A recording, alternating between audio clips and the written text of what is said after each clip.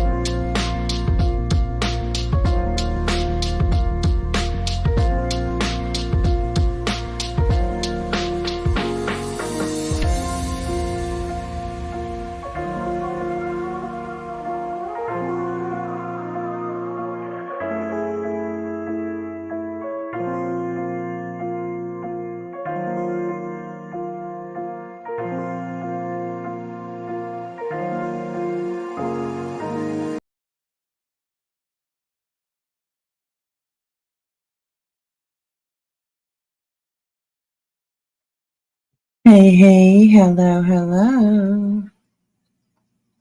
Hello, everyone. How is everyone doing this well, it's evening for me, I guess. Late night, early morning for some of you. Hello, welcome in, everyone. How are you? Oh my God. I'm way up here in the corner. Way up here in this little corner right here. I wonder if I can make myself a little bit bigger. I'm kind of tiny. Hang on, here's. Okay, I can make myself a tiny bit bigger, but not very much. Oh, there we go. Okay, move it over. Okay, we'll go with that. Hang on a second here. Okay, excuse me. Okay, I'm a little bit bigger up there in the corner.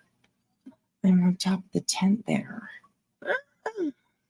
I know, it would be cute if I could put myself in the tent, right? Hello, choosers. How are you? I tried, but it just didn't look right. So I was like, oh, shit. But yes, thank you for noticing our new environment here. We've gone we got the tent up. We got the tent up. So how is everybody? Does everybody still have their brain intact, I meant. Do you have your brain intact, you guys? What a fucking bunch of Jesus. Holy moly, bullshit, craziness on the streets. Oh my goodness, craziness. Holy moly. Bullhorn Betty in jail. I mean, that's one of the best things that happened over the weekend and last little while. Oh my gosh. Okay, and I also want to say to Twitter, if you're listening, fuck you, okay? Twitter, X, whatever you want to call yourself. I really don't give a shit. But I think I've mentioned this before, but I'm not too sure.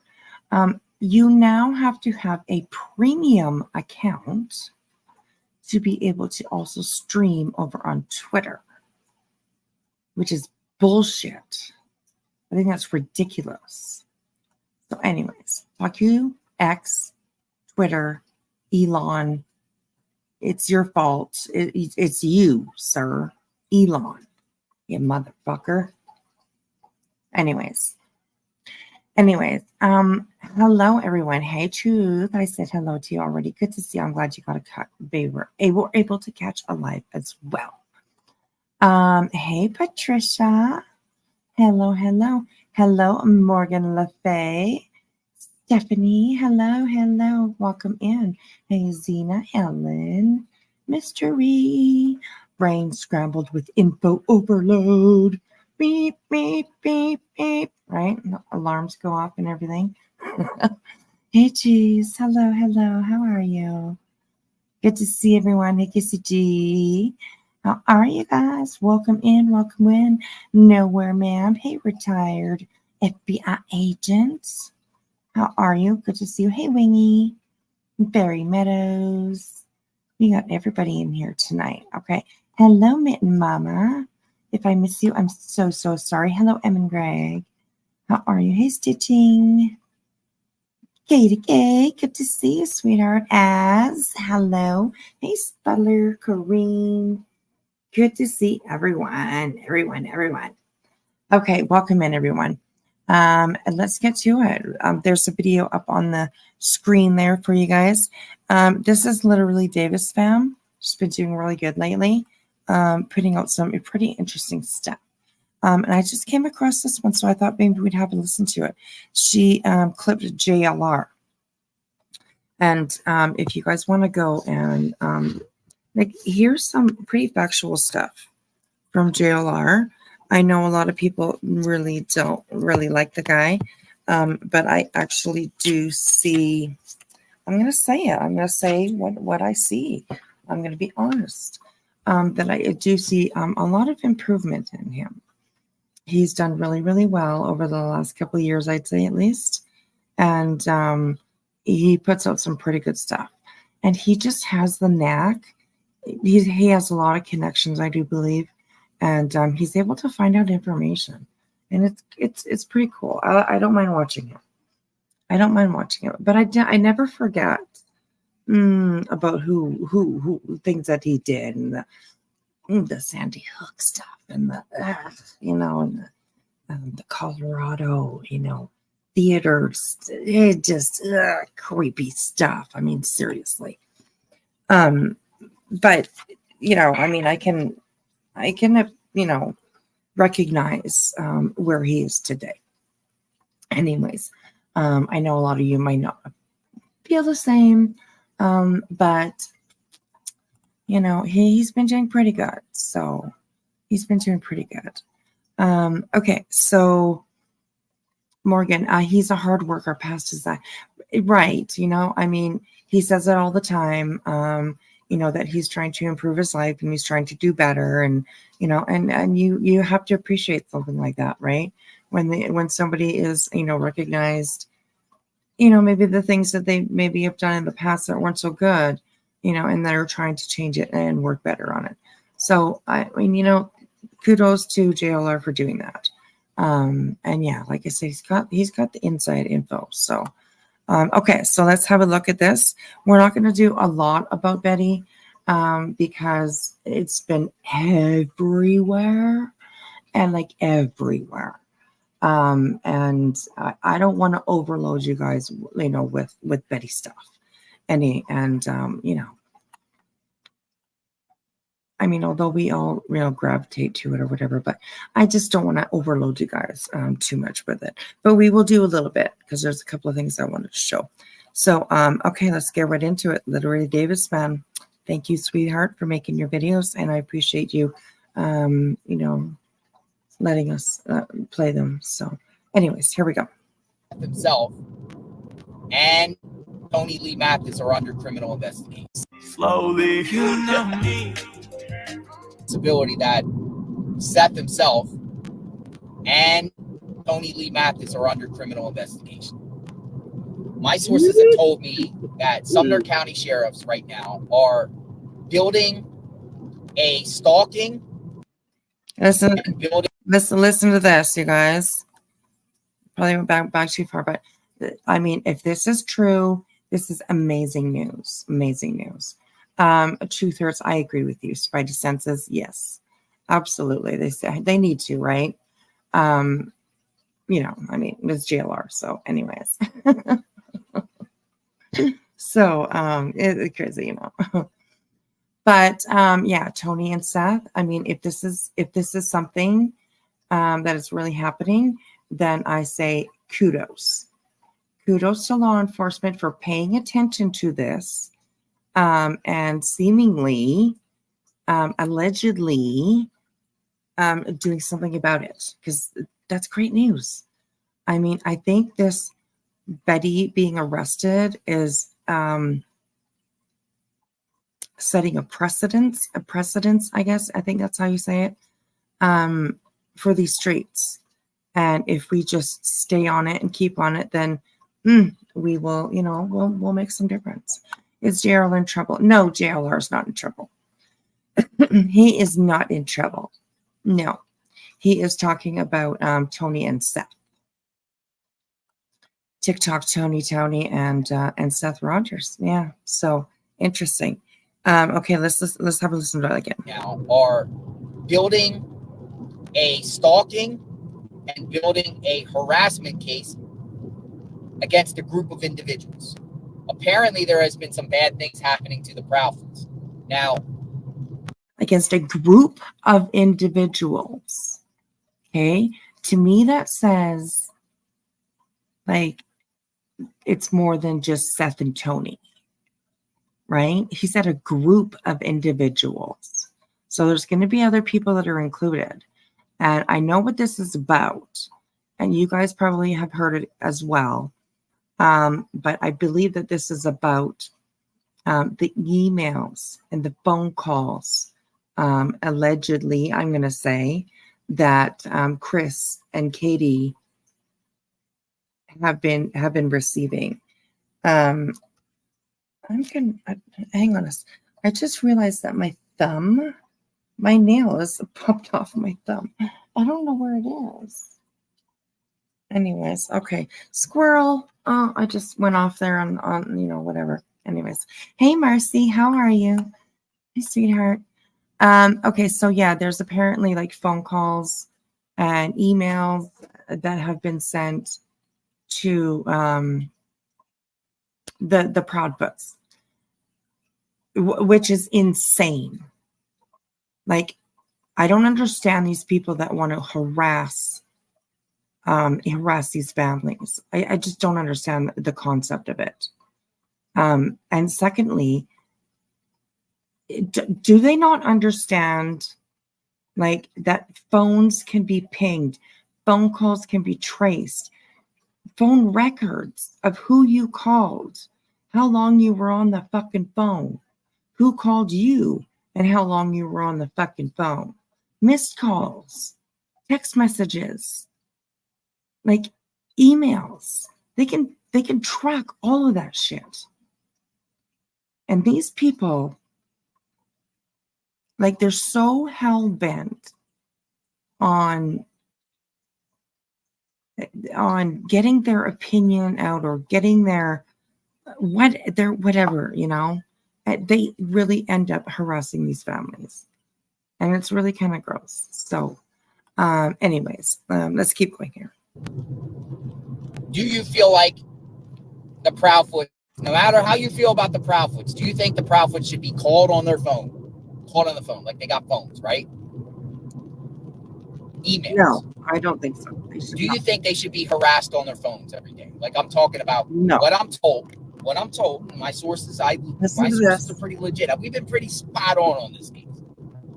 My sources have told me, this is what I'm told.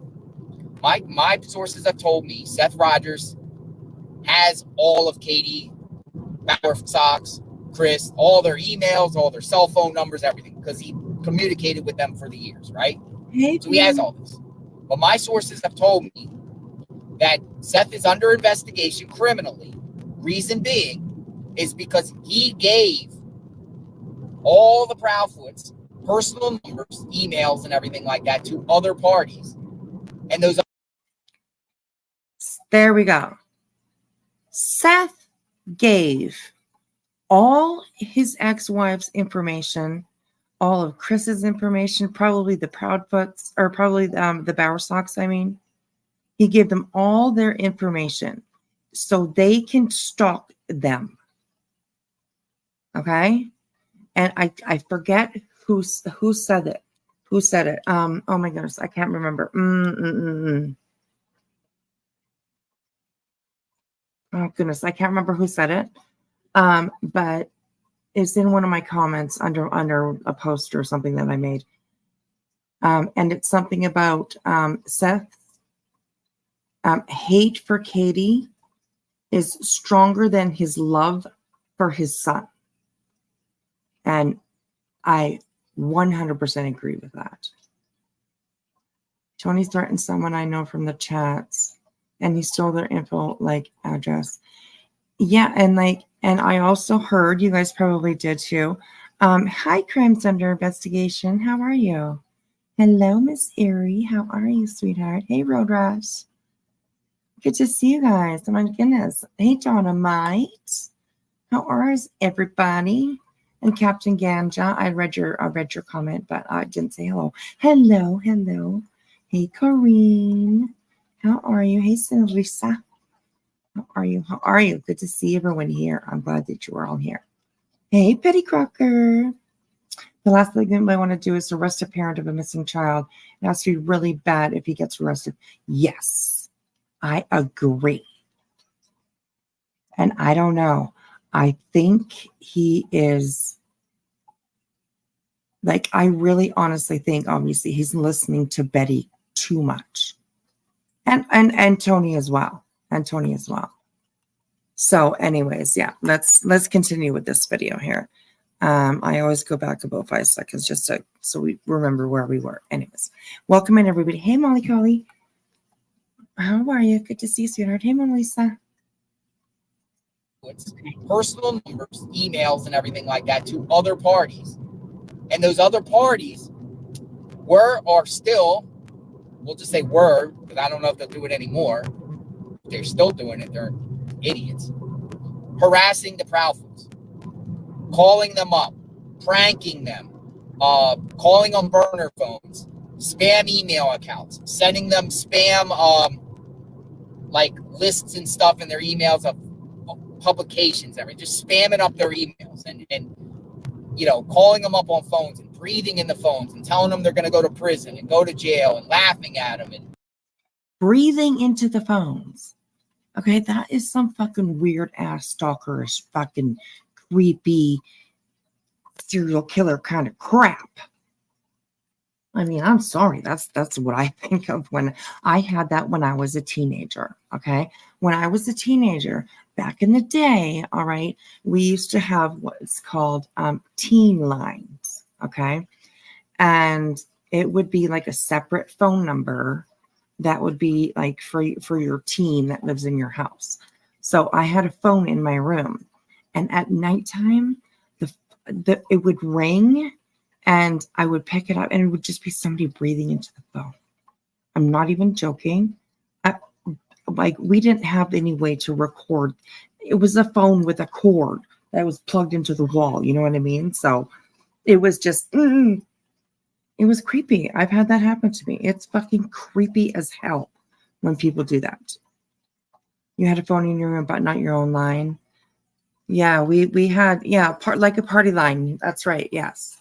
They called them teen lines when I was younger. That's what they called the teen. Your phone was see-through. I remember that one.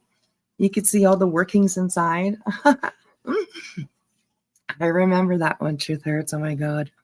You remember the burger phone?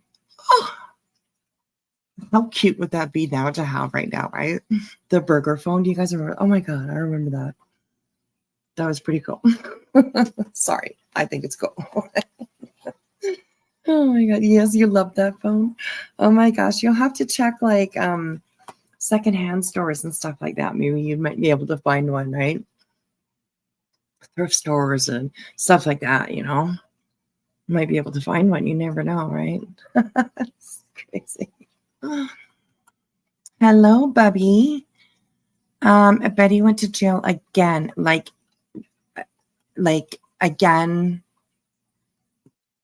like after she went to jail this weekend, or she's like again. I noticed that she has not gone live, and that's a little interesting. Probably if you had a landline still. I know, right? Landlines are like yeah. Nobody has landlines anymore. It's crazy. Obstruction of illegal investigation. Judges is like, yes. I think that we're gonna see some charges coming up. Like some hefty charges. I still get stalkers over the phone. It's not a good feeling. No, it isn't, Hazel Eyes. It's not. I just the breathing when somebody just phones you and just breathes into your phone. Like so creepy. I know. I saw that story, Nate, that there's a lawyer listed. Oh gosh. Anyways, I mean, whatever. Good for her because she fucking needs one for sure. She sure as hell doesn't know what the fuck she's doing herself, right? I mean, yeah. I'm 63 and I prefer my landline. Oh my gosh, that's awesome. That's awesome. Oh, God, we haven't had a landline for years now. It's crazy. I've been MIA, got Rona and stung by a what? Where did that comment go? Where did that comment go? It Even MIA got ruined and stung by a drunk wasp. Better tonight though. Oh, Zena, I'm so sorry. That sucks. Goodness. She got court on the 29th. Yes. We thought it was the 28th. Oh no, actually, yeah, the 29th. The 29th. We should do a poll. Let's do a poll. And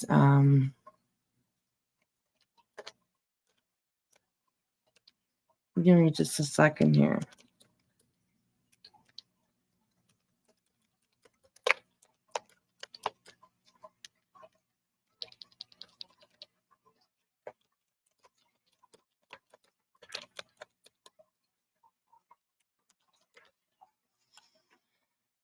Okay, there's a poll that's gonna pop up. Let me know what you guys think there. Hey, Captain Napton, hello. I know I'm behind, but do you remember the Swatch phone? Yes.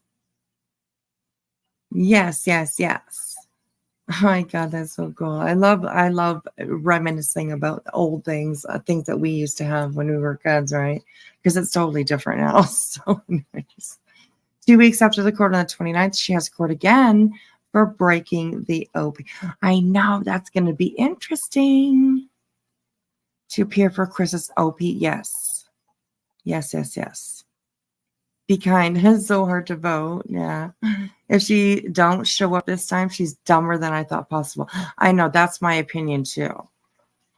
Like, is she, like, seriously? As a mother, hello. Is the listed lawyer named Frizzell? I don't know. I haven't seen who the lawyer is. I don't know. Cabby, do you know? Did you see, like, did you hear about what the lawyer's name is that she has? Hey, be kind. My best friend had one, and later in life, in the early 2000s, she let me borrow it. It was so funny. That is so cute. That is seriously so cute. Hey, Pecan. How are you, sweetheart? How are you? I got regular TV here. Don't be like big screens. Hey, don't you worry about it. As long as you're just on a screen, that's good. Yep, frizzle. I thought that was serious. I was reading. I was like, oh my God. Frizzle for sizzle. Hey, Slim Jim. Good to see you. Wow, it hasn't been a while since I've seen you. Good to see you. Okay, let's get this video going here. Let's get through this here. So pretty interesting stuff from JLR here. He did another live earlier that I thought was really good too. So maybe we'll have a look at that. Private 91, hello, how are you? Like her hair. You're watching it on your laptop on the 14-inch screen, eh? 14-inch, that's pretty big. I'm telling you. I'm just kidding. Never mind. I'm kind of like going. Never mind.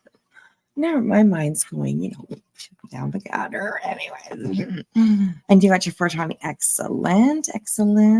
Hello, Julie A. How are you, sweetheart? How are you? Okay, so anyways, let's keep going with this video here.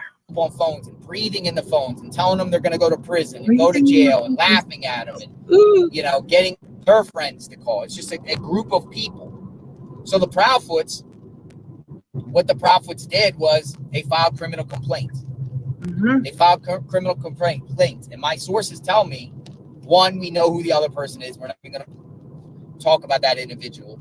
But Tony Mathis is also in the mix here. Where Tony Mathis is involved. Now, like, I think that's just so funny. He does not say her name. Hello, Miss Patricia. How are you, Miss Beautiful? How are you? Hello, Debbie. Frizzle and Frizzle attorney in Tennessee. 3-star rating. Just FYI. Oh my God. 3-star rating. Wow. Damn. I bet he's throwing down the big bucks, isn't she? Oh my God. Right, Captain Conscious? Jailer totally shuts. He does not say her name.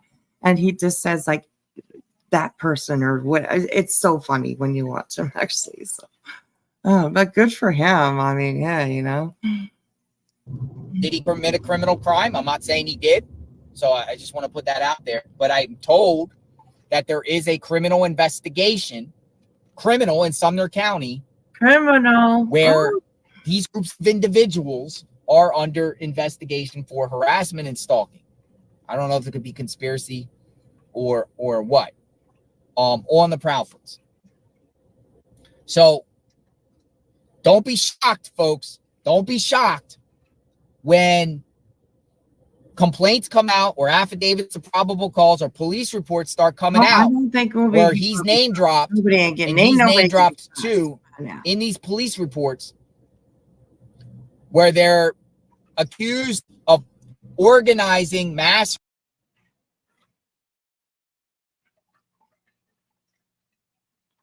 Oh shit, sorry. Sorry. That was my fault. Here we go.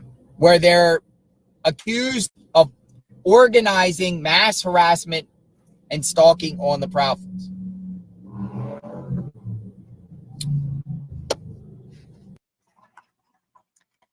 Woohoo! So there was that. Oh my God, what do you guys think? Holy crow. Crazy, crazy. Okay, let me look what else I got here. Sorry. I'm just like, ugh. Okay, which one is this? Okay, this is another one. This is another one by Literally Davis. Thank you, Literally Davis, sweetheart. If we can get her, make sure you guys share their link in the chat because they're amazing. I love them. They're awesome. She's great. She's great. So okay, they just wanted Seth cleared. Now this, wow, deeper trouble. I know it's crazy. Betty. I don't even know what to say about that chick. Honestly, she is like, she's like, she's way the fuck over the top. Way the hell over top. Hello, Victoria Dime. Who is Betty? Oh, well, girl. Girl. I can tell you, Betty is, she is she's known as Bullhorn Betty on here. She is a wannabe journalist, detective, investigator, true crime, world famous, insane, mentally incapable chick. There's my description of Betty. Clip that, bitch. Oh my God. Anyways, so that's Betty, and she's just been in a lot of trouble lately. She is a big, huge part of this community. She is not liked by very, very little people like her. There are thousands and thousands of people that dislike her for the shit that she does and the shenanigans she does. She likes to harass families of missing children. And of course, she focuses on children because children bring in a bigger audience. Children grab onto people's hearts easier. Children, it's a natural thing for human beings to want to protect children. So that's the reason why she clings on to children. You do not see Betty usually cover anybody that is older than 6, I would say. Maybe 6. No, probably not even. Yeah, so it's all a strategy for her. So it's all a strategy. She knows exactly what she's doing. And yeah. And Victoria, she was arrested this weekend and thrown into jail for the night until she was able to bond out. And she has also recently had 3 orders of protection granted against her for 1 year. There is a 4th one coming up.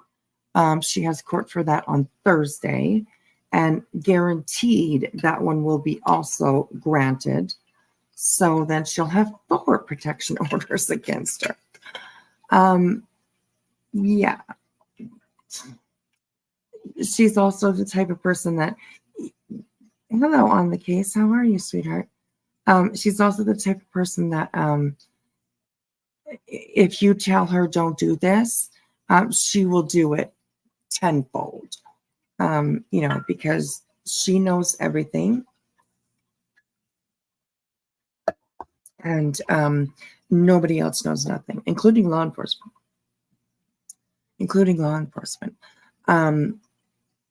She stalks these families.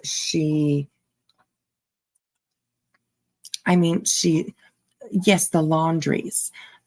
Victoria, I don't know if you have heard of like the Gabby Petito case. Betty was standing outside of the laundry's house, screaming and yelling at them. Where's your son? What did he do with Gabby? Just all kinds of things with bullhorns and everything. And she made a mockery out of them. She makes a mockery out of all of these families, and it's sad. It's sad. So, anyways, okay. So this is Literally Davis again. Thank you again, sweetheart, for making all these amazing videos and letting us share them. So this is Bullhorn Billy, unlawful arrest and detainment. Because of course, according to Betty, it was unlawful. They had no reason to do that. Bitch. Yeah, they did. Just take a seat, bitch, because yeah, they did have a reason. Absolutely a reason. You had warrants out on you, and she literally called the cops on herself. This is the greatest part. I'm not even kidding. This is the greatest part. Oh my God, this is like, you're the greatest thing ever. Because like she called the cops on herself, basically. It's crazy. Yes, you've heard of the case. Oh my God. Yes, Victoria. Yeah, that's who Betty is. Betty is.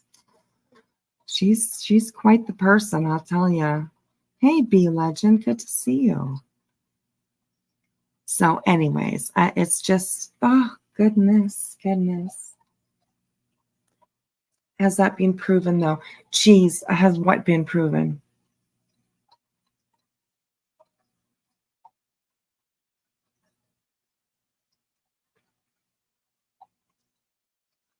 Has what been proven, darling? Claiming 50K is because of her.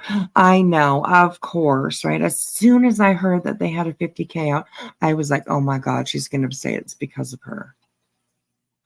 And of course she did. She's insane. She's insane. So, calling the fuzz on herself. Yes, she didn't really actually call on herself. There was somebody at the vigil that she didn't want there. They were filming and she didn't want them there. So the story that I heard was, according to people, I've heard it a couple times, that Betty called the police on that woman. She wanted that other person gone. So she called the police on her. Well, when the cops got there, they talked to Betty, they ran her name, and they learned and saw that she had warrants out for her arrest in the other county. I can't remember what it's called. So they arrested her. They arrested her because she had warrants. Whatever the other county was, there were warrants out for her, Sumner County. There were warrants out for her from Sumner County for breaking the protective orders that she has. And I also do believe that there was a, what is it when you misbehave in court? A contempt, because she did not show up to her 2 court hearings that had to deal with those protection orders being put against her. So, it's just so crazy. Hey, Peg, how are you? Like she just, oh my God, it's just so crazy. She never stops. She never stops. It sounds more likely that someone called on her for a warrant check. I did hear that little clip of, I forget who was saying that, that they got a phone call because their friend or their cousin or relative or something works in that detachment. And I heard that that's what she said, something about a warrant check, that law enforcement was on their way there for a warrant check. So, but like if she did call, I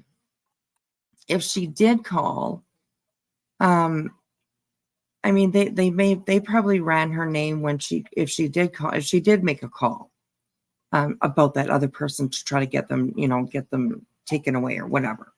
I imagine that they probably ran her name when if it was her that would have called. But yeah,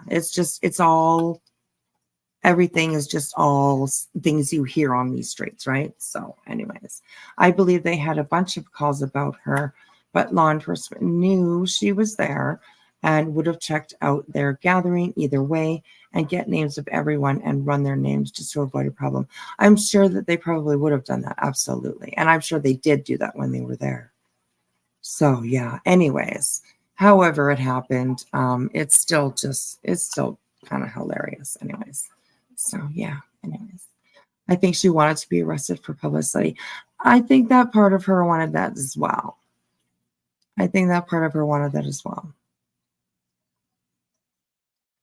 And what cojones, like the cojones that this bitch has to go and stand outside the sheriff office that actually fucking arrested her and sit there and have her little cake party, like what the fuck?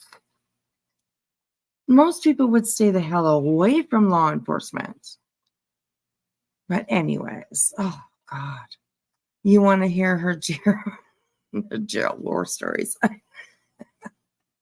There's going to be some. You bet. You better. You watch cheese. There's going to be some. I bet you. There's going to be some good. Hey, see, Nikki. I wondered if she did it to get Tony and Seth attention too, because I think they were paying attention to other women. Oh no. Oh goodness. Betty's gonna be mad about that. Jeez. Look how she talks about poor Magnolia. Ooh. You don't want to be the other woman with Betty on the other side. Oh my gosh. No, no, no. Could you imagine? Ooh. Ah, praise the Lord if you're, that you're not in that situation. I don't know. I'm sure she was making power moves in the shower. She was.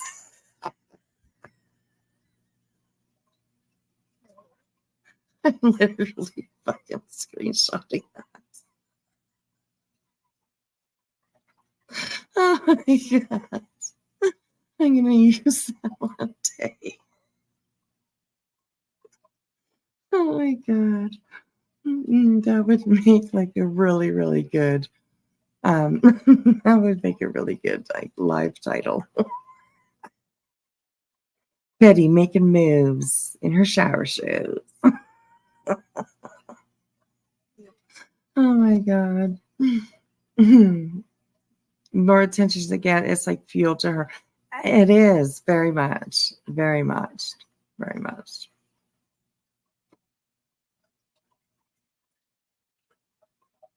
And like I think that vigil, I'm going to show you guys that video too. So anyways, hey KB, thank you for hanging out in bushes. I appreciate that. Hope it's nice to come back there for you. You'd love to see her on 60 Days In. Oh my God. Oh, what a show that would be. Oh my Lord. Oh, crazy. Crazy. Anyways.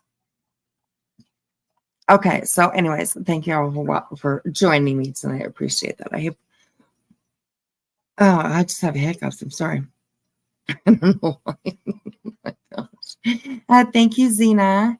You guys check out the link that Zena just put in the chat. That is our cheese. Okay. Actually, he made a really funny fucking video today, and we'll look at that too because it's fucking hilarious. Anyways, okay, so this is literally Davis Spam, Unlawful Arrest and Detainment. They could blow me slowly, you know me. Making sure that everywhere we go, we call law enforcement, make a paper trail. Even out there in Tennessee, we've got that. We've got the paper trail for my own home. We've got, there's a lot I've been doing over the last 2 years to really document everything that's been going on in multiple jurisdictions in multiple states as they come up. And people say I'm trying to be a drama queen when people, do things like call the room or, post where I'm located and stuff like that. And they say I'm being a drama. No, I'm making sure that I have a case number and making sure that I have a paper trail of who did what where. That's why I'm always adamant to make sure that they know exactly. And I have who did what where. Oh God, you need to start keeping tabs on yourself there, bitch. Keep your tabs on yourself because yeah. Anyways, hey Stitchin, how are you, sweetheart? Here for the party. Good to see you. Good to see you.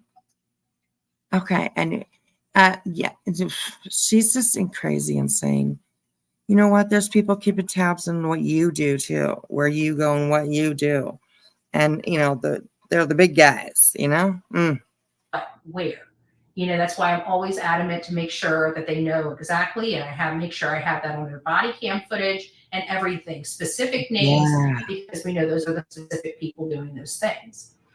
Right, the body cam footage is going to be great. It's going to be fantastic. I can't wait for it. I'm pretty sure Queen Bee probably requested it.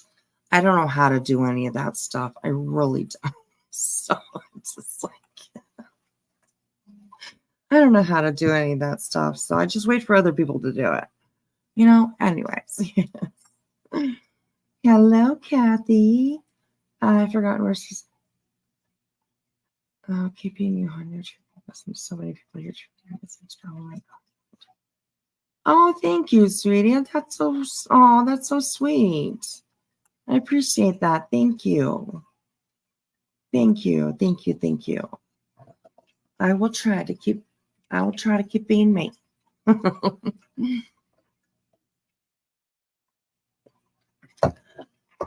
Queen Bee's lawyer could, but not her directly, since she's not a Tennessee.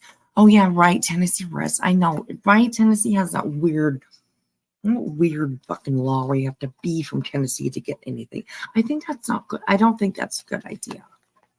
I don't think that's a good idea. Anyways,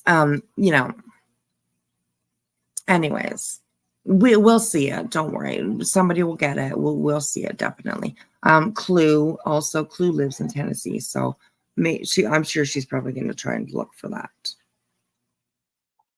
She has all the reasons too, right? Clue's the one where Betty is just like, maybe I'll come and piss on your yard. Well, come on then, bitch. Got to go that bad? Go ahead, But I'll be taking pictures. So, yeah. Anyways, okay, here we go. So there's enough accumulation over the last year that I feel confident that I can do something with it. Now, how long it's going to take, I don't know. But I think at this point, I've been, making sure I keep really detailed notes and records of everything that's been going on. And so it's just getting all that compiled, and just everything that's been going on. Like, she just doesn't say anything, you know what I mean? She doesn't oh, you got a 12-hour shift coming up. Oh my goodness. Oh my goodness. Well, thank you for stopping in and showing some support and love for me. I appreciate that. I really do. I hope you have a good shift too, Kathy. Don't work too hard. My goodness. No, my goodness. Okay, so yeah.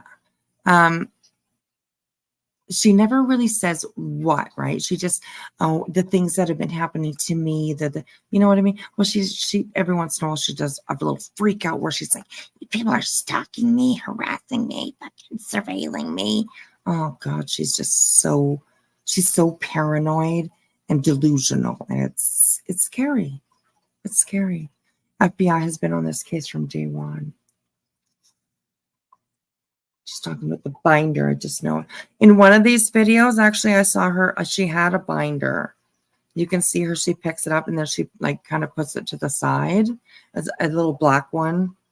And she picks it up. You can see her. She picks it up and she puts it off to the side. I don't know which video it was in. I can't remember because I've been watching so much lately. But yeah.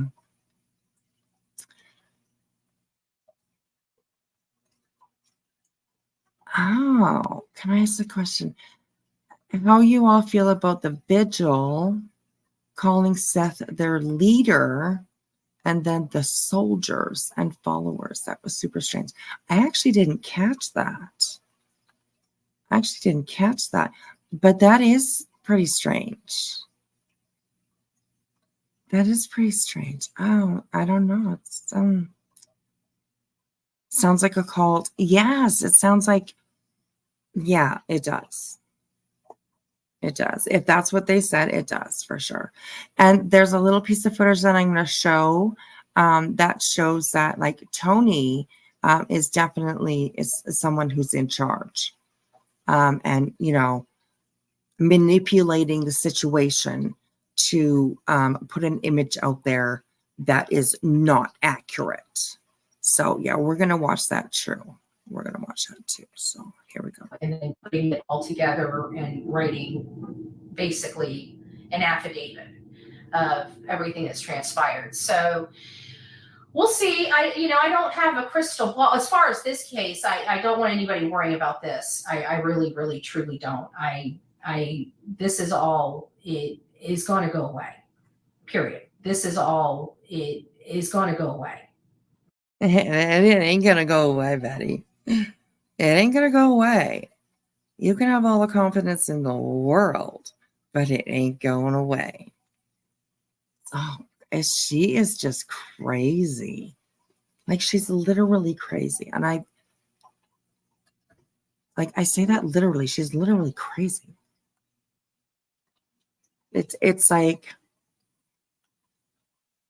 she literally thinks that she's untouchable. The speeches that she do, it's like she's at a political rally, and she's given out her speech to be president or something. It's just insane. Hello, Pearl Strand. How are you? It's a pretty cool name, Pearl Strand. That's pretty interesting. Completely delusional. That's my Myanmar. I mean, seriously, Seth isn't stupid and being lead. He started GoPubbing on day 3, so he has a lot to answer for. I know, that was crazy too. It's amazing that people don't see all of these red flags that have been flowing around Seth. And yeah, she sees herself as famous. Yeah, she does. She is world famous, right? She has done, France, Spain. I can't remember where she all at. France and Spain, a couple other ones overseas where she's, done interviews with them and that worked with them and whatever. It's crazy. It's crazy. Period. There's no possibility of me receiving charges from this. Was I arrested? Yes, I was. But again. Okay, exactly. Did you see what it said on the screen there? Let's do that. Receiving charges from this. Was I arrested? You see what it says there, Betty? You already have charges. You already have charges. You were arrested.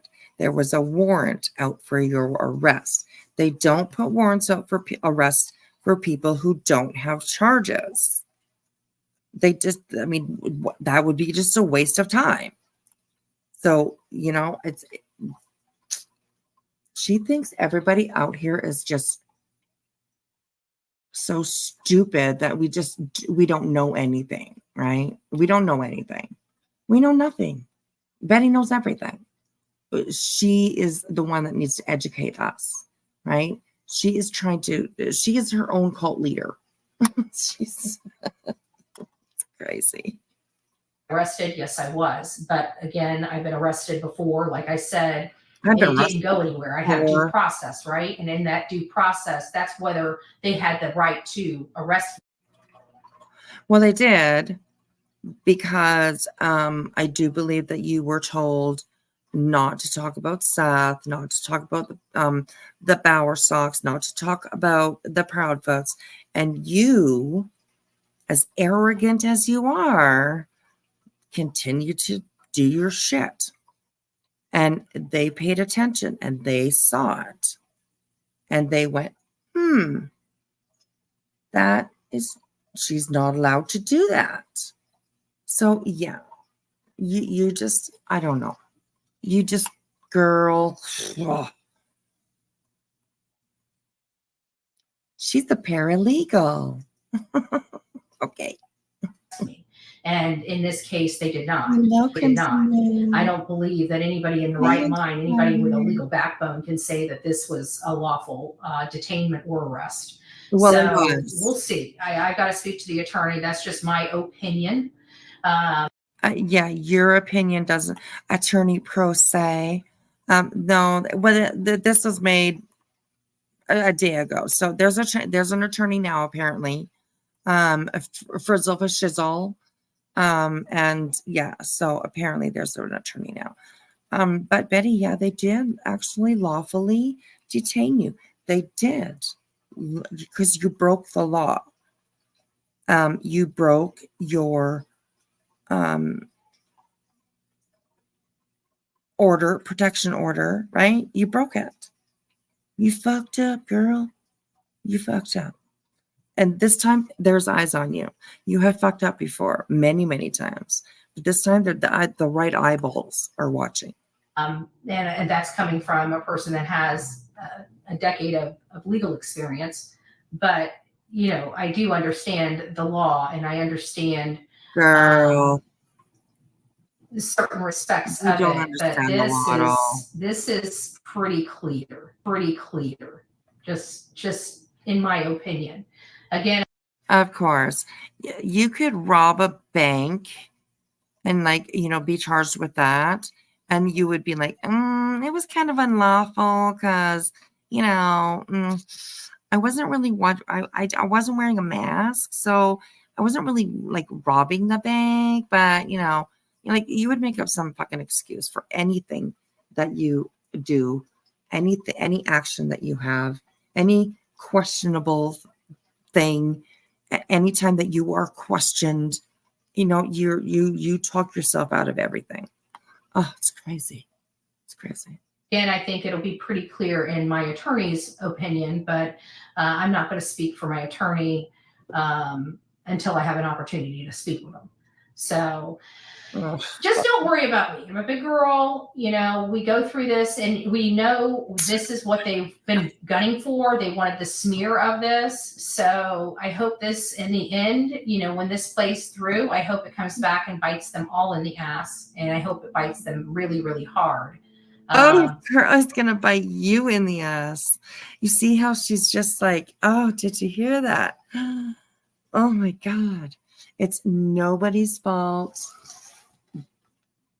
It's everybody else's fault. It's not her fault. She did nothing wrong. It's all the haters, right? Oh, God, it's fucking just insane. So I hope this in the end, when this plays through, I hope it comes back and bites them all in the ass. And I hope it bites them really, really hard. Wow. But I'll definitely let you know if that happens, right?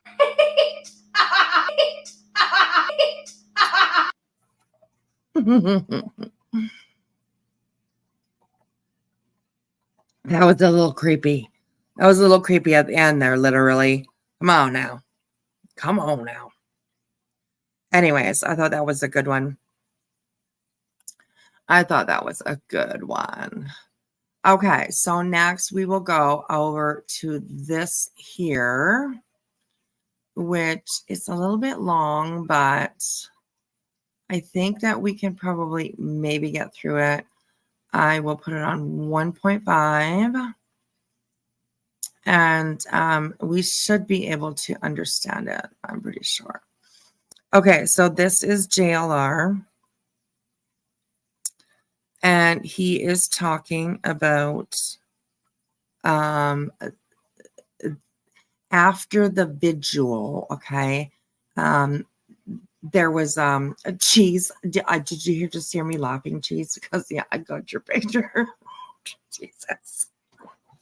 That's fantastic. It's absolutely fantastic. Oh my gosh. I'm gonna save that sucker and I'm gonna use that one. I'm gonna post it. Oh my God. Anyways, yeah, the laughing at the end there, and that was creepy. That was creepy. Excuse me. Related, she's proven to the court she doesn't know how to self-correct her behavior. So now they are going to have to correct it for her. Yes. That's very true. Okay, so this was JLR, and I found this actually really interesting. JLR has just a really, he just has a perspective. Like, I mean, the guy's been in prison, like he understands, the process of it and what it's like in there. You know what I mean? I don't know. He just seems to have, just a good opinion and good commentary about this kind of stuff. Anyways, he points out some really interesting things about after the vigil. The little speech thing that was after when Seth was talking, and he called what did he call the chief police, whatever? He called him a douchebag or something. I was like, what the fuck? That's really great to do that, Seth. That's really wonderful. That's great. That's what you should do when you have a missing child and you want to have their help. Call the guy a douchebag, because that's great, yes. Susie, yes, JLR did. He's open about it. He speaks about it. But yes, he did spend, I believe it was 10 years. He spent 10 years in prison, and it had to do with like fraud and stuff like that. So, anyways, yes. So, okay. So this is JLR, and I thought there was some pretty interesting points that he made while he was commentating on this little speech thing that they had after Betty was arrested. So it's kind of interesting. So thank you, JLR. If we can get his link in the chat, please. That would be great. Go sub up to him. He covers a lot. He covers a lot of cases. So yeah. Yes, he did do 10 years federal time. Absolutely. Absolutely. And like I said, he really has changed a lot over the last little while. So kudos to him for putting the effort in. So seriously, a douchebag. Yeah, he called him a douchebag. It's crazy. Maturity of a 5-year-old. Yeah. Yeah. Oh my gosh. Just like Betty too, though, right? Betty's like that too. You know, likes to call people names, and you know, it's crazy. So, okay. So here we go. Let's have a listen to JLR. Oh, I don't know. Investigates. Good afternoon. Some people might be the afternoon. Some people might be the evening. Some might be early morning. Wherever you are. Thanks for tuning in. I know a lot of people are in the chat, and a lot of people pay attention to this particular case. We've been on this case of Sebastian Wayne Drake Rogers from day one. So appreciate all of you that are coming in. This case always gets attention, and I appreciate all of you when I have things to say and when I show you guys receipts and I give you my input. I know a lot of people are interested in hearing what I have to say. Sebastian, today is 6 months, folks. 6 months is way too long, and he hasn't been found. So February 26th, 2024 is when his mom and his stepfather, his mom, Katie Lynn Prowfoot, a.k.a. Katie Lynn Rogers, a.k.a. Katie Lynn Payne, and Sebastian's stepfather, who was married to Katie, Christopher Andrew Prowfoot. They reported Sebastian missing during the early morning hours of February 26th. I still think the 25th is seriously in play on this case. You might have another opinion. They reported him missing 620-ish. Still hasn't been found. We've been hearing everyone say everything. Katie and Chris really don't speak anymore. Seth and Tony Mathis do. And I titled this video, Seth Lashes Out, because he did lash out, folks. He did lash out. He put out a very interesting statement last night, Seth, calling out the sheriff's office. I'm going to share with you a clip where Seth calls the sheriff a serious derogatory name at the vigil. A douchebag. Calls him a douchebag, okay?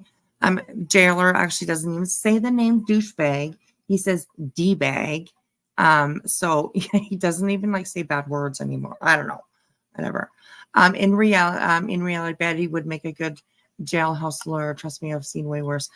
I'm sure. I'm definitely sure. But yeah, maybe that would be a new career for her. You know, you never know. The other day at the Sebastian motorcycle ride the other day.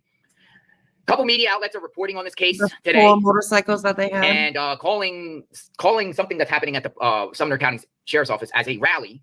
But we know it's not. We know it's a protest. Protest to clear Seth's name. It's already been stamped in and understood. It's not really about Sebastian today at the Sumner County Sheriff's Office, listening to prior statements from these individuals, posts that they made in other prior media outlets. Yeah, this is a protest, but the media, I don't know, the media is misinformed, or the media is, I don't know what's up with the media, but we know the media hasn't really been accurate on this case. Seth Rogers claims that the sheriffs told him yesterday, Major Perry is one of the investigators on this case. Perry's actually a nice guy. He has responded to me numerous times via email on inquiries. Didn't tell me much, but at least he responded. I respect that. He basically said, Seth, and I'm going to show you a statement, then I'm going to show you, and this, yeah, he lashes out. Seth lashes out. Seth lashes out at the sheriff's office. He claims that Major Perry has information that Major Perry is going to release today about this case. This is what Seth's claiming, but is Seth telling the truth? Because other media outlets and other journalists that are on the ground, including Nick Barris, Burton Staggs, they put out that really there's going to be no new information. So I don't know what Seth's trying to do here. My speculation is Seth Rogers is trying to drum up support to play victim, so then he can get more troops to the Sumner County Sheriff's Office to do this so-called protest, masked as. And collect more money along the way, right? Yeah, and collect more money on the way. So anyways, yeah, Seth, bad move. I know, right? Exactly. JLR following the money. He trashed Katie and Chris before. JLR did? Yeah, JLR is like his suspect is Katie. He believes that Katie did something to Sebastian. So that's what side JLR is on. He's on the I don't believe Katie side. So yeah. supporting Sebastian. We know it's a protest. It's a protest to clear Seth's name. We've already, I personally at this point, folks, you know, you might not like my opinion about this matter, but I don't co-sign or endorse anything that these people do from this point forward. I just don't. Not knowing about who this guy really is, no way. And you know, Seth had an army of team that pretty much all he kicked away. Lots of people that are generally good people, I believe. I think and at this point forward, any schemes that they concoct or anything like that, yeah, we'll cover it. But I don't believe anything they say out of their mouth. Well, I mean, I'm not gonna say that anything they'll say, but I'm just saying take it at face value, take it as a grain of salt, listen at least. But they seem like they're trying to do something here. Seth Rogers put out this statement on his YouTube channel last night. So he does have a YouTube channel. So I'm going to show you make sure the authenticity of this statement is coming from his YouTube channel. So it's either him or someone posting for him on his channel. And here's his channel. You guys know Seth Rogers, Sebastian's father. It has 5,968 subscribers. And he put out this statement 13 hours ago. And I'm going to show you so you see the statement here. You can see this is his channel. This is his channel. You got videos. You got a couple lives, right? We know this is run by Seth. He's made videos on this channel before live. This is him. There's Tony Lee Mathis, the scammer. Okay, so they're all. This is his statement that he made last night. So I'm gonna show you this statement. So it isn't about the lack of humanity. So here we go. Here it is. I blew it up. This is what Seth Rogers said last night. It isn't about lack of humanity. It's about evil versus good. Major Tim, Sumner County Sheriff's Office, informed me today that when I called him, so Seth called him about Sebastian, that they have information on the case, but don't feel like sharing it with me today. He said they will share that information tomorrow, which is today. Hey, why does my son have to wait till tomorrow? He is important to me every day, yesterday, today, and tomorrow.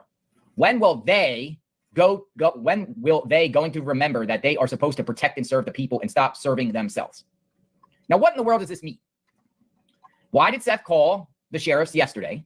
Seth has said in prior statements, he's calling out Perry, but it gets worse, folks. I'm going to show you how it gets worse. Let me see if I got the actual clip.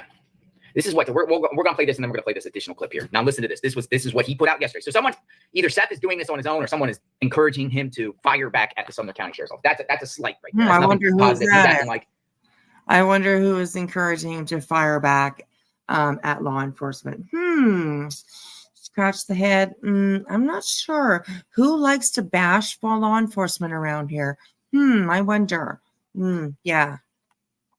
They've literally created this, I don't want to say crime, well, maybe this crime ring, you know, that's slowly, you know, easy squeezing in on them, I guess, you know.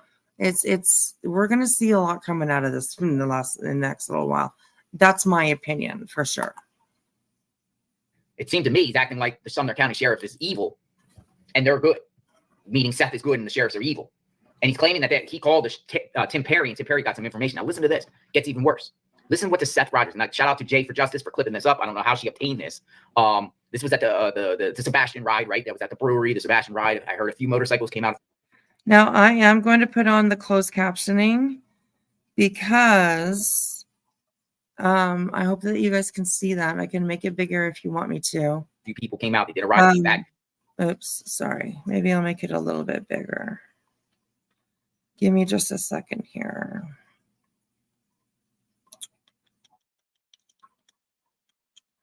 There, we'll make it 150. We'll make it a little bit bigger for you guys. It's sometimes it's a little bit hard to hear what Seth is saying. I don't know why it's doing that. But hopefully the captions will pick it up. He's got the microphone shoved down his throat pretty much, and there's a little bit of mumbling and stuff, so it's hard to hear. So I hope you guys can understand what he's saying. The JLR does a good job of pointing it out, though. So a few people were standing around Seth, and Seth spoke on the microphone. And this is what Seth said. This is what Seth said about Sumner County sheriffs. I'm tired of the incompetence for the people who put protecting our kids. They're supposed to protect us. They're supposed to keep our community safe. And yet they don't. Nobody holds them accountable or responsible. And it's the community that's supposed to be holding them responsible. Right now, they're holding an election for some douchebag. And it doesn't even understand. Did you hear that? Right now, they're holding an election for some douchebag. Oh. Put that below him, like the writing. I can put it down here for sure. Right now, they're holding an election for some douchebag. Oh, what the fuck? Oh, Seth, you are not doing yourself any favors. Oh, crazy. Okay. I went back 5 seconds, so. Responsible. Right now, they're holding an election for some douchebag. They doesn't even understand that I am missing my son. I just want to thank everybody for showing up. He called Sumner County Sheriff Eric Craddock a D-bag. I'm tired of incompetence for the people who's supposed to protect our kids. They're supposed to protect us. They're supposed to keep our community safe. He's saying they're not competent. And nobody holds them accountable or responsible. And it's the community that's supposed to be holding them responsible. Right? Nobody holds them accountable or responsible. For what? Like, you're talking in circles. Like, he never says, like, what they did. What did they do? They're supposed to protect us and blah, blah, blah. What do you mean? What are you talking about? Like, it's crazy. And you wonder why law enforcement doesn't want to communicate with them. Yes. And they've been like demanding, we would like an update. We need to hear something. We give us some details. Give it a little, blah, blah, blah. You know what I mean? No. If I was part of this case, I'd be like, I'm not fucking telling anybody anything. Look what they do to the information. Look what they do to any teeny tiny little piece of information that they bring that is put out. You know, they blow it up into something that really isn't.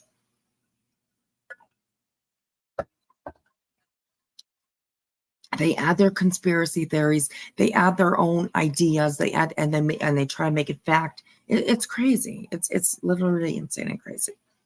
But yeah, it's pretty interesting on what he actually says. Right now, they're holding an election for some douchebag.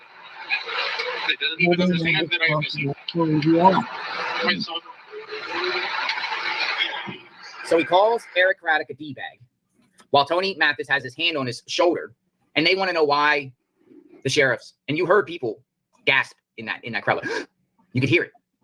Seth called the Sumner County sheriffs incompetent, and all they're worried about is an election of a D-bag.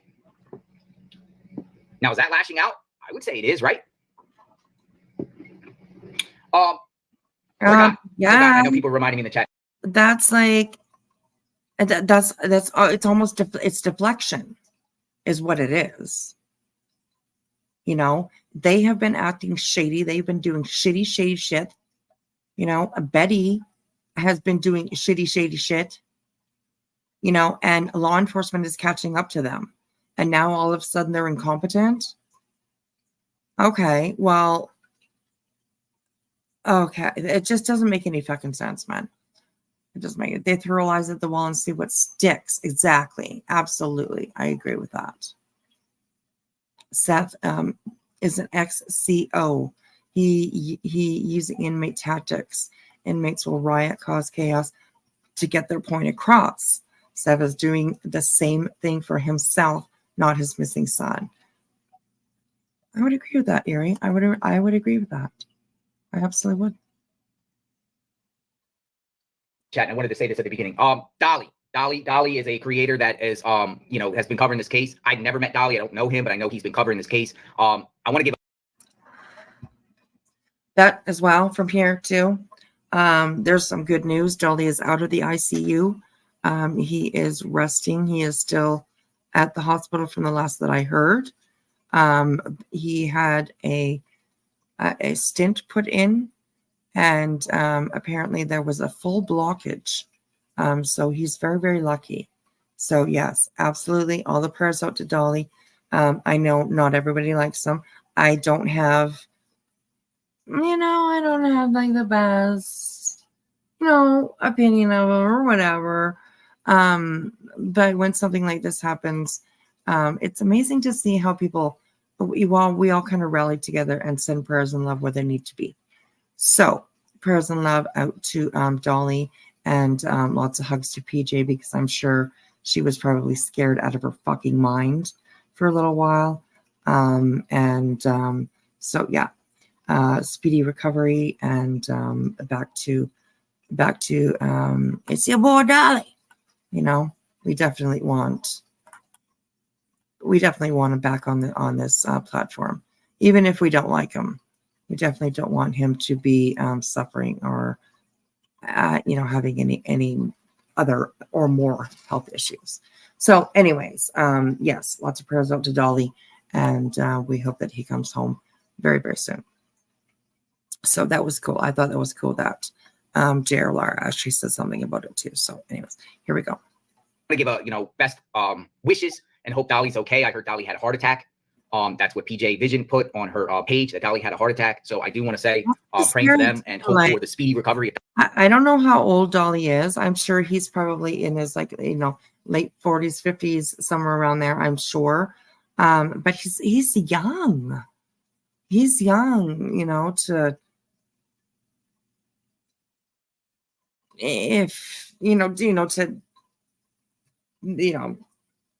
have a heart attack affect your life like that. I'm sorry, I don't want to say, to pass from a heart attack. Or anyway, I just said it, but whatever.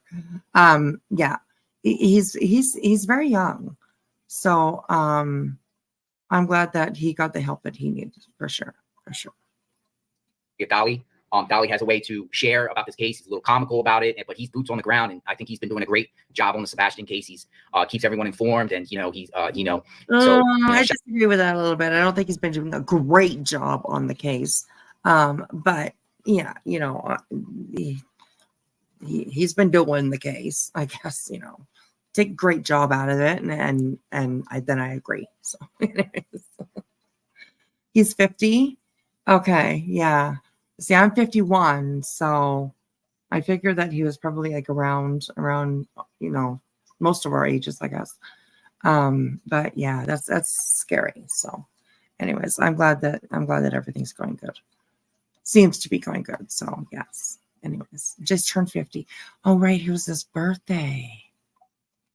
All right, it was his birthday. I don't know if you guys saw.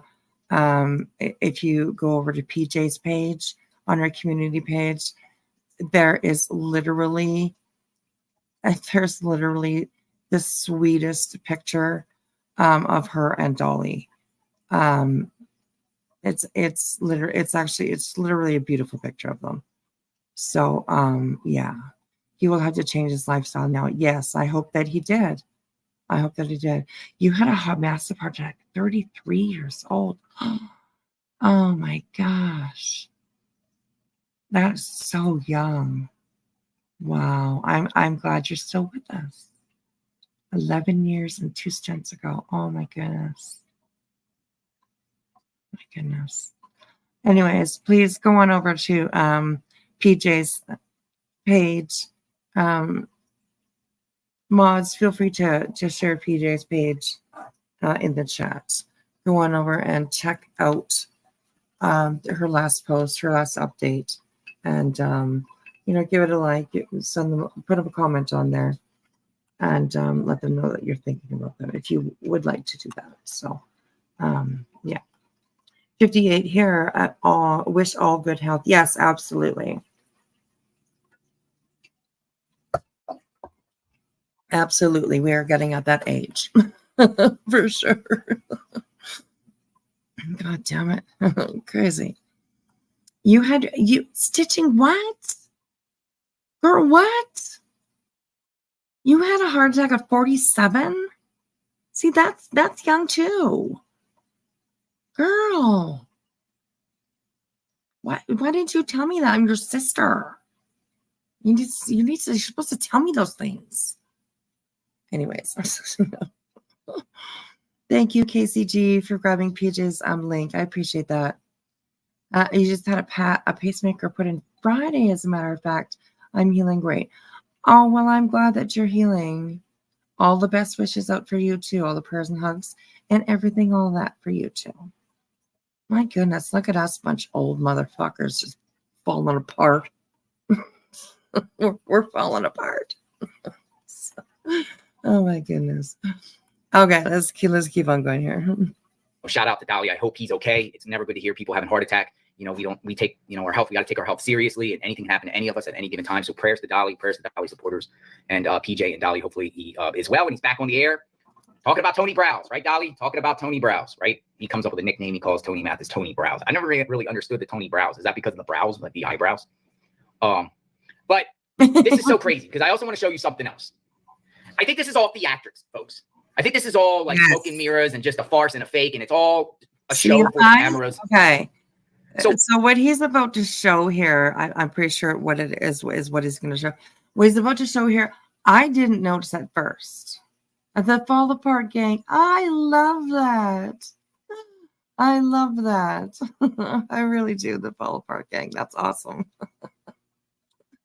Yeah, I know. I'm FUBAR, Level. I'm all good. Other than the AFib now, I just have to be careful. Well, yeah, the hell. Age is just a number, damn it. I know, I agree. Fuck you, age.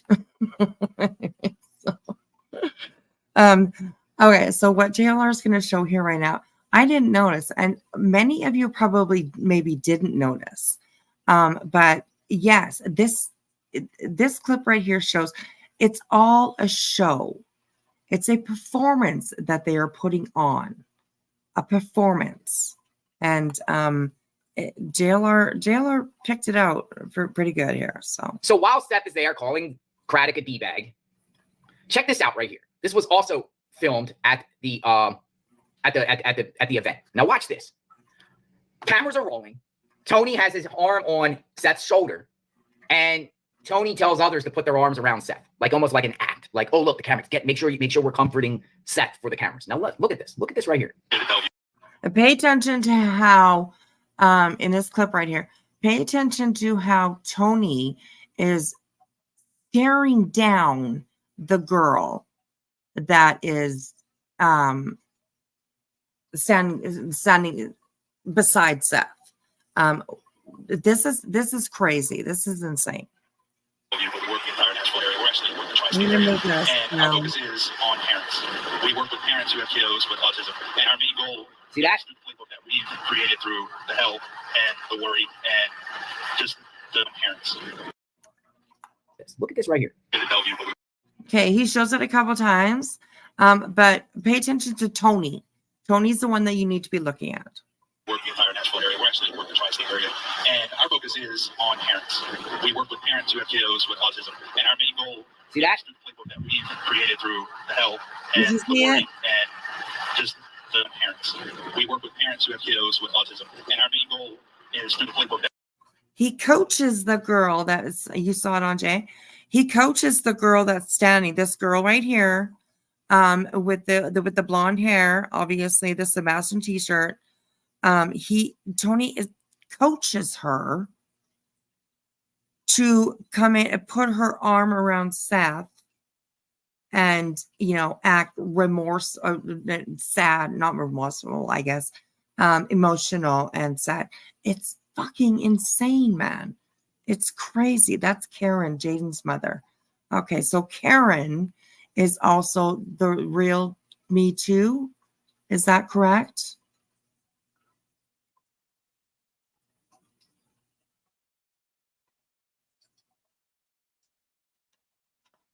Ick. Jaden's mom, Karen.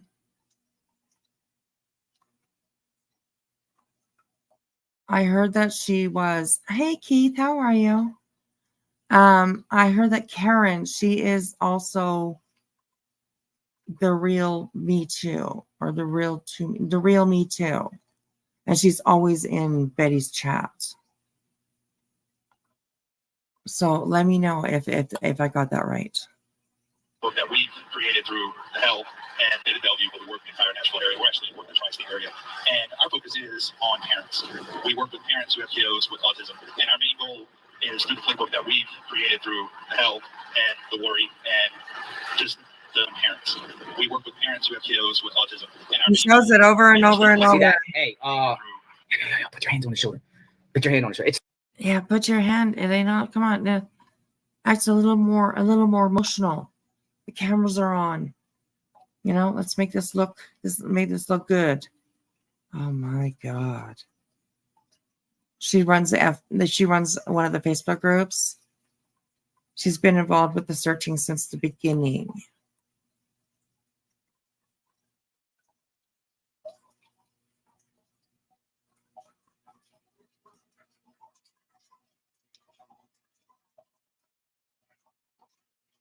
Nah, I can't with these fellers. Okay, anyways, let's keep on going here. It's a scam, folks. It's a scam. It's 100% scam.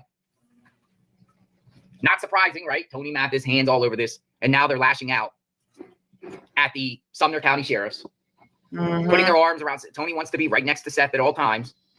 Almost not like Tony's like literally like a fly on someone and won't let go, and has all these ways he wants to do things. Now, what information does Major Tim Perry of the Sumner County Sheriffs, what type of information will he be sharing today on this case?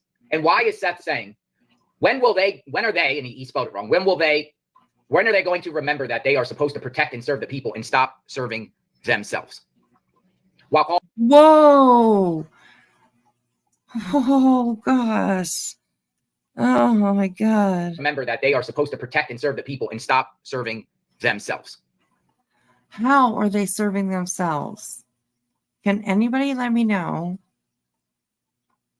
what actions the law enforcement has taken in this case that shows that they're just serving themselves? Oh, God, I didn't hear they said that. Oh, God, it's crazy. While calling them a D-bag. I'll never understand that. Why would you go against a force that's trying to find his son? By the way, moving forward, Seth can't claim that he's not talking to law enforcement because out of all the times he's you know, the day before their protest, he calls Major Perry. He calls the Perry yesterday on his phone. Seth can't claim at this point that he's not speaking with Sumner County Sheriffs because he stated yesterday he spoke with Major Perry. Now, will they be giving out a statement today? Maybe Seth is right. Maybe they're right. Maybe they will give out a statement, but maybe a statement like nothing of nothing. Just like nothing of nothing. And I don't think there was a statement out today at all. Morgan, fake. Fake.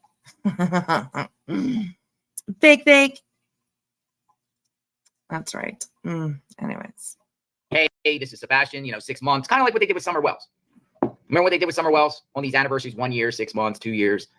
They'll just say, hey, thoughts and prayers. We're actively, pursuing this case. We're getting thousands and thousands of tips. You know what I mean? Seth lashes out. But no, while Seth is lashing out at the sheriff, Eric Craddock posted something on his running for sheriff Facebook post right here yesterday. He posted this yesterday. So apparently he is the Republican nominee for sheriff. And he says, thank you, Sumner County. I am incredibly grateful to the hundreds of individuals who show up and participated in yesterday's Republican caucus. Sheriff Sonny Weatherford's dedicated service has left a last. Oh, that's why. That's probably why he's a Republican. That's why they don't like him so much. Isn't Betty Democratic? Whatever it is. I think she's Democratic. Anyways, yeah. That's probably why. Lasting legacy that I aim to honor and build upon. Thank you to the Republican Party of Sumner County. I am extremely honored and proud to accept the Republican nomination to be your next Sumner County sheriff. So did things like this trigger Seth to lash out at the sheriff?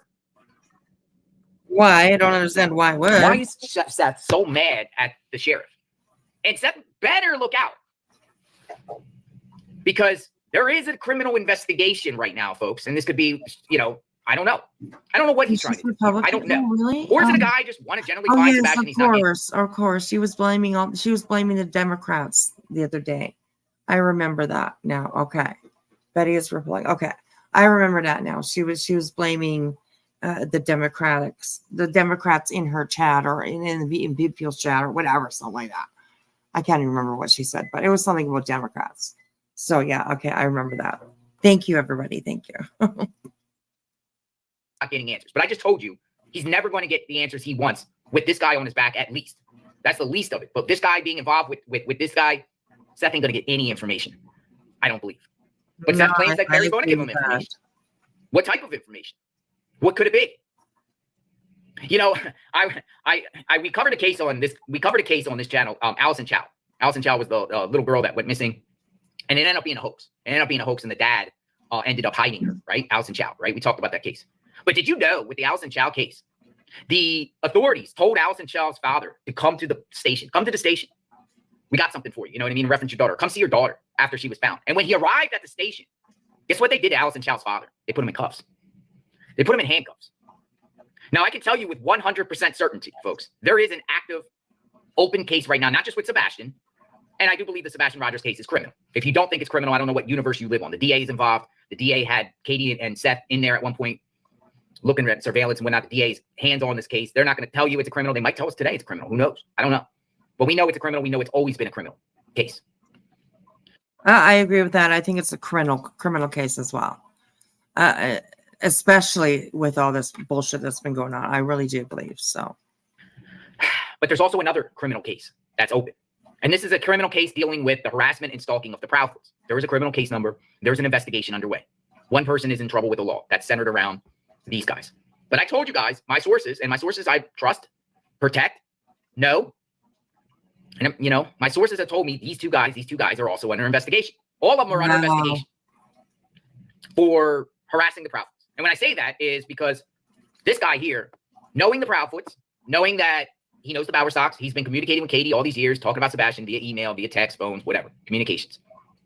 Yep. It's my understanding that the investigation is centered around Seth providing him and others phone numbers, emails of the Prowfoots. And then these people take that information and do whatever with it. And when I say do whatever with it, call them, harass them, call them throughout the night. Where's Sebastian? Where's Sebastian? Katie, blowing up her phone's text on burner accounts. Where's Sebastian? You're involved. You're a monster. You did it. You're a murderer. Katie, you're going to jail. We're coming to get you. We're coming to get you. This, that, and the other. So Katie, according to my sources, filed police reports. The Prowfoots filed police reports. And in these police reports, you're going to hear if they ever come out, and maybe they will. Maybe the case is closed, but it's not closed. Maybe these police reports will come out. But you're going to be shocked what you learn in these police reports. And I trust my sources. In these police reports, you're going to hear numerous instances of harassment and stalking.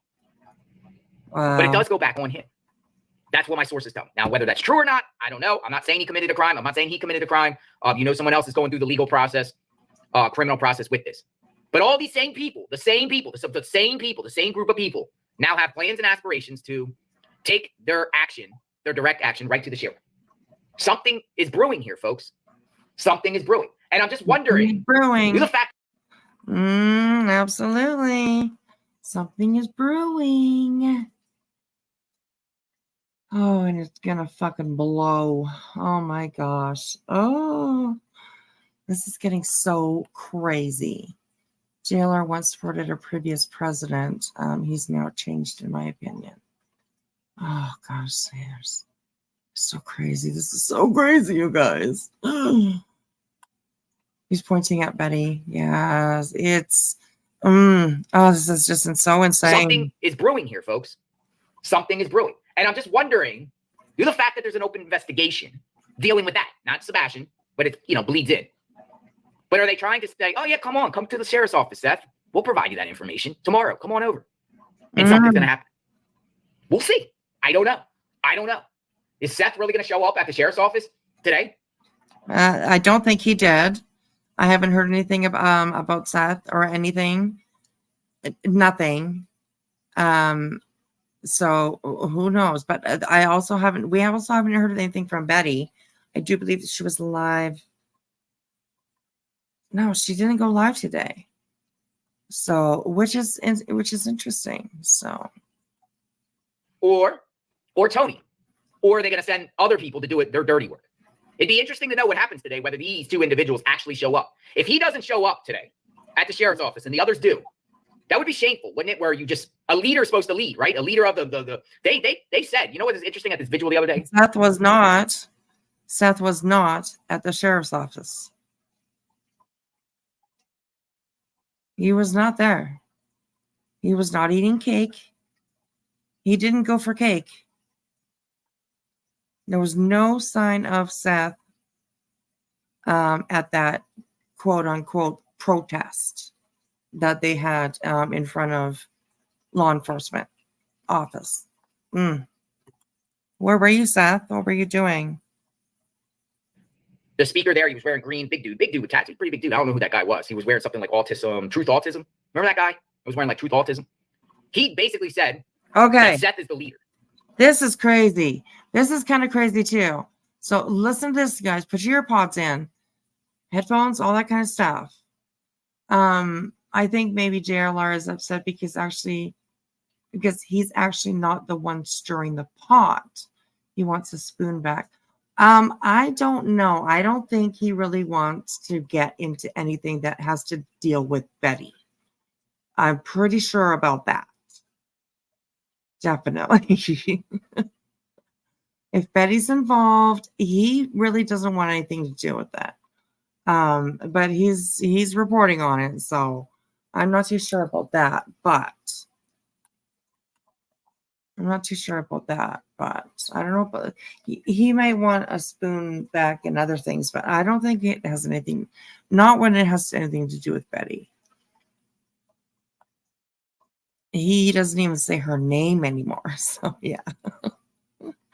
We look up to you, Seth. You are the leader to this. We go as far as you want to go. It's pretty much what he said. Have any of you guys watched that yesterday? That or that on that thing on Saturday, the event. So yeah, it will be very interesting today, folks. If Seth shows up, and if he doesn't, and the others do, what does that tell you? What does that tell you? I posted this yesterday, and I said, it appears Seth and Tony and company are ramping up for a showdown with Sumner County sheriffs. I think this now has escalated where they're just like throwing all their chips in on this and just like, Seth, what do you got to lose? Go at the sheriff. Go at Craddock. Go at the sheriff. Right. But is today a protest or a rally? Or both? Could be both. It wasn't really anything, actually. It was just a gathering. It was a gathering where they had a little big mouth, 165-pound big mouth, that, you know, always enjoys a good law enforcement dragging, you know, so yeah. I agree. I mean, he's just uncomfortable not being the ringleader of the circus. I don't think he gives a fuck about it. Yeah, he doesn't really give a fuck about Betty, that's for sure. And not in the least. I'm surprised he hasn't sued her yet.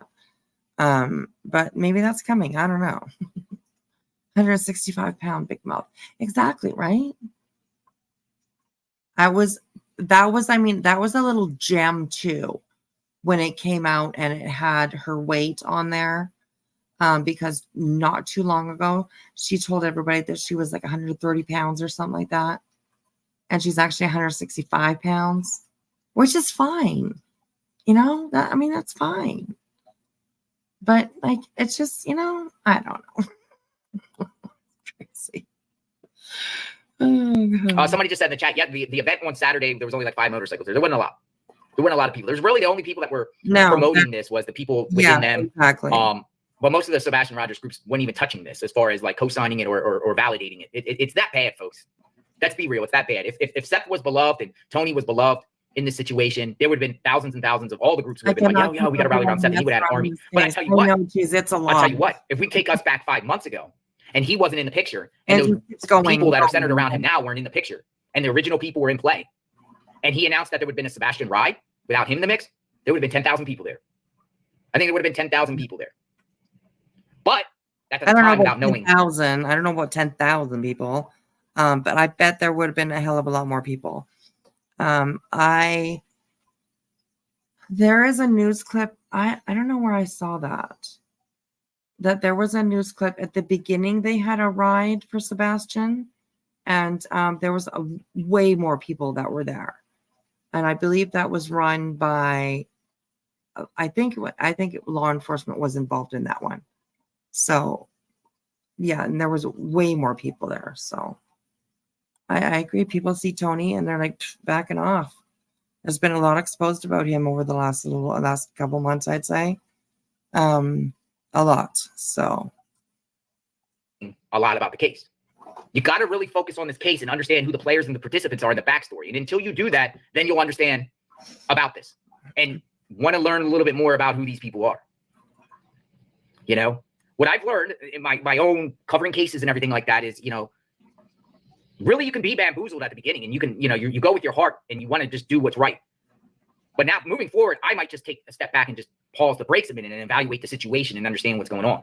Mm-hmm. He called me up and wanted me to go search with him 100 miles away from where Sebastian was missing. And I really didn't understand why he was taking me all the way out there by Jackson, Tennessee and Natchez State Park and why he was taking me out there to look for Sebastian. And now in retrospect, I'm like, in hindsight, I'm like, yo, was I bamboozled here? Like, why was I all the way out here 100 miles away when Sebastian went missing in Hendersonville in Sumner County? Why am I looking all the way out here in Jackson at a park? Oh, I didn't realize that.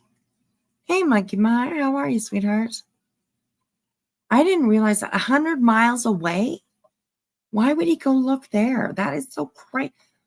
That's crazy. Hey, get to know. How are you? Like, did you hear what he just said? Okay, he called him. Okay, so let's listen to that one more time. My own covering cases and everything like that is, you know, really you can be bamboozled at the beginning, and you can, you know, you go with your heart and you want to just do what's right. But now moving forward, I might just take a step back and just pause the brakes a minute and evaluate the situation and understand what's going on. He called me up and wanted me to go search with him 100 miles away from where Sebastian was missing. And I really didn't understand why he was taking me all the way out there by Jackson, Tennessee and Natchez State Park, and why he was taking 100 miles away. He took him 100 miles away. I didn't realize that. That footage, I think it was like one of the first, maybe it was the first, I can't remember, footage of Seth, you know, apparently searching, you know, quote unquote searching.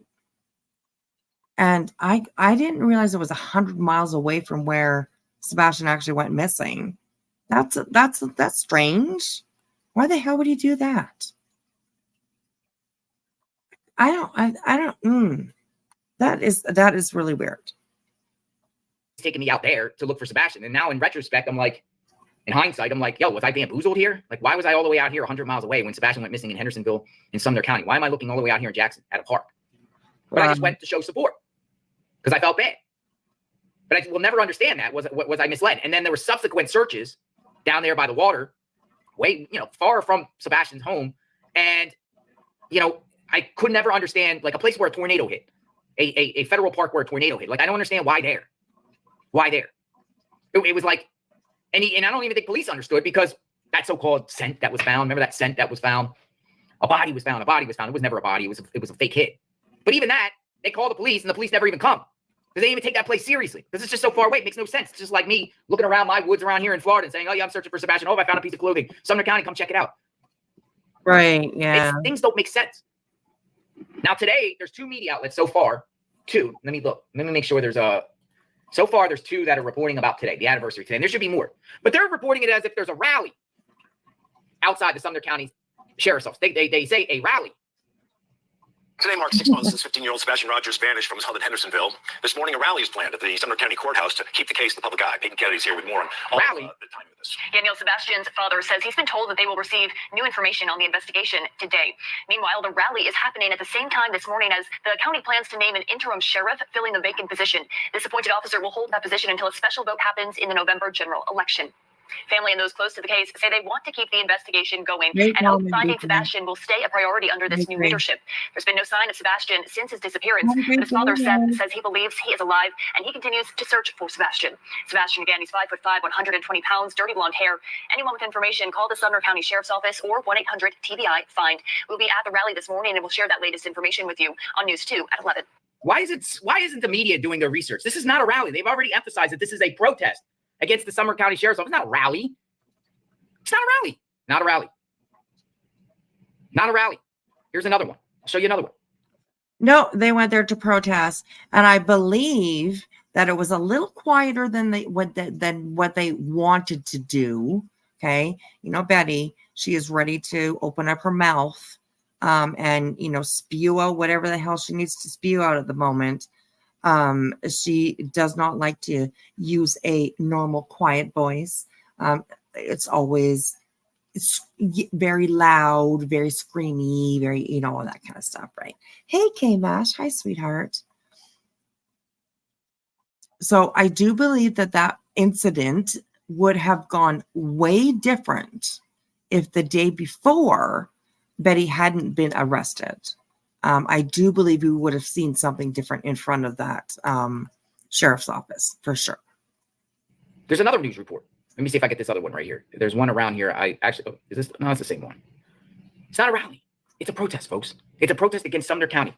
Coincidentally, on the 26th, on the 6th month, and today they're going to vote in a sheriff to hold the spot until the election.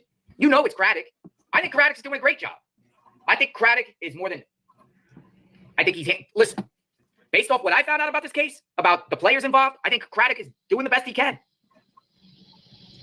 But these guys, I don't know what they're trying to do here. But again, I think it's more about money. I think it's more about donations, foundations. Yep. Look at this. Tony Mathis, Tulsa World, 2011. Filed for bankruptcy. This was Tony Lee Mathis, Game Time, LLC. So it says weekly updates include filing classified as business in the numerical list of the U.S. Bankruptcy Court, Northern District in Tulsa, and which also lists business as nature of debt on bankruptcy document. Filed June 17th, 2011.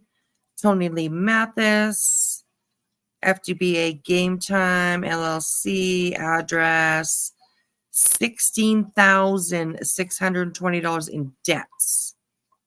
$598,800 attorney. Assets, $16,000.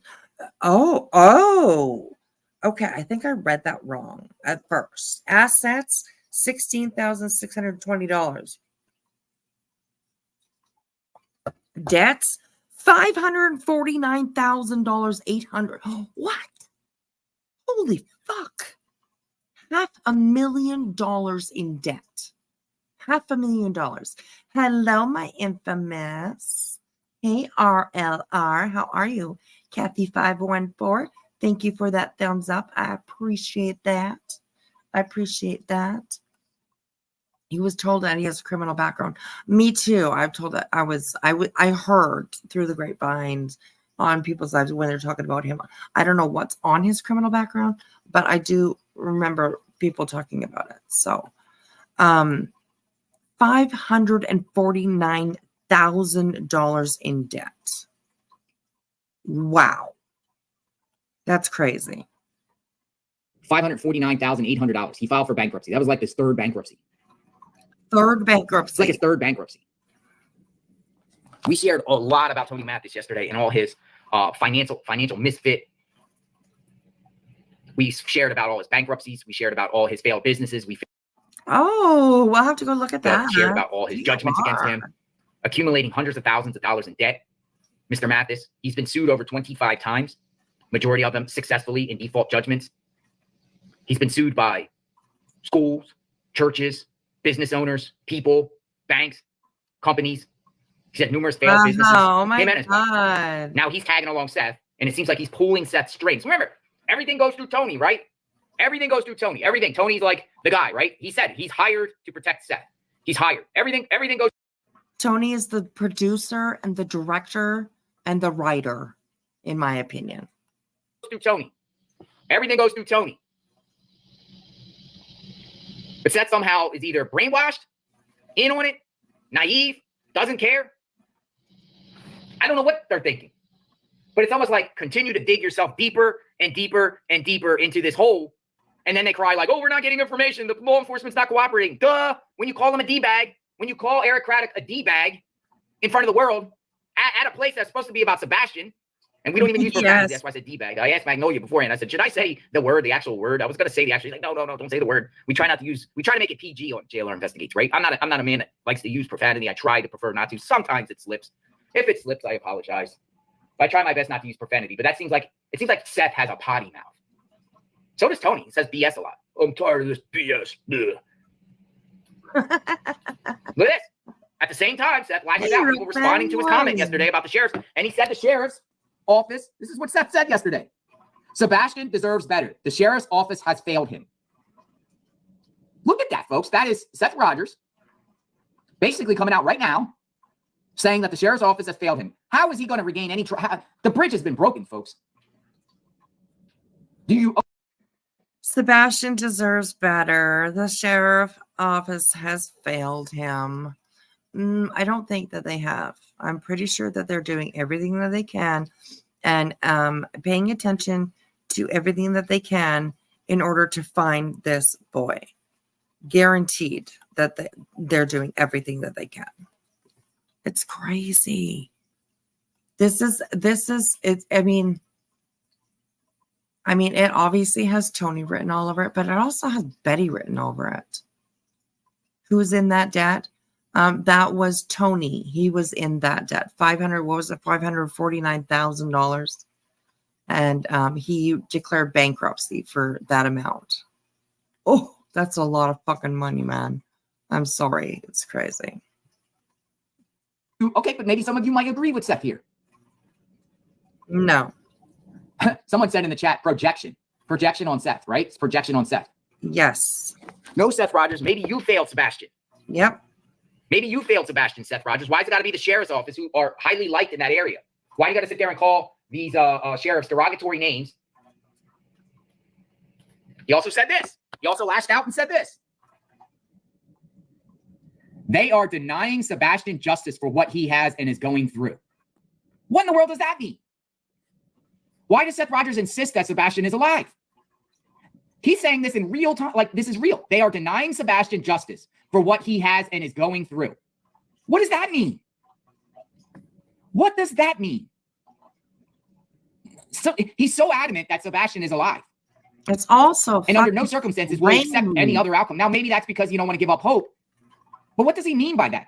CJ's Crime Concepts is in the chat. CJ, I wanted to play a clip because you posted something today very, very interesting too. Listen what CJ posted. If you guys haven't checked out this channel now, CJ was out there too. He's boots on the ground. We love the boots on the ground. He's also boots on the ground in Micah Miller's case. He's there. But he was out there searching. That's the time when he rolled up on Robin Rogers by accident, whatever. And Robin Rogers was saying that Chris was taking down signs or whatever, like that, creating that kind of craziness. But CJ posted something today, and I want to share this with you. Thanks for being in the chat, CJ. Seth said something to Vinnie Politan the other day. Now, this might be something to something or nothing to nothing. But the fact it goes. That was weird too. I will agree. Seth's interview, his last interview with Vinny, that was really strange. I don't know. That was like really strange. Seth said something to Vinnie Politan the other day. Now, this might be something to something or nothing to nothing. But the fact it goes with like it's strange. Let me just say it's strange. This is very, very strange right here. So this is CJ. Now watch. It just don't make sense. I mean, we're talking about, first of all, we're talking about a male child that left his house with nothing. A teenager that left the house with nothing. No phone, no switch, possibly no shoes, no backpack. I mean, completely unprepared. Whoa, he said possibly no shoes. Possibly no shoes. He said possibly. That's the first time I've heard him say possibly. Me too. I've never caught that before. That's never caught that either. Possibly no shoes. What does that mean? Possibly. He's saying no this, no that, no nothing, and then suddenly says possibly no shoes. It's not making sense, people. It's not making sense at all. It's as if Seth knows. I'm serious. It's as if Seth knows. And maybe authorities do know. And do you guys all remember at the beginning when Seth said, I'm pretty sure I know where Sebastian is. I just don't have the resources to go and get him. Do you guys remember that? And also another strange thing that I found that Seth said was you need to ask the right questions.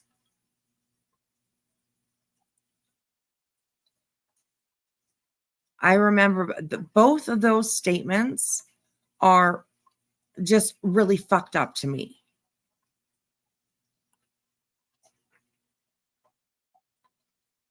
Really fucked up with just they don't like it's just fucked up to see. It's just fucked up. It's just fucked up. With a big smile. Yeah. Oh my gosh. I don't know. Anyways. Big red flag. Yes. It's He said, I know where he is. Yeah. But I just don't have the resources to go. Oh my God. It's just crazy. And have their eyes on Seth, but Seth has to find a way to act like he's not involved by drumming up people to rally behind him, saying they're not doing their job right or they're corrupt. So when they do come out with something, people can have support for him if they blame him. And I'm not saying he's involved. I'm just saying this is so weird. It's all weird at this point. It makes no sense. Why protest in front of a sheriff's office on this day? Where's that other clip I had? I had two clips. I'm trying to find this other clip. I probably don't have it. It's probably the same clip. It makes no sense, folks. There's something weird going on here. Something weird. Nick Barris put out, Burton Staggs, by the way. I like Burton Staggs. He's a local journalist, blogger. He pretty much put out that statement that he put on YouTube. And he says, Seth Rogers posted this on the eve of the 6-month anniversary of Sebastian Rogers' disappearance. My sources tell me that tomorrow law enforcement will acknowledge the 6-month mark, but there is nothing really new. So where is Seth coming up with this thing that's saying that there's going to be information? Burton Staggs, who has local contacts up there, he's a really big personality up there. He's saying that there's going to be nothing new. Nick Barris also put out something yesterday or the day before. Yeah, no, it was 22 hours ago. And there's really nothing new. Sadly, there is nothing new to report. Right here. Sadly, there's nothing to report. So what happened to the teen? I know so many of you believe Sebastian is the victim of foul play. That very well may be the case. And many believe his mother or stepfather or biological father may be involved. Yeah. Yeah. A lot of people do. Hard to believe. 6 months. It's been 6 months. 6 months tomorrow since Sebastian Rogers' disappearance without a trace from his Hendersonville, Tennessee home. And there continues to be great interest in this case. Case in point, a lot of you in this chat. I continue to check in with Sumner County EMA, the Sheriff's Office, my sources with the TBI, District Attorney, Ray, and others. Sadly, there is nothing new to report. And usually he says the same thing on this arrest. It's usually copy and paste, kind of like the same. The point is, you got Nick Barris, who is a trusted reporter. Seth doesn't like him for some reason. I don't know why Seth doesn't like him. Seth told me he doesn't like him. Of course he doesn't like him. Because Nick put out those... He's real, right? He speaks the truth. And yeah, and this is all... this is all just a lot. This is so much. It's crazy. I'm sure you heard the interview with the one that was Katie's friend when she was doing her service Navy. I'm almost sure that it's the Navy. But did you? No, I did not hear that interview, Infamous. I did not. If you got it, you know where to send it. So he's alive and needs more money. He's alive when he needs more money. I love you all, but I'm getting burned out with this show. I know, KCG. I know it's a lot, sweetheart.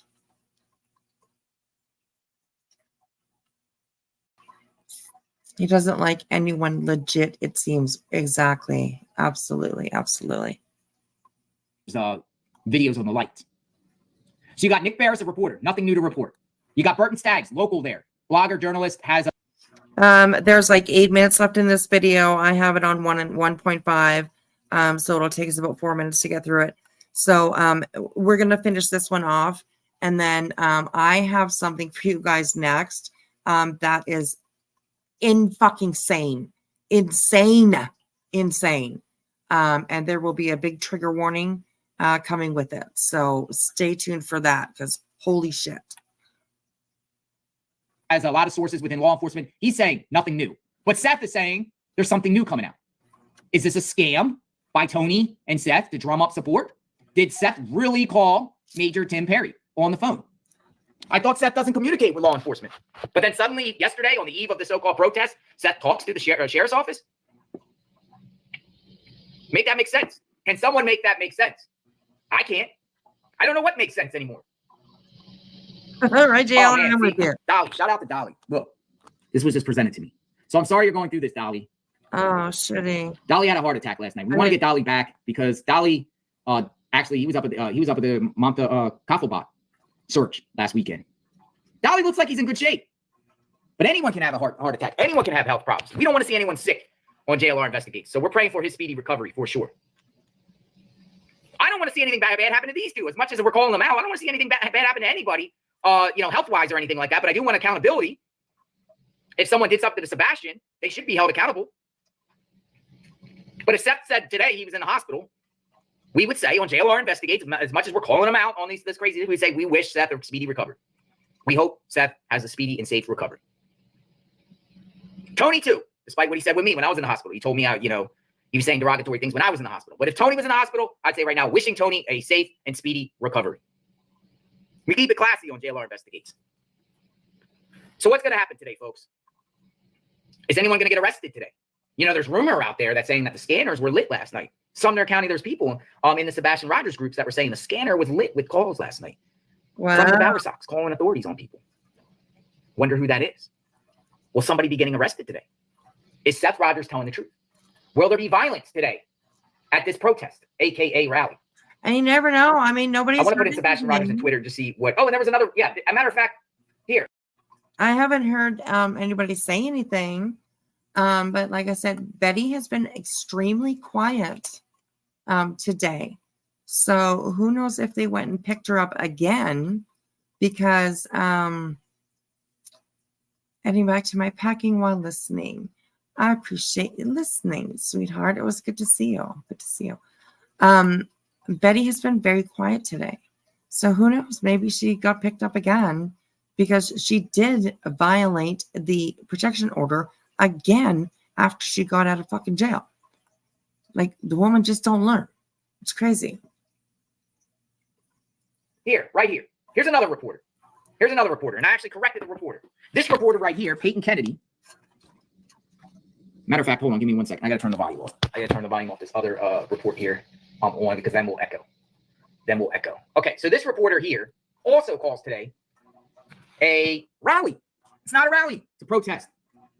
Unless they now changed it because they got caught and now they're trying to say, oh, this is a rally. Today marks 6 months since Sebastian Rogers went vanished from his Hendersonville home.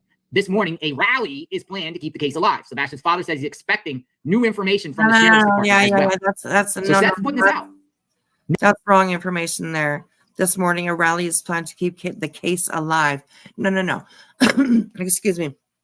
That rally, Sonia said she's home with Delilah. Oh, okay. Well, that poor dog. Oh, that poor dog. You don't believe that she's supposed to leave Tennessee? Really? Ooh, wow. That's interesting. Interesting. Jeez, you got me all sideways. I don't know.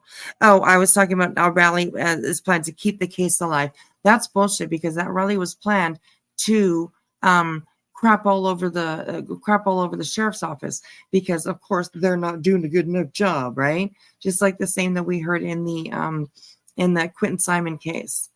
I mean, she went after Hadley, I think that was his name, like really hard.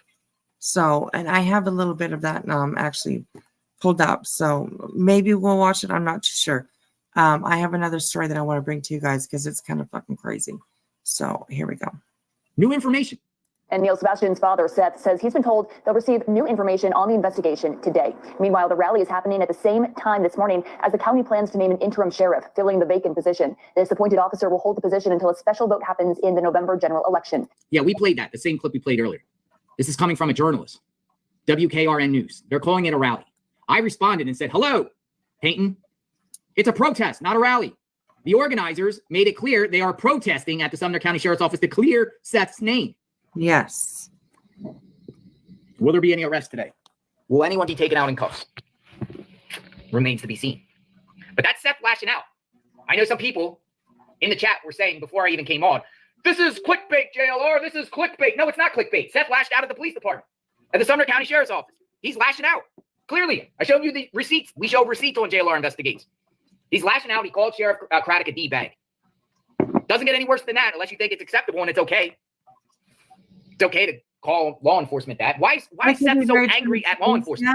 Yeah. Is Tony pulling his strings, or is he generally angry at law enforcement? Why? But why? Why? What is going on that we don't know about? If Seth's saying he's not getting the information, that's what Seth's version is. There's always two sides of the coin. What's so crazy is when Seth says these things, like on his YouTube video, he got a bunch of people commenting, sorry you're going through this, Seth. F the Sumner County Sheriffs. They need to come clean. And like, they're just believing what he says at face value. But there's always two sides of the story. One side might say something, but if the other side stays quiet, everyone just assumes what Seth is saying is the truth. But Seth hasn't been so truthful when it comes to this case. No. A lot of discrepancies, a lot of weird things being said. We know he's not truthful at all.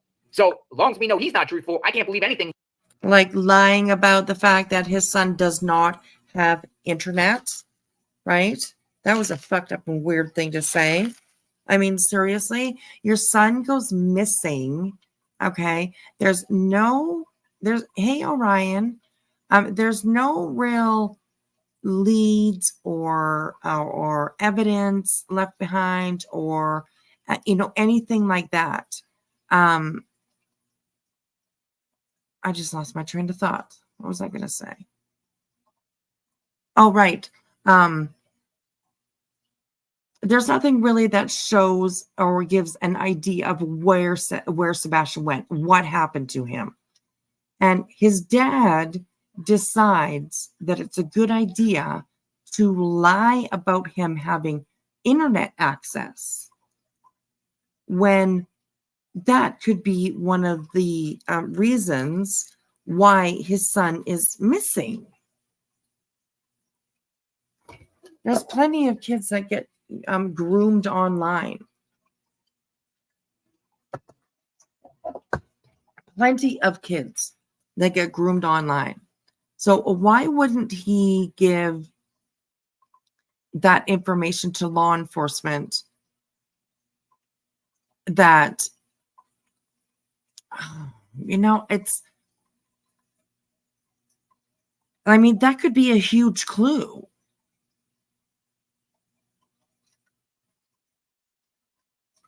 That could potentially lead this case into a certain direction if it had anything to do with Sebastian playing online. But Seth thought it was a good idea to lie to them about it. It seems kind of weird. I would definitely mention that. Hey, you know what? My son goes online. He does interact with people while he's playing these games. Maybe you could check that out. But no, Seth decided to be like, no, he doesn't have internet access at my house. Fuck, what? I don't, very, very weird. He says, as long as they're together as freaking frack, peanut butter and jelly, Clyde and Bonnie. Peanut butter. I don't believe anything. I don't believe anything that they say. I don't believe anything that they're scheming. I don't trust it. We'll report it. This is where the gonzo journalism comes into play. Listen, I've been there. I've been around this guy. Been boots on the ground. I understand this case very deeply. There's a lot I don't know. A lot I want to know. Sure, you want to know. So we'll see what happens today. We'll see what this is all about. I'll come back on in a bit as I get more information. It is the 6-month anniversary of Sebastian. Unfortunately, 6 months is too long. He hasn't been found. Let me know what you think in the comments, and thank you for watching this particular segment with JLR Investigates in the Morning. And we are Team Sebastian. You be Team Sebastian. You don't have to be Team Seth. Don't have to be Team Tony. Don't have to be Team Katie or Chris. I'm Team Sebastian. I'm Team Sebastian. Thanks for watching. You guys have a good day. We cover true crime 24/7, 365 on JLR Investigates. Well, there we go. That was JLR's take on the last couple of days. Very interesting. Very, very interesting. Okay, so we will just have a real quick look and see what JLR was saying about Tony, because he said that on our live yesterday we exposed, Tony and a bunch of shit. So this might be a little bit interesting to listen to for a little while. I will put it on 1/2 again, and I'll have the captions on for you guys. So yeah, we'll have a listen to this. What are your guys' thoughts on what JLR had to say? Let me know. And our poll so far, will Betty show up to court? 55% of you say no. So if you haven't voted yet, please go on up and vote in the poll. I'll leave it up for like another 5 minutes or so. And then we'll do something else maybe. So anyways, both families said no internet. Yes, and I do believe over at Katie and Chris's house, I do believe that he did not have internet without their supervision or without, I think that yes, that, he just did not, he did not have internet. He didn't play those games over at his mom's house. But he clearly had internet over at Seth's house. And it just seems so fucking weird to me that he would lie about that. Actually, it has come out that he had unlimited access at Seth. Yes. Heck, he was left alone at night when Seth worked 12-hour shifts. Yes, Slim Jim. Come in the facts. coming in with the facts. So yeah, it's crazy. Okay, anyways, let's listen to a little bit about this. This is where he is talking about Tony and his glorious past doings, I would say. Anyways, so the deets and the receipts. Come on in, everyone. Come on in. We have a lot to talk about the Sebastian Wayne Drake Rogers case. Investigative journalist, JLR. I'm a gonzo journalist. I am a truth-seeking sleuth. I am surrounded by the best minds and PIs, folks. I get a lot of the goods. Want to share information with you. When I get this information, I think it's important to get this information out to all of you. We got Tony Mathis in the house. Yes, Tony Mathis. We're going to talk. This segment is about Tony Mathis. we got Tony's arrested. No. Let me ask you something, folks, about the Sebastian Rogers case. Tony Mathis is aligned with Seth Rogers, the spokesperson for Seth Rogers. But who is the real Tony Mathis? Will the real Tony Mathis please stand up? We've been doing a deep dive, and we kind of been holding this back a little bit, analyzing to see if this guy was generally good or not. And we came to the conclusion that this guy has been a complete cancer to this Sebastian Rogers case. I agree. Did you know, ladies and gentlemen, that they might be active, they might not, but there's numerous warrants out from past things dealing with Tony Lee Mathis in Oklahoma and Missouri. And did you know, ladies and gentlemen, numerous that this individual right here, Tony Lee Mathis, Grove, Oklahoma, the spokesperson for Seth Rogers, he, in the last 2 decades, we're going back 20 years, he has been sued over 25 times by people, schools, churches, Department of Revenue, companies, corporations. Him and his wife, Dana, has been sued for fraud, breach of contracts, not paying money, scamming people. And I'm going to show you the proof. It's time to get the proof. The proof is in the pudding, right? That's what people say, right? The proof is in the pudding. But this guy is an ultimate con in my eyes. And I believe he's still conning people right now at his job when he's up there in the Dakotas by talk. The talk. Is it too fast? Is it too fast? Let me know. JL, I can understand. I could probably go to 2 times myself, but if you're familiar with the Uncle Taco and Seth, I can only assume Sebastian saw and read more than any child should. I guess I believe that. Like, KCG, thank you for making that point. Not too fast. Okay. Talk game is strong when it comes to Tony Lee Mathis. And we're going to put it out because I think since he's come on board with Sebastian. That's right. I agree with that too. His talk game is strong, and it absolutely is. It absolutely is. Look at that. There's my sister, Unitonica. Hello, beautiful. Unitonica. Oh my gosh. Thank you for listening. Oh, girl. I hope your little puppy's doing good. It's good to see you in here. Thank you for stopping by and saying hello and all that. I appreciate you listening. I hope you have a good sleep. I have the sweetest dreams ever. Okay, here we go. Rogers case, he totally demolished this case. Any momentum whatsoever in this case has come to a complete standstill, an S show, a crap show, just a complete clown circus ever since this guy came on board. And we're going to put the information out. I'm also going to get Magnolia in the chat because Magnolia has a lot to say too. But we're going to show you proof and receipts on JLR Investigates. You got to back it up, right? Got to back it up. This guy's been sued by a church, and it's him, folks. I know he's been out there on some of these platforms. He talks in the late night. He likes to hang out with the women, the girls, the TikTok girls, other women. And he's like, oh, they're posting around fake stuff on me. It's not really me. Yes, it is. And I'm going to show you. Yes, it is him. Tony Lee Mathis. Tony Lee Mathis. You can match the birth date, these court records. You can match the birth date, the addresses, and it all points back to him. But why would somebody be sued over 25 times? At least 25 times. I'm going to show you 25 separate lawsuits filed against this guy. And 85% of them were judgments and liens against him over the last 2 years or 20 years. And that's a big, big deal, folks, considering now he has latched on and kind of has Seth under his wing here. Who the heck is this guy? And where the heck did he come from? And why the heck is he interjecting himself in this case? It seems like Seth here has been bamboozled, conned, and manipulated, unless Seth is in on the fix. Because it seems like I think, oh, look at that. Look at that pause game right there. I think Seth is 100% willing to go along with all of this bullshit. That's my opinion. He has no problem doing this at all. Okay, so I want to get into a little bit. Let's get up here to where he's starting to show some stuff. Because I got something else for you guys. It's like I said, it's fucking crazy. So hang around. Okay, I moved up a little bit, and here we go. Claiming everything is on his dime. Yeah, he's hedging his bets here. He's fronting up his own money to gravitate towards Seth for a bigger cause, for a bigger financial gain or financial outcome down the pipeline.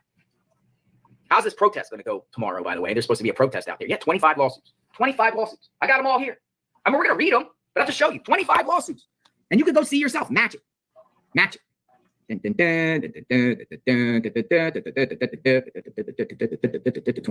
just keeps going on and on and on. Him and his wife, look, him and his wife been sued. His wife, Dana, in debt. Just keeps going on. Look, him and his wife sued in debt. Banks, financial institutions, churches, default judgments. Tony Mathis. I told you I got the receipts. Tulsa County, all over Tulsa. Look, he used to have a place, business. He called himself Game Time Sports. Game Time Sports. Failed companies. Not only that, but failed companies. Look, independent school district sued Tony Mathis. Literally, a school district for trademark infringement. They were scheming. They were using some sort of independent school district. We'll talk about that. Look at this. Castle Realty suing Tony Mathis and his wife. Forcible entry and detainer. Yeah, they are old. They do go back into the teens in the last 20 years. It just shows character here. Considering that this man is currently under investigation for providing money to people to harass the Prowfoots. Yeah. So it just keeps going. It just keeps going. Look at this. Receipts. God. I got the deets and the receipts. I got the mock. Oh. I suggest dropping the link to the nonsense video discussing JLR and Magnolia for those subs romanticizing this JLR or are new. I can't grab it at the moment, but it's recently. Okay, I will definitely go home and take a look and see if I can find it for sure. Thank you, KCJ. I appreciate that. Okay, this is crazy. It just goes on and on and on. Missouri, maybe MO. Baptist Sullivan versus Tony and Dana. It doesn't have all these tabs open. This is fucking crazy. I got the Mott's applesauce. I got the Mott's, folks. It just keeps going on. Oh, by the way, Seth's sister spoke out in defense of that person and Tony. We'll talk about that too. So let's just go back up here and talk. It's just a bunch of receipts. And you know what? We should get Magnolia in the chat. Look at this. Just look at this. Do your own due diligence, people. Now, would you want someone involved in a foundation or working with you that's been sued over and over and over and over for? It's not like he's doing the suing. He sued somebody, but it's him being sued. Him and his wife. Sued. Would you want to be side by side with somebody? Does Seth know this? Or as Seth would say, I don't care. Would you want to be with this? Are you down with this? Mm-hmm. No, serious, folks. I'm asking you. The reason being is because as soon as he comes into the mix, it's like a villain coming in, and then all these. Yeah, no, I wouldn't be down with that. Not at all. No, I wouldn't be down with that at all. It's crazy. Whispers, may I join you, hon? You want a link? Absolutely. If you would like to come up here, absolutely.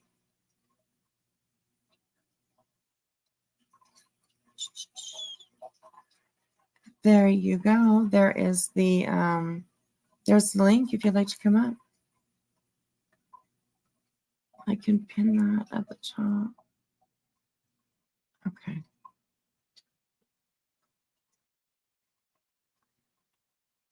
But yeah, you're very welcome to come up if you'd like. For sure. I'll have you on the big screen not feeling well. Oh, hello, keep it real. I'm sorry you're not feeling well. I hope you start to feel better. Thanks for putting us on the big screen. I appreciate that.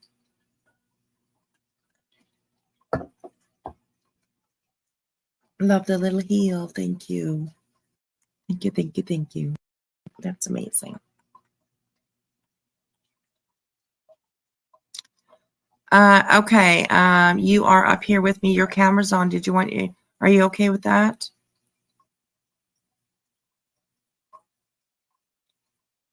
You can have it on if you'd like to, but I just want to make sure. So, okay, here we go. Oh, I don't know where you went. Hang on a second here. I gotta. A camera slot. There we go. I'll put you down here, I guess. Okay, you should be on the screen now. You're just right underneath JLR there. So, hi, Lisa. How are you doing? I am great, thanks, lovely, except for the 110-kilometre winds at the moment we have. But other from that, no. How are you, lovely? I'm doing all right. Yeah. This is good. Do you know what's crazy about this? As I've told you before, Whisper, my children were missing for nearly 7 months. But anyway, Right. moving away from that, do you know what's crazy? What I don't understand about these YouTubers that want to go and harass the parents or even drive around their house. Think about this. Your child goes missing out of the home. You don't know if somebody's taken your child, picked them up or whatever, and all of a sudden, nobody stops to think as they drive down there and drive around the place. And they're all accusing the Bower Socks of going off at everybody. Mhm. This child went missing. Every strange car that was going down there, you don't know whether that car was the one that took your child. Right. Trust me, I noticed every strange car when my children went missing. And I took every license plate and I did exactly what the Bower Socks did and that ran out after them. So I get where they're coming from. Right. Yeah, absolutely. Absolutely. It's such a silly thing to do. People just don't think of the unnecessary stress they are putting on parents of these missing children. Yeah, that's true. It's ridiculous. That's very true. That's very true. And I'll give Hello. you, sorry, love. Go ahead, sweetie. No, that's okay. Go ahead. I'll give you credit. Thank you so much for pulling up Betty's mother. I commend you with what you said. Oh gosh, she's just she's such an enabler. She obviously doesn't see it herself. I mean, I get it. No. It's her daughter. Of course, she wants to, believe in her daughter, protect her daughter, whichever. We're all parents are like that. I get that. No, But I'm she not. just seems I make my children so. accountable. Yeah, she's just so it's crazy. She takes no accountability for. I mean, she's not the one that's doing these things, but I mean, if I saw my daughter act that way, I'd be definitely mentioning something to her, of course, right? I'd be like, "Hey, what are you doing? Like, what?" Yep. Like, I would have something to say about it. But her mom is just 100%. constantly praising her and encouraging her, and it's just it's insane. It's insane that she can't see what's happening. Yeah, you're not wrong. It's, but you did it so respectfully well. Yeah, I didn't want to disrespect her at all, but I mean, it was like mom to mom, you know what I mean? I'm a mom too. I have 4 daughters, so I understand, the raising of a girl or a female, can be stressful. It can be, there's a lot of emotions when it comes with raising females.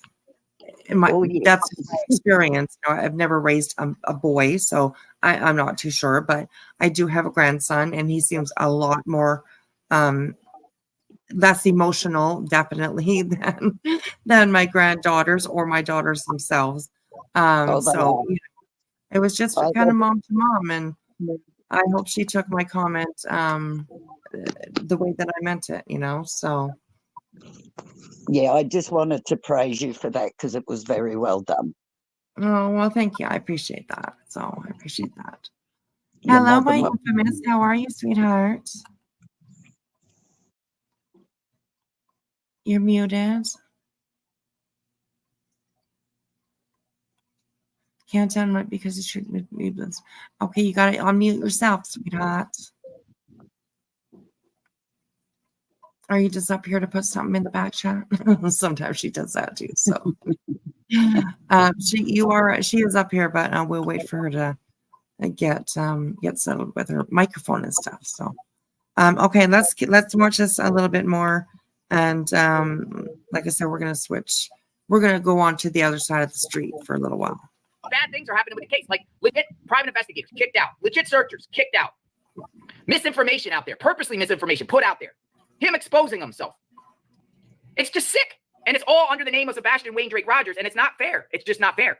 And they want to know why. Why? Like, you think the police department, Sumner County Sheriff's Department, Hendersonville Police TBI, whoever, you think the police department out there don't know who they're dealing with? Of course they do. Of course they do. They do the background. You want to blame, and people want to say, oh, poor Seth's not getting information from the police. Duh. Why do you think he's not getting information from the police? It's more than about him not being cleared, because even him not being cleared, he might have gotten some information if he wouldn't align himself with these riffraffs.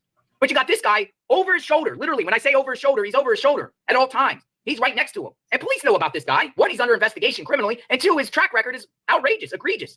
It's bad. And Seth could be a suspect. People say, it's old, it doesn't matter. Okay, cool. Doesn't matter. But you still think the police are not noticing that?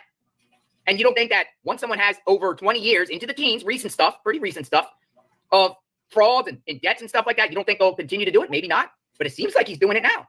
My opinion. Can't say that as a statement of fact. I don't know 100% right now that he's defrauding the Sebastian Rogers case. I'm just saying with his fingerprints all over this, it's been a mess. Let's get Magnolia in the chat so we can talk a little bit. Absolutely. We've been discussing this case, and I'm just disgusted of how this direction has gone.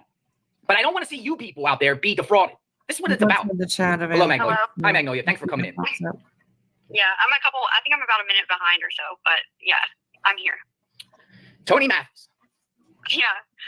Oh, Tony. What's your take?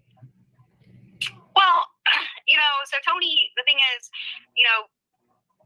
people don't realize this. I think a lot of people don't understand. We've always known about Tony Mathis from the beginning because we are investigative journalists, right? That's what we do.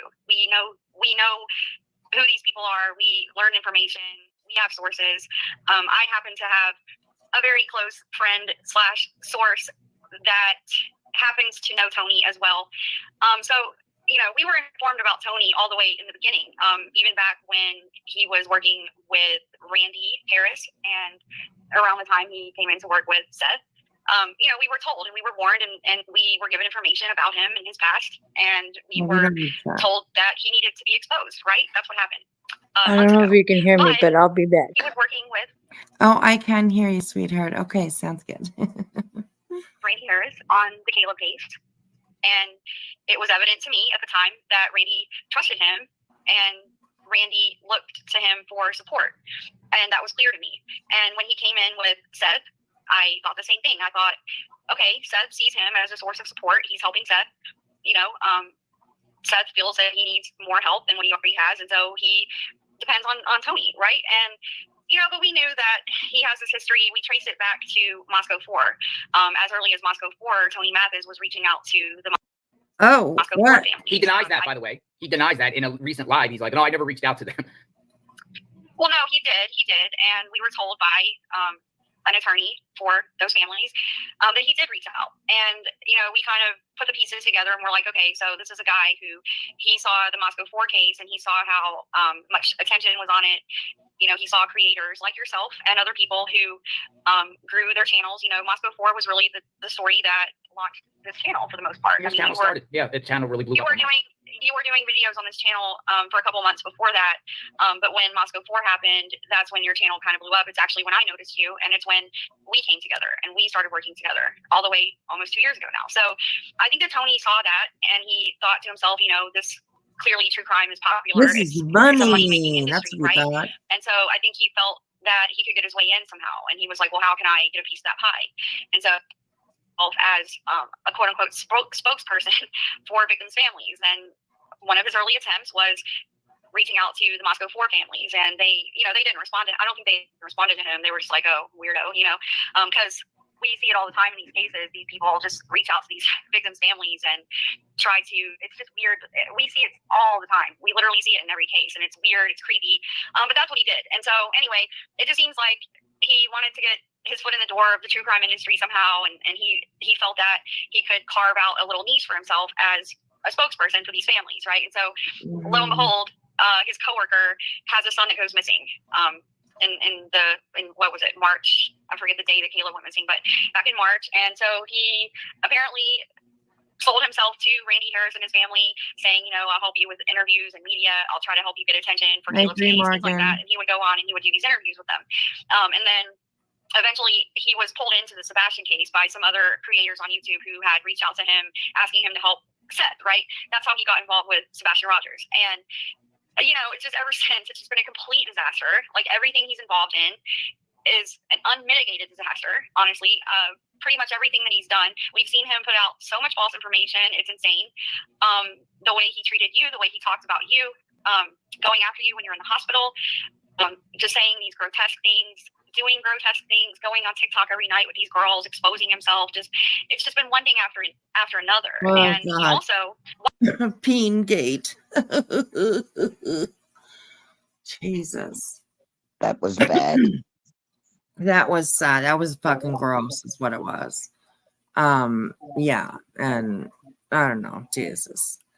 Anyways, okay, so if you guys want to go take a look at what was this here? What's this? Oh, right, the sister. Okay, we can watch a little piece of this here. Hang on a second. I want to go back and make sure we read it all. Okay, here we go. Thank you for always keeping it 100. Much love and respect. So, Magnolia, let me share with you, because the sister of Seth Rogers actually put a statement out. Seth Rogers' sister, Sarah Cook Swank, put a comment out defending him. So I want to share that with you. She just put it out just maybe like an hour ago. And she said this. She said this right here. Good morning. For those of you that may not know, I am Seth's sister, Sebastian's aunt. And it says here, I wanted to just take a minute this morning and thank each and every one of you for your endless effort to bring Sebastian home. Whether that means supporting Seth, supporting Tony, or supporting that other person. What happened yesterday is nothing more than, once again, the devil and his people trying to pull attention away from finding Sebastian. Wow. That's what she's saying, literally. She's saying that she's the sister of Seth is supporting Tony Mathis and saying the people that are calling it out or people that are, you know, whatever, are the devil. Yeah, I mean, it's ridiculous. It's I swear there's like a script somewhere that these people use and they all go by it, because it sounds exactly like JP Miller and what's her name, Trisha Ross. Same exact thing. It's the devil. We didn't do anything wrong. Like, we're just having a church. We're just the Solid Rock Church. We're just trying to worship God. And Right. these people are the devil. Like, that's what they say. It's just, it makes no sense. It's completely ridiculous. And it sounds just as ridiculous for Seth's sister to make a post like that. I mean, come on. Like, Well, wasn't she the one that set up the GoFundMe originally? At the Yep. beginning stages? Yeah. Seth's sisters? oh, yes, you're right. Yes, because that's right. So the GoFundMe was set up really early. Really early, 3 days after he went missing. All of a sudden, they needed all this money. You know, I get it. Searching, it does cost money, of course. The gas to go places, whatever they need, food for along the way, or whatever cost they have. But like, he was getting help from everywhere. He was getting help from his job. All of his coworkers gave up their overtime so that he would be able to get paid and have money, you know, while he was off work. So yeah, it's that really kind of stood out to me too, that 3 days after he went missing, all of a sudden GoFundMe is set up. I don't know, that didn't make sense to me. So it didn't make any sense. Wouldn't you encourage a legitimate search and rescue team to come in? Yes. To do that for him? Yeah. As well as the community. What I don't understand is the rejection to people that were trying to help him. I don't understand that. I would have given anything to have that support. Yeah, of course. Absolutely. Okay, just a little bit more on this, and we're going to switch. I keep saying that, I know. And I remember when we first went to Hendersonville, Seth had told us that people were trying to get that GoFundMe taken down. He seemed to suggest that the Prowfoots were trying to get the GoFundMe taken down. And so I remember they said his sister had a Cash App. And so they gave us the Cash App, and they said in our live chat to post the Cash App instead, because that would go directly to the sister, and you know, they would be able to manage it, because the GoFundMe was constantly being taken down in the very early stages. Yeah, I just, just to show you guys, I'm just trying to show you guys about Tony a little bit. Stay with me, Magnolia. It's just so, like, if you look in the court dockets in Missouri, like, you're seeing, like, literally case after case, and it's against him. This is a Baptist church in Sullivan, Missouri, versus Tony and Dana Mathis. That's him and his wife. Here's another one here. Here is the Reliable Corporation versus Tony Mathis. And the judgment against him was garnishment issued to Jasper County Sheriff to levy and all assets of Tony Mathis, right? And it just continues to go on. Those are just two of the examples, and we'll read more and more. But it just continues to go on and on and on about getting these judgments and getting liens and getting the sheriff to take away assets on this guy. And it's just so fishy that he comes into the play here. And I see that he sees this whole case as a cash cow. I really do. So he's got decades of experience running these con games on people and failed businesses. Yeah. I mean, it's crazy. It's so many pages. Failed businesses, like 10 pages. I mean, were they actually real businesses? You know, that's a question too. You know, were they just like laundering money through them, or you know, people do that. They set up an LLC or something like that, and they use that as a backdrop or whatever you could say, to, you know, put money through it. It's crazy. It's crazy. And you remember too with the what's the gentleman's name? The one that passed over there, the original case that he was hooked into. I feel bad. I can't remember his name right at the moment. I'm not sure either. The one that Tony Mathis was hooked into, and then his dad said he didn't want him on the case anymore. Was it Caleb Harris? Yeah, Caleb Harris. Okay. Yeah, because I remember he did like a news thing, and he's like, I don't understand. He goes, we need to push this GoFundMe, or you know what I mean, the fund for the reward fund, or to look for him. But like he was really pushing it in that case too. Yeah. And he took over his TikTok account or something like that too, which was supposedly something a little bit sneaky. Do you know the funny thing about this was, remember a couple of weeks ago when he was up on a certain channel and they asked him about reward money, and he turned around and said the police told him not to do reward, and now all of a sudden the FBI come out with a reward. I've never heard the police say that. However, it wasn't me they said it to, so I can't say that was not said, but it seems funny that now there's a reward for him. Yeah. I think I agree with some people out there that say that that law enforcement, I think that they have a lot more behind the scenes than we actually realize. Of course they do. I mean, they never in any case put out all the information anyways. But I think in this one especially, they've got a lot behind back doors, and it's going to slowly start coming out. Yep. It's crazy. It's crazy. Okay, so we are going to switch. I watched something actually very crazy online today. And I don't know if some of you may have heard about this.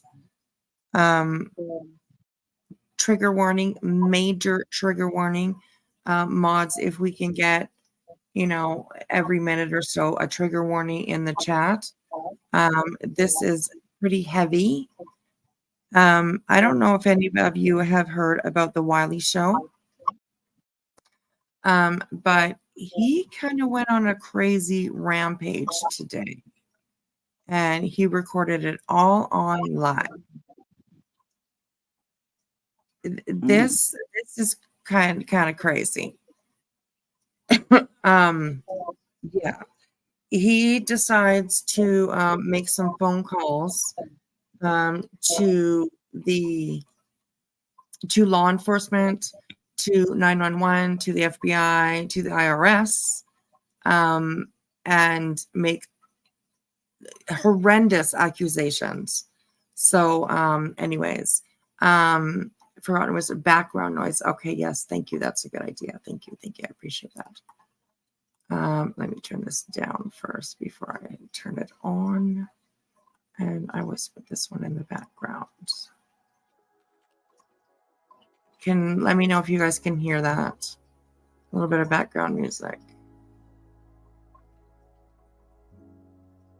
Let me see if it's playing. Just give me a second.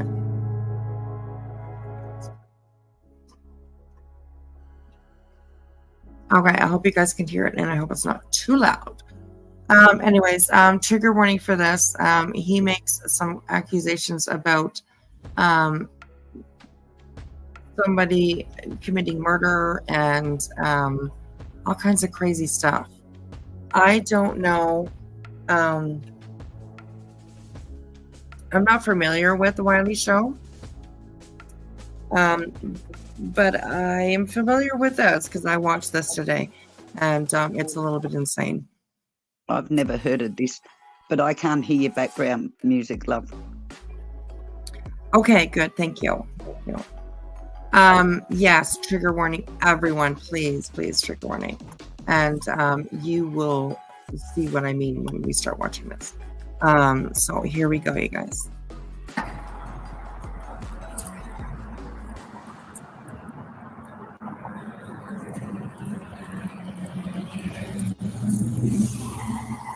Thank you.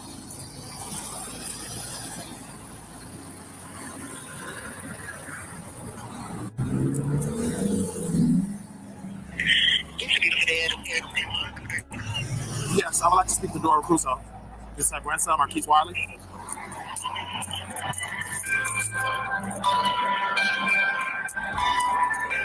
Thank you for calling Period Care Glenwood, providing compassionate care that meets the specific needs of those we serve. From skilled nursing care to behavioral health services, everything we do is focused on those we serve. Highly respected, Period Care Glenwood offers the kind of personal attention that promotes confidence and healing. At Period Care, we share one simple goal: strive for excellence, achieve excellence. Please continue to hold, and we'll return to your call as promptly as possible. So obviously it starts out, he's just walking down the street, and he starts to make these phone calls about how his grandmother was murmured in her like an old folks home kind of thing by his uncle, who is a pastor. This is crazy. This is crazy, you guys. I'm going to stick up my head pass by all this. Uncertified physical, occupational, and speech. Did I sleep? Yes, I slept. Our team takes the time to talk. Glenwood Nursing Home is not. Okay, here we go. My grandmother nursing home, Glenwood Nursing Home, is not answering. My grandmother is officially dead. She have died. And they're covering it up. They can prove me wrong that she's dead by doing proof of life. Dora Crusoe has unfortunately have died. She is dead. Not only is her sister is dead, but Dora Crusoe have died. I don't know when she died. Maybe she died today, yesterday, or last week. But Dora Crusoe have unfortunately passed. She is dead. Police to respond to your location. Press 1. She's officially dead unless we get proof of life. Because nobody Are want to they in answer. the Now, same Mary Powell? area? I'm just curious. No, I believe that he is in California. And he's calling and trying to make a report about somewhere in Chicago.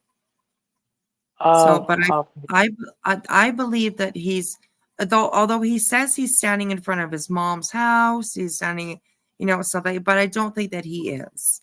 I really don't believe that he's in the same area as what he's reporting. Right. I was just trying to kind of get a grasp on what, where he was calling. Because if he was in the same town or city, then that would be a little more, Yes, yeah. And I will let everybody know, everything that he is saying is not true. Okay. None of anything that he's saying is true. So keep that in mind, please. So here we go. It gets pretty gross.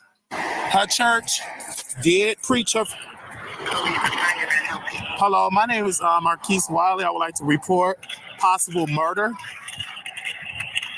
You would like to report what? Murder. Murder? Yes, ma'am.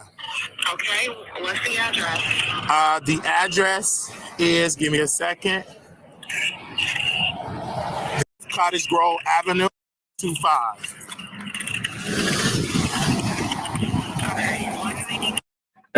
I missed that one sort of almost, but I'm going to try to skip through.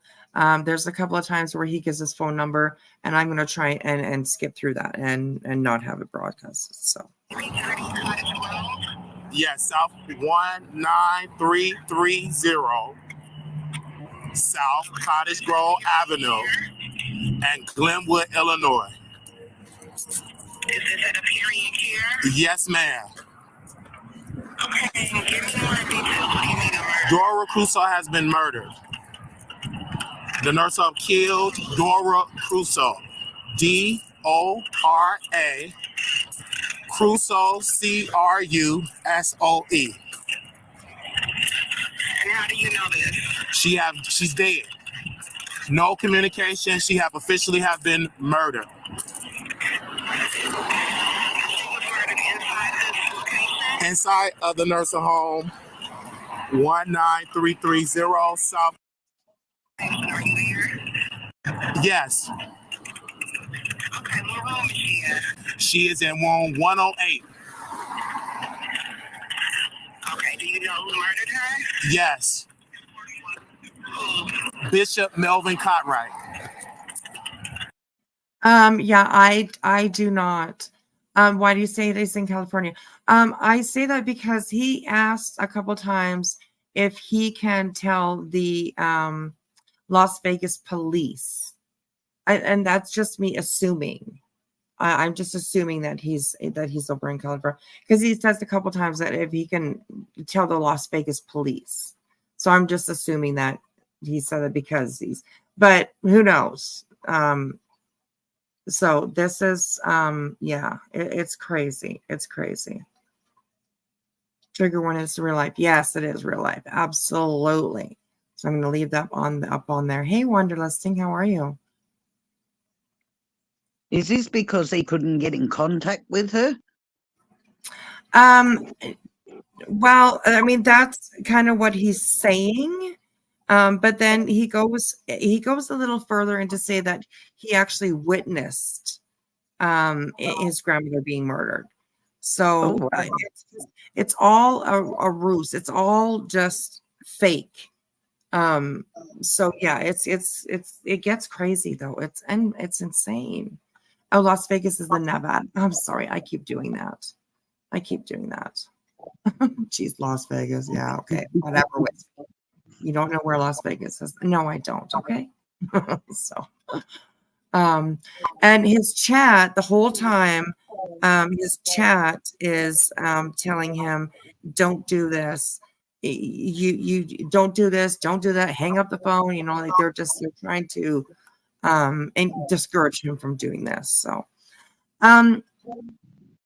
and as I don't know if he's having a mental health episode, I was watching somebody else. I can't remember who was showing it, but like you'll see him switch really quickly from, and a little bit manic to just completely normal, making another phone call.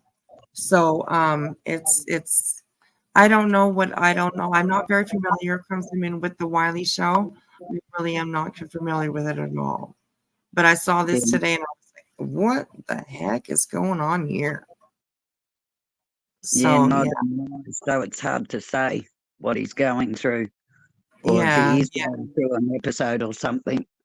Absolutely. Bad vibes with this guy already. Phew, yeah. So yeah,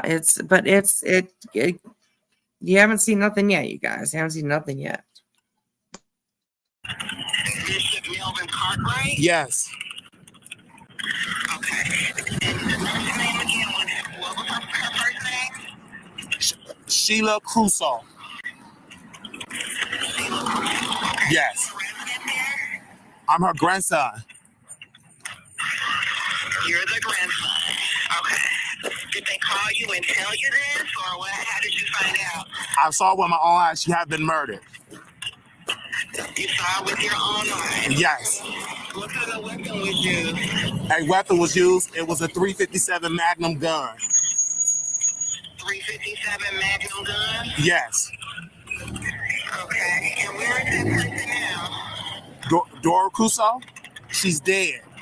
No, the person that Melvin Cartwright who murdered her. Where is he at? Melvin Cartwright. Let me give you his address.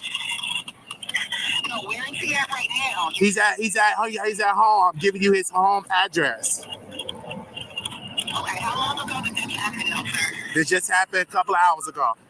It happened a couple hours ago. Okay. And why did staff members call? Why didn't we get any phone calls on 911? Because they covered it up. It's accessory to murder.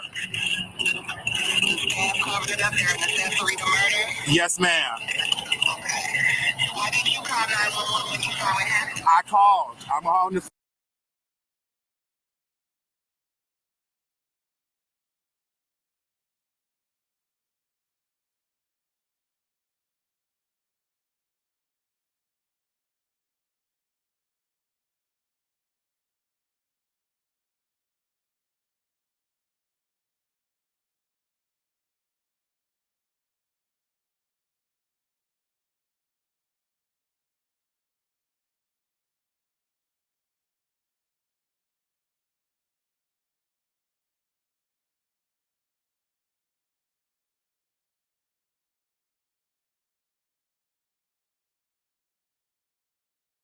Oh, yeah, I was muted. I'm sorry. I was saying, Wonderlusting, thank you for so much for asking for the membership link, but I was recently demonetized.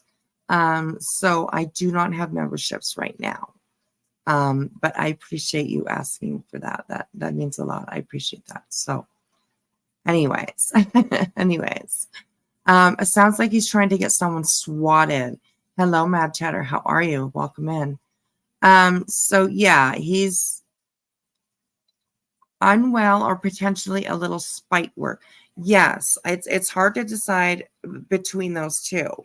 Because the way that he behaves does not seem like he seems like it's intentional what he's doing, right? So yeah, anyways, here we go. On the phone with you now. Melvin Cartwright, stay 6732. Yes, I'm there to speak to the officer now. Yes, I'm there to speak to the officer now. So yeah, and he's just walking down the street, so anyways. Thank you, Wonderlusting. I appreciate that. That's all right, no worries. I'm in front of the facility. I'm standing outside in the flesh with a Make America Great Again hat. Marquise Wiley. So that's like a kind of a key. I keep trying to see if his hat actually does say "Make America Great Again," but I'm, there are people out there that are political supporters of people that will do outrageous things, or that they don't like a certain, political people. They will do outrageous things. So I don't know. He mentions that a couple times. He's wearing a hat that is "Make America Great Again." So he almost sounds like he might be a little disgruntled with somebody. Yes, right. In the family, and he like they said, it sounds like he's purposely trying to send, you know what I mean, whoever he can send to. They got swatting almost. Yeah, that's right. And you'll notice that he changes names a couple times. He's saying right now that Dora is his grandmother, and she has been murdered. You will hear him say Sheila in a little while. He will change it. He'll say Sheila, and then he says that Dora, who is his grandmother, killed a bunch of people. So it's crazy. It's just insane. It's one of the craziest things I've seen on the YouTube for sure.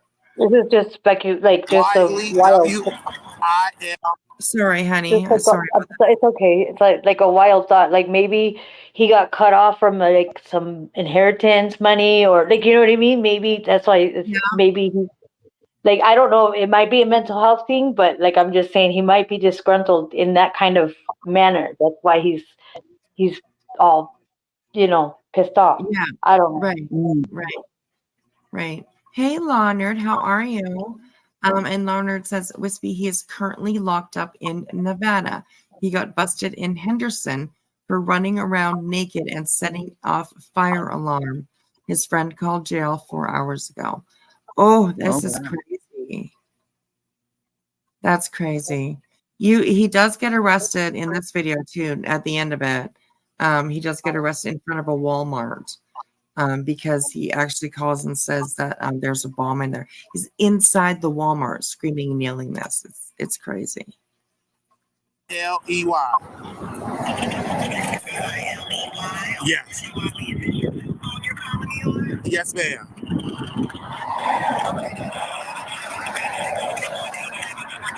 Yes, ma'am.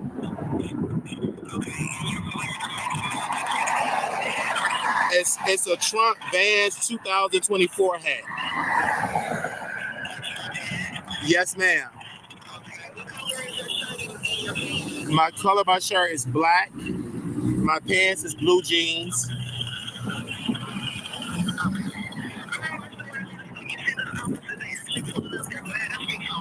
All right, thank you. Uh-huh.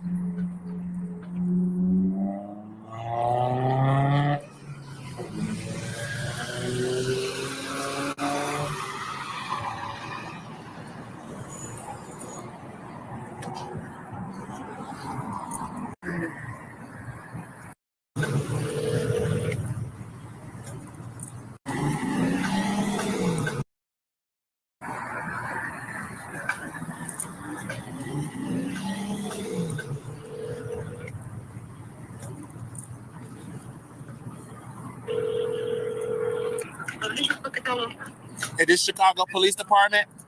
Yes, I would like to report my uncle, Melvin Cartwright, for murder.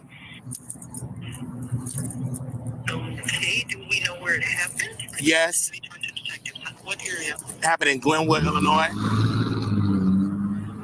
You'd have to call Glenwood PD. I already called Glenwood PD, but he's actually with a weapon and he's trying to kill his family. And then the murder happened. He murdered his mother in Glenwood. Oh my Lord! But now he's trying to shoot and kill his wife, Anita. Oh my God! And he's trying to shoot and kill his son, Melvin Cartwright Jr. There's something else going on. There's a whole lot of other, wow. Yeah, absolutely.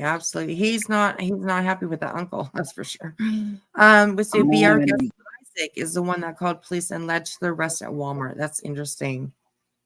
Wow, that's crazy. There's a lot of moving parts in this situation, I think, that we have no clue about. I imagine that there was probably a few people that called, so he had a bond for all of this. It's $25K, so $2,500 to bond out. That's crazy. Oh my goodness. Maybe he wants the police to take him out, more suicide by cop, or is this all for clicks and views since doing this online? Oh my God, it sounds like swatting behavior. Yeah. It's it's insane. Where is this at? Yes. Melvin Cartwright. He resides Where? What address? 6732 South Campbell Avenue.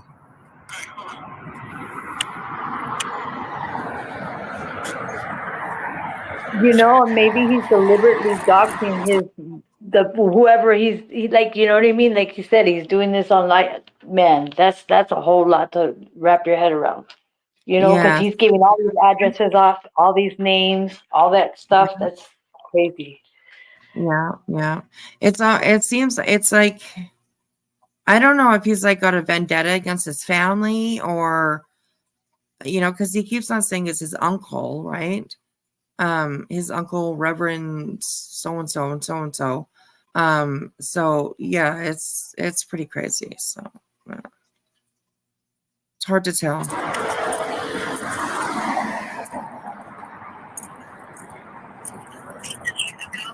Yes, I'm reporting that my Bishop Melvin Conway, my uncle, he's trying to kill his family because he already killed his mother, Dora Crusoe, in the Glenwood nursing home.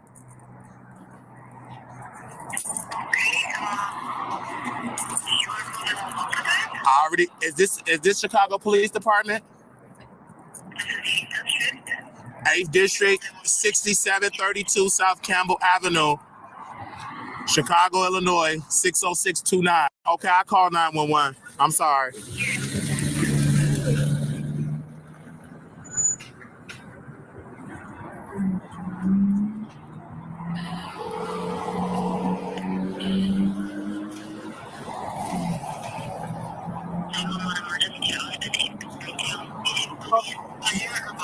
I need the police. Yes, for the address for 6732 South Campbell Avenue. Come get the report for me from out of state. I got to give you the account. Where did the incident that you're trying to report happen? It happened in Chicago. But can I give the police, the Las Vegas police, or what happened? Out there. Okay, what's the police out there? You'll have to call the phone number 866 863. You're welcome. Bye-bye. And it just goes and goes and goes and goes. He was live streaming this, yes. 7 what? 763 0. You're welcome.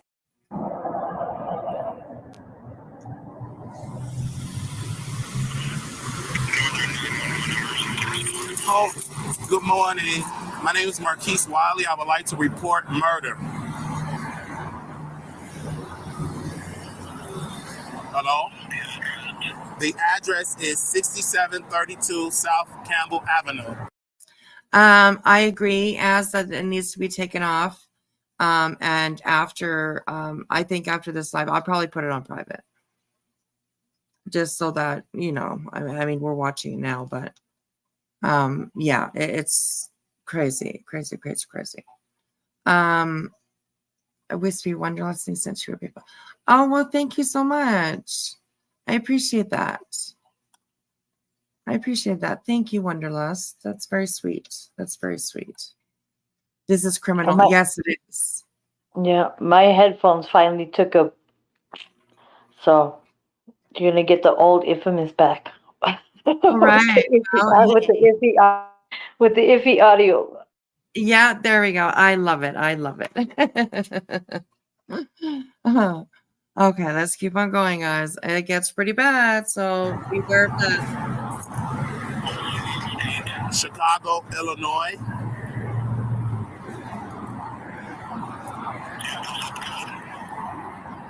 Yes, 1 second.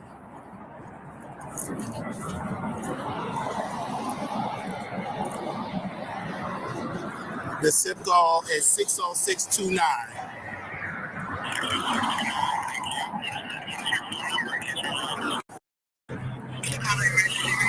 I would like to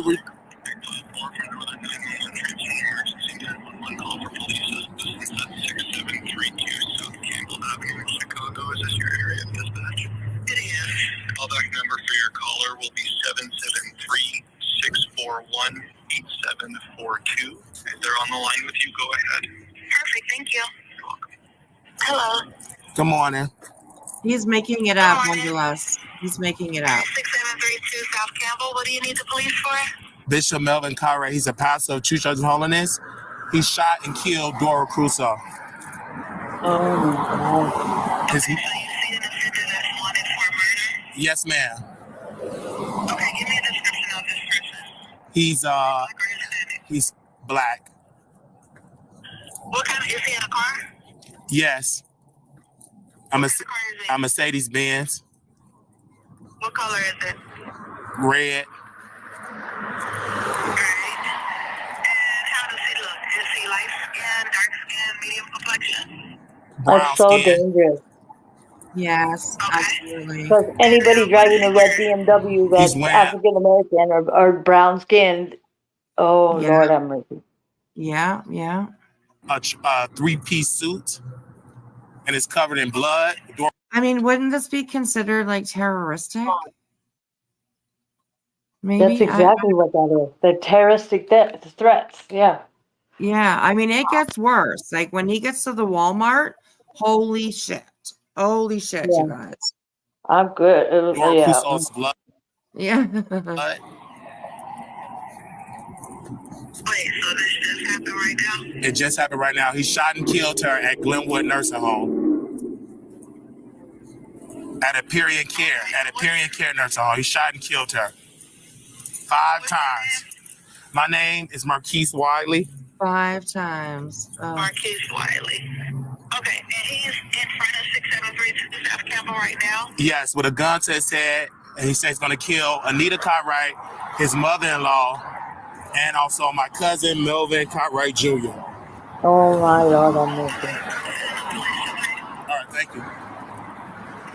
He could very well be Well, making that these names escalated. up or just pick them out of a phone book too. Yes, that's true. I think I'm not too sure if these names are real. I'm pretty sure that probably maybe not. I'm sure they're real, but I don't know if who knows? This is just crazy. Yeah, yeah. This was yesterday, technically. Yes, it was. This was 16 hours ago. So yeah, yeah, it's crazy.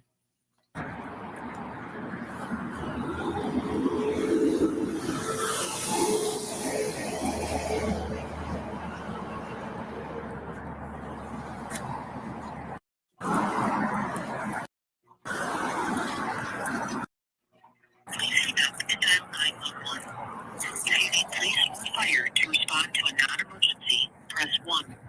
For the park force.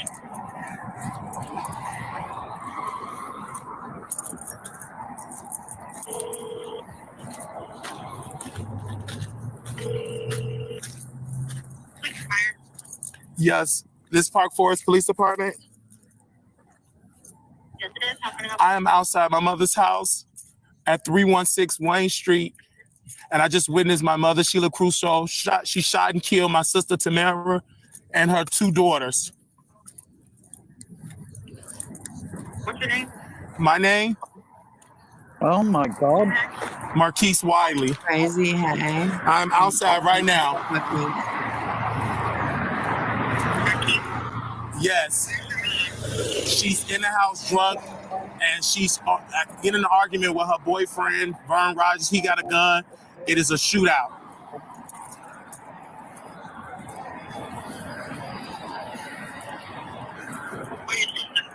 She is dead.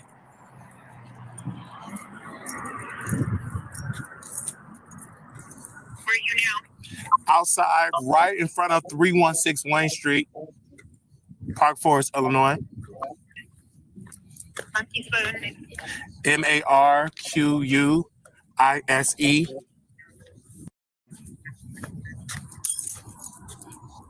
That's the first name, my last. And yes, he is telling his name. He mentions his name on his channel. So yeah, he's in a mental health crisis. Yes, absolutely. And I hope that they got the help that he needs for sure. For sure. So yes. Last name Wiley.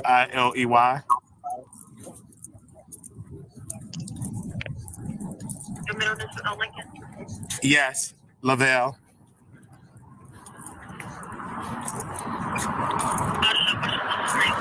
What was that? Tamara, Tamara.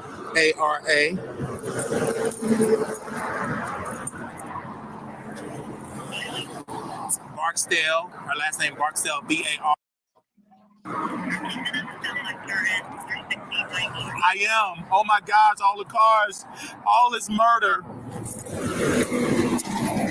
Wow.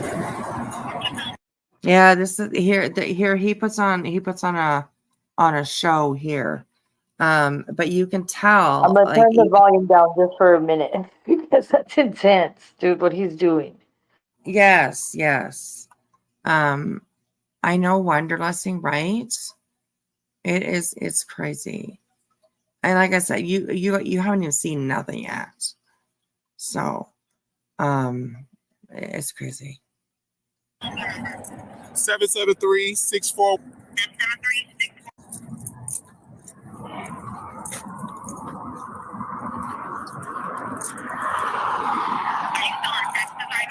No, I'm in Park Forest, Illinois. I'm right outside 316 Wayne Street. Help. I got more life to live. I'm only 33 years old. Hey, this is when I bumped forward a little bit because I'm trying to skip over the addresses and stuff like that. I know I've missed a bunch, but I'm trying. And this is when he says that his mom is shooting people and trying to shoot him. And that's why he says, I'm only 33 years old. I got more life to live. So, yeah. I'm literally just walking down the street. She got the gun. She's shooting. Her white neighbor just came out the house. She just shot a white lady. She shot her in the head. Okay. You're Kiwi made. Betty is locked up again. Really? Well, that's what they're saying.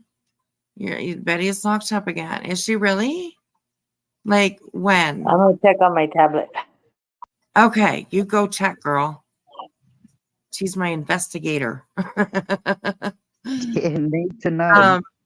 But yeah, let us know. Let us know. That would be great.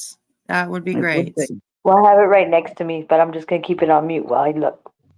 Okay, no problem. Anyways, let us know. We'll keep going with this here, and I'll pay attention to chat.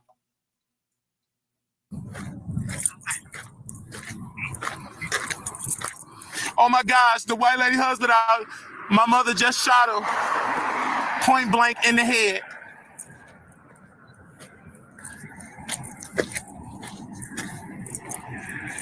She's, yes. You said what? What was that? It's not. She's in her. See, they're catching on to him because she just said to him, you can get in a lot of trouble for making the false calls. And so they are catching on. I mean, he's made so many phone calls. He's called so many different places that they're catching on to him. And he just keeps going. They would be tracing his calls too. Oh, yeah, absolutely. Absolutely. Kia shooting and killing right now.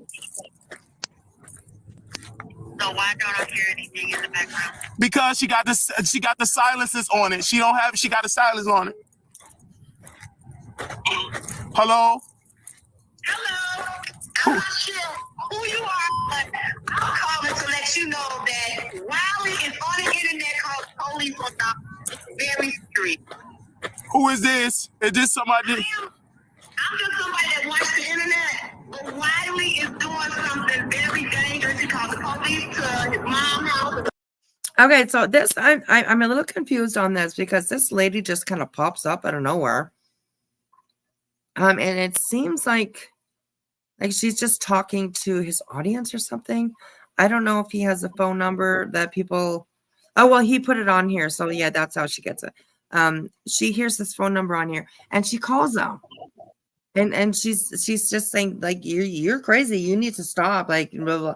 It's interesting when she calls. It's interesting. Who is this? Is this somebody? I'm just somebody that watched the internet. But Wiley is doing something very dangerous. He called the police to his mom's house, his uncle's house, say it's murder, y'all get done.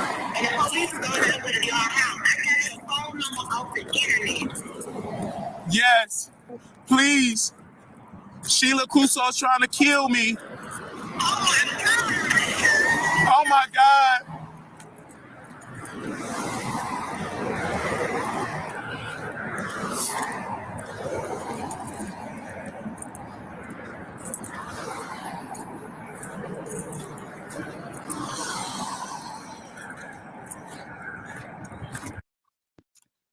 Corrine, it was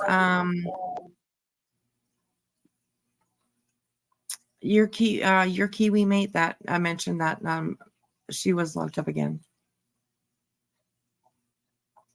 But I haven't heard too much more about it.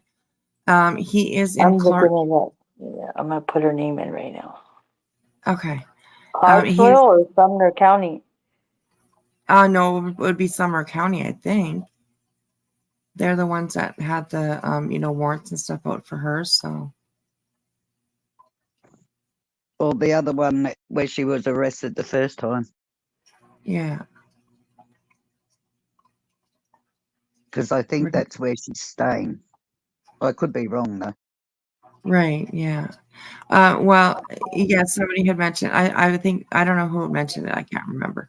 That Sonia had said that she's at home with Delilah, but yeah, she could definitely. I'm not pulling anything up on Sumner County. No. Okay. Okay. I thought she was home. Yeah, that's what I heard too. So, but yeah. But if arrested, maybe she's locked up in Florida. In Montgomery. Sorry, God, please forgive me. Can you check Montgomery County? Infamous? You want me to check? Yeah, check Montgomery County. Mystery is saying if she was arrested, maybe it's Montgomery County. Because that's where Seth actually lives. Hi, Captain. Okay. I love you so much.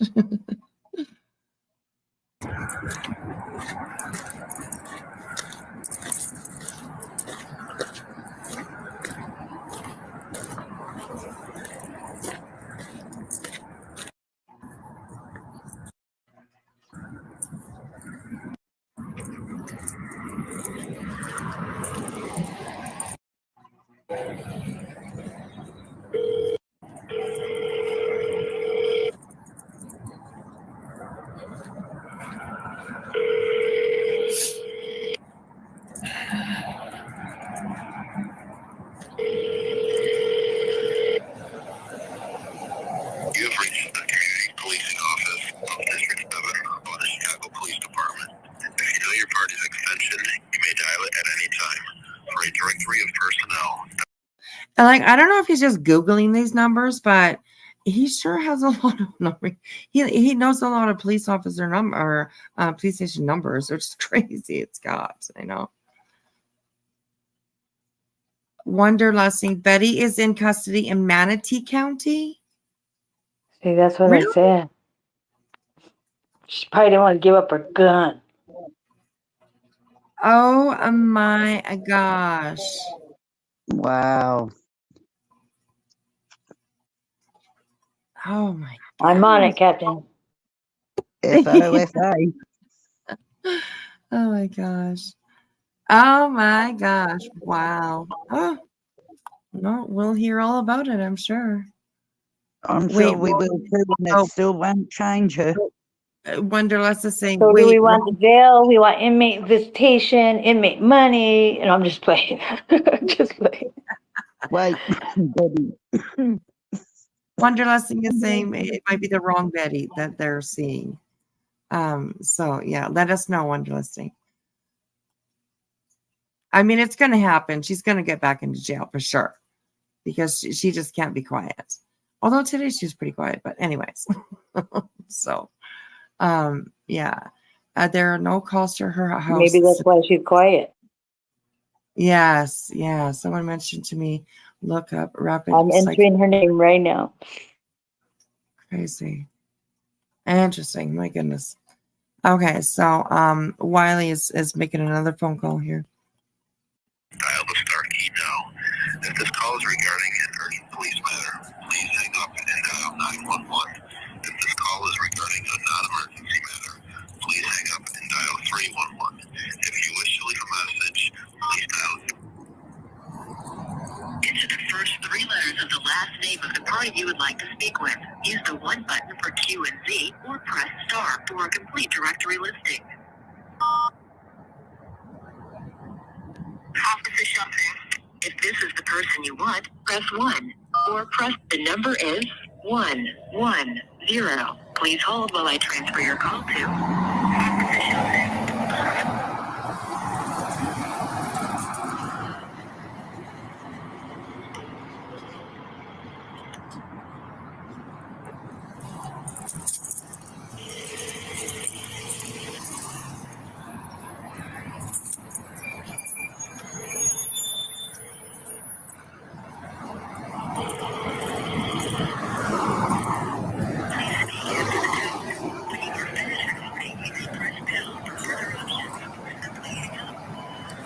Hello, I need the police at 5735 South Indiana.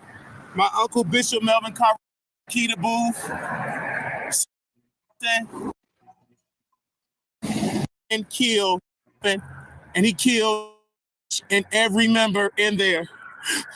Please send help. Okay, this is when he is saying that this bishop guy is murmuring his congregation, everybody in the church. So this is a different situation. This is a different story. Psychic episodes are not always out of control, right? I'm not showing anything. I'm going to keep searching, but I'm not showing anything. Okay, all right. Might be just a rumor. Somebody's hope. Somebody's wish to put out there. So anyway. No, it is not confirmed, Mona Lisa. It's not confirmed that she's in custody. No, it is not. So anyways. Has anyone called? I can call if needed. If you want to, Kareem, yeah. You could. She talked to a lawyer. Maybe he got her to shut up. That would be good. She doesn't have to appear tomorrow. She wasn't arrested on no show, so they won't arrest her for not being there. I thought that there was a contempt. Yeah, she got done for contempt of court for not turning up. Yeah, so I think maybe she should definitely show up. Oh, yeah. You can't not show for a PO. Yeah. Karine, she has to show. Yeah, I believe that she has to show too. Yeah, she does. That was what one of the warrants is for contempt of court because she didn't show up. She pissed off the judge. Mm-hmm. They have a mugshot for Bradenton, Manatee County, so I'm gonna look at the mugshot and see if I see her. They're all pretty good. That's too funny. I'm stuck in the basement. He have a semi-automatic machine weapon, but bullets are flying. He is killing everybody in the church. Oh my God, send help. Oh my God. He's coming in the basement just to the last phone call. It's Bishop Melvin Cartwright, Melvin Cartwright, CARTWIGHT. Oh my God. Right there. Did you notice that switch? And the look on his face is just kind of, I don't know, just kind of says something. But watch for that switch. It's pretty good. Right there.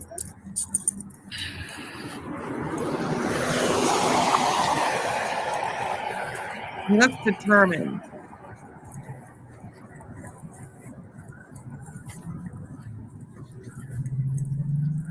I wonder if he's under the influence. Maybe that could be too.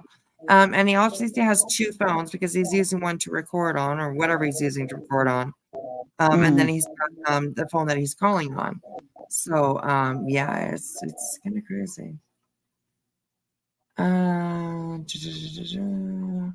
He must have got arrested in the Walmart when he was making these crazy calls.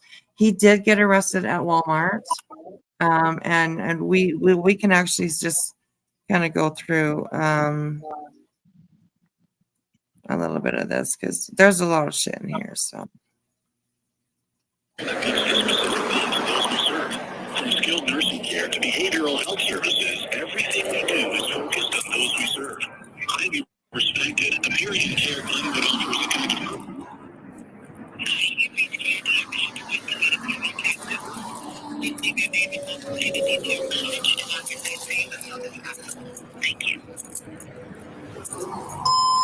This is Marquise Wiley. I'm in Dora Crusoe room. Melvin Cartwright, her power attorney, have shot and killed her. Blood is everywhere. Please send a CNA to help. He is killing everybody. Where are you? They said you wasn't at work. He's killing everybody at a period care Glenwood nursing home. People is dying. Send help. Can you send the owner to come help? People is dying. He has shot and killed Dora Crusoe and her sister Mary Powell have been shot dead in the room.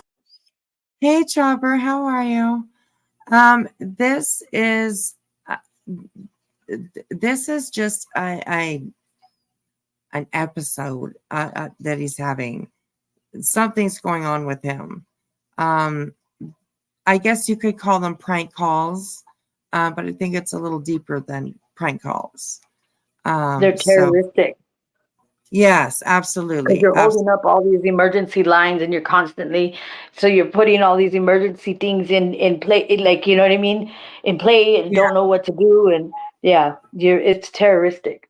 Absolutely. Absolutely. But I agree. It is actually sad. So, hey, Lost Mother of One. It's a good example. Well, I mean, it's an extreme example, I guess you could say, of, mental health awareness and what can actually go wrong with people. This is a little bit of a scary episode, I would say, definitely. I'll be right back because I'm going to drop all those links in the chat real quick, and I got them on this phone. I'll be right back. Okay, awesome. Thank you. So yeah, this is definitely extreme. But yeah, it can, depends on what is going on in people's lives. You just never know, right? The room, blood is everywhere. He's shooting and killing the certified nurse assistants. 5 of your certified nurse assistant workers have been shot and killed.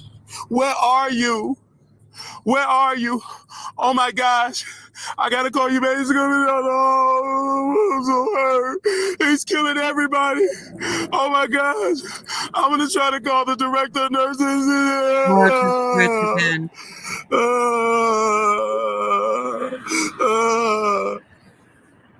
Right there.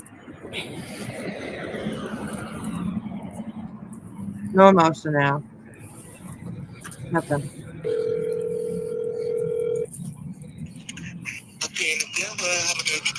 Oh my gosh. I'm at the director of nurses auntie house. Melvin Cartwright have killed her mother. Crazy. Okay, we're gonna go ahead to where he goes to the Walmart.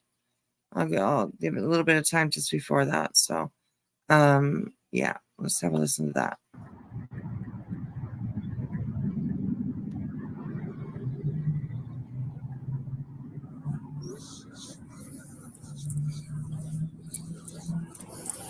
Melvin Cartwright has bombed his church, 5735 South Indiana, Chicago, Illinois.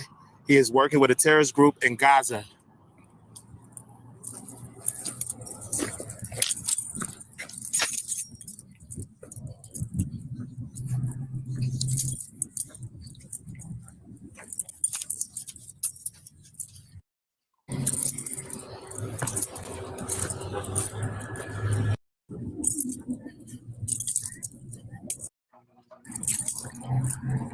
I'm gonna try to get by this quiet time here.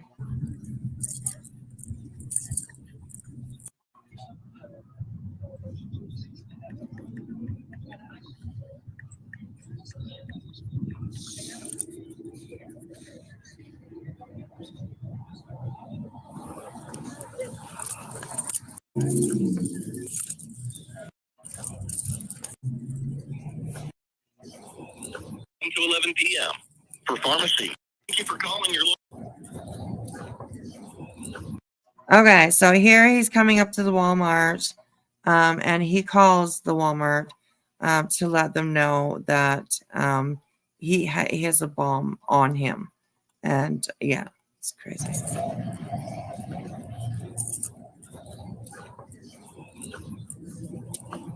Thank you for calling your local Walmart. We're open daily from 6 a.m. to 11 p.m. for pharmacy. press 1. For Vision Center, press 3. For online pickup and delivery orders, press 4. For electronics, press 5. For Fresh Bakery, press 6. For Fresh Deli, press 7. For human resources, press 8. For store.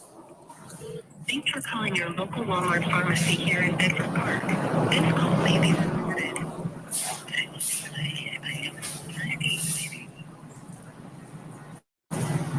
I walked into the Walmart, they calling. Say prescriber. Now, in a few words, tell me how I can help you this morning. You can also say menu or press pound.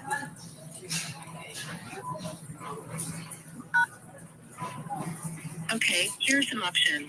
To refill a prescription, press 1. Check the status of an order, 2. Hear the pharmacy hours, 3. Connect to the prescriber line, 4. Or just tell me in your own words why you're calling today. Speak to a representative.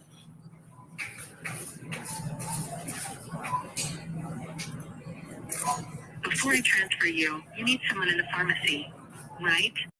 Like, he just seems so calm. It's really creepy to watch this. He seems so calm.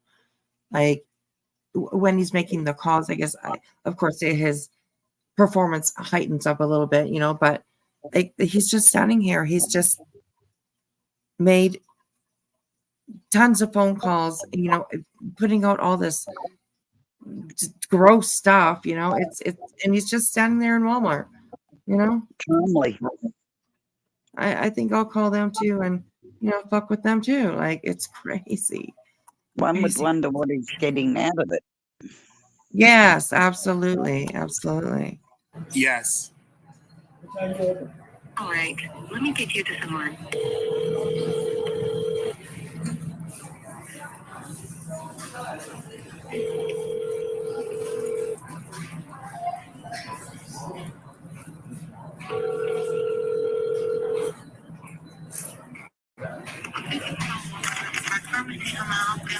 This is Melvin Cartwright.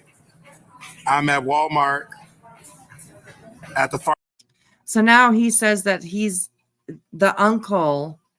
Now, Melvin Cartwright is that Bishop Melvin Cartwright, that he's the one that he's been calling about, saying he's killing his family, he's killing his congregation, he's murdered his grandmother, because he's the grandson, and now he's saying that he is him. So I mean, It makes me think that he really had an out with his uncle. I don't know, and he just lost his mind and decided just to fuck with his uncle. I don't know, but that definitely got a vendetta against him. Yeah, it definitely seems like. Pharmacy is 7050 South Cicero Avenue, Bedford Park, Illinois, 60638. And I have a bomb strapped to my back with a black shirt, and I have on blue jeans and black shoes. I'm in here, Illinois, because Minister Louis Farrakhan, the Nation of Islam, sent me to bomb the Walmart.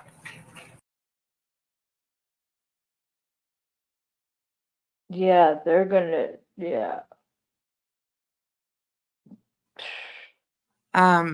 Like right there, terroristic. That's it. You're going to jail, buddy. If you weren't going to jail before, you are now.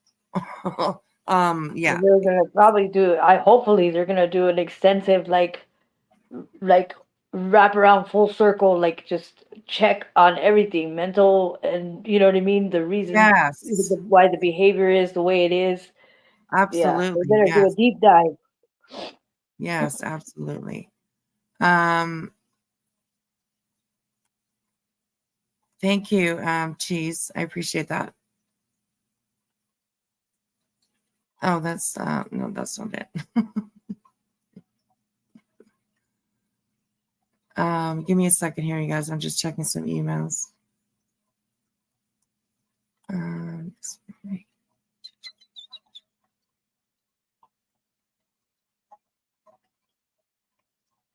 Okay, let this play here for a minute. The Honorable Elijah Muhammad told me to come, Melvin Cartwright, to bomb Walmart Supercenter. I have the bomb right now. It's going to go off in 2 minutes at 7050 Wow. Cicero. I'm here. I'm going to bomb the Walmart. Melvin Cartwright, the Honorable Elijah Muhammad sent me. I'm going to bomb the Walmart. Kim is going to die. It's a white lady Yes, with a definitely phone. put She's this calling her on last private wishes. after you're done. What was that, sweetheart? I definitely put this on private after you're done, because Yes, I'm going to. Yes, I am going to. I'm surprised YouTube still even has him. Yeah, that's crazy. He has it up. Yes, yes. So he just said that Kim is going to die, and he's reading the name labels, like the name tags that these employees are wearing. So he's saying that Kim is going to. He's talking about this lady that's on the phone right now. Yeah, and he's causing all this crazy fear into people and not understanding what's happening. Yes, absolutely, absolutely. And I told her in 2 minutes, I'm going to bomb the Walmart on 7050 South Cicero. It's a white gentleman with a black hat and a white shirt. He said in a line, I told him I'm going to bomb him and blow him up to pieces. Melvin Cartwright, the Honorable Elijah Muhammad sent me, another man, Mexican man. I told him I'm going to bomb him back to Mexico. I have the bomb strapped to me right now. Melvin Cartwright, the pastor of True Church of Holiness. I have a bomb strapped to me. I am going to bomb Teresa and blow her up to pieces because the Honorable Elijah Muhammad called me on the phone. See, now this lady here, her name is Teresa. You know, like he's just That's reading what their I'm saying, but all these mass shootings and all this stuff that's happened at Walmarts, at schools. I Yeah, mean, absolutely. It's absolutely insane. Like that would cause crazy fear. Yeah, absolutely. Oh my God. The fear that, and he's saying it so they can hear it. So the fear he's putting into these people is ridiculous. Yes, yeah, he gets even louder. He gets louder. Hello. Melvin Cartwright. This is not Wiley. This is Melvin Cartwright. Wally, stop this. Get the fuck out of Walmart. Melvin Cartwright. Who? Melvin Cartwright. I'm going to bomb you, Teresa. I'm going to bomb you. I'm going to blow you up to pieces. I'm going to blow you up to pieces. I'm going to blow you up to pieces. A bomb. I'm going to blow you up to pieces. I would start, Teresa, I'm sorry, stop playing but with me. I I'm would going to probably blow you start up to punching him in his face or get people to tackle him or something. Yeah, right? I'd be like, hey, come here. I need your help. Fuck yeah. Fuck yeah. Oh my God. But would you, if you think he's got a bomb on him? No, not at all. No, I don't believe that he does. So he talks to this lady for just a little bit, and then he gets quite loud. To bomb the way this is Melvin Cartwright. I'm at the Walmart 7050, and it's a bomb that's going to go off in 2 minutes. A bomb going to go off in 2 minutes. A bomb going to go off in 2 minutes. Melvin Cartwright, 5735 South Indiana. Honorable Elijah Muhammad sent me. You know? What was that? And that's why it's causing, who knows why, but that's insane. Yeah, absolutely. I'll go a little bit further. Oh, here's when he starts yelling at people. Melvin Cartwright is in the building. He's going to bomb this Walmart. He was sent by the Honorable Elijah Muhammad. Everybody move back. This Walmart is going to be blown up in 2 minutes. Get the motherfucking moving. It's a bomb. Move. Do you want to die, Mel? Yeah. Melvin. This was crazy right here. This was fucking insane. I don't know. This I think this lady just kind of knew that like he's kind of full of shit, and like she just like kind of takes him on and doesn't, I don't know. It's kind of crazy. Move. Do you want to die, Mel? Yeah. Melvin got a bomb. Yeah. Do you want to get blown up to pieces? Okay. Well, you ain't got no sense. You already in the chair. Melvin Cartwright, he's gonna. Oh, Oh my God. Did you hear that? Like, he's like, do you want a time map? She's like, yes. So I don't know. I think that she's just kind of realized that he's just like a little bit crazy. So yeah. Instilling the fear in people. I think it's like more of a control thing maybe with him. Yeah. I don't know. I'm not a professional, you know what I mean? But I'm just like psychologically, it just seems like maybe I don't know what his history is or what his background is or what his childhood was like or anything like that. But it seems like maybe he's timid or whatever in real life. You know what I mean? Like with whatever he was around regularly. And like this is where, that control, that power and control to instill this fear into people and in masses. That's what he's trying to do. I don't know. Look, I'm going to say it's crazy again. Hey, I am a Fran. legit counselor, and unless you know his history, it's hard to say. Right. Yeah. We're going to look at an article actually after this that she sent me. So we'll have a look at that and maybe we can learn a little bit more about him. Melvin Cartwright was sent by the Honorable Elijah Muhammad. He's going to bomb you, sir. You got a K, he's going to bomb you. What is your name? Melvin Cartwright, True Church of Holiness, 5735. The Honorable Elijah Muhammad sent him to go to 7050. This location, 7050 South Cicero Avenue, Bedford Park, Illinois, to bomb the White House. Oh my God! What's going on? Where's the police? You can hear the sirens in the background now, so they're on their way. Don't worry about it. They're on their way. Where's the police? Melvin Cartwright's in there. He's going to bomb this place. Where is the police? Over here, Mr. Bill. Officer Gale is going to bomb you. Melvin Cartwright's going to bomb. Where's the police? There they are.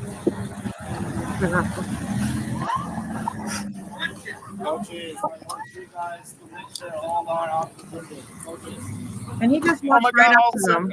Melvin Cartwright's in there. He's going to bomb. Oh my God. Oh, wait. My name is not Melvin Cartwright. Put your palms together. Together like clapping. Okay. There you go.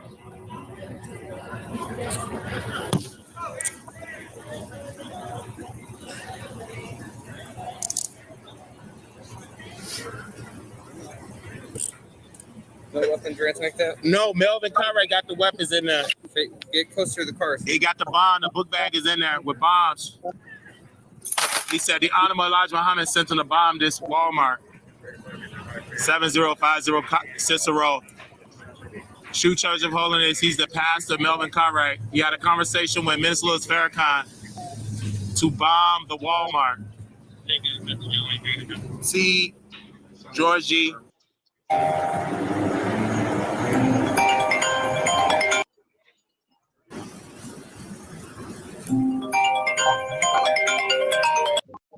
And that's his phone that keeps going off, so people will probably, try to call him and figure out. And this is kind of interesting. I don't think the police officer knows that his phone is recording, and he puts it in the car while he's sitting in there with them talking.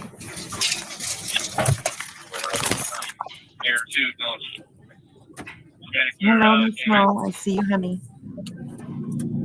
Hey, how are you? Okay, yeah, we in the air unit. Actually, we live in this. He's out inside the Walmart. Yeah, he's inside right now. Yeah, she's coming. He's the pastor of the True Church of Holiness, 5735 South Indiana Avenue. He's in Indiana right now, but how did he get the bag here, though? This is Chicago, Illinois. This is Chicago? Yeah, on Cicero. Right now? Yes. That's where you think we are. Melvin Cartwright is in there. This is Las Vegas, Nevada. Melvin Cartwright is in Chicago. How do you get the bag in here? He's in Chicago with the bag on Cicero. Melvin Cartwright.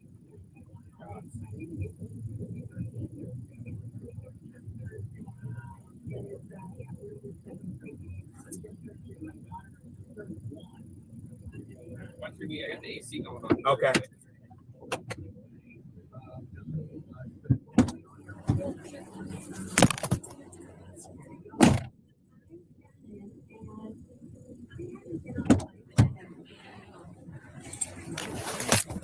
I think PR already gave us the scope and shit, right? Double check.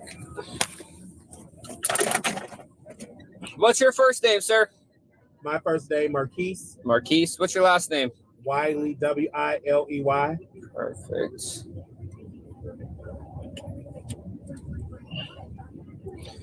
And then your social?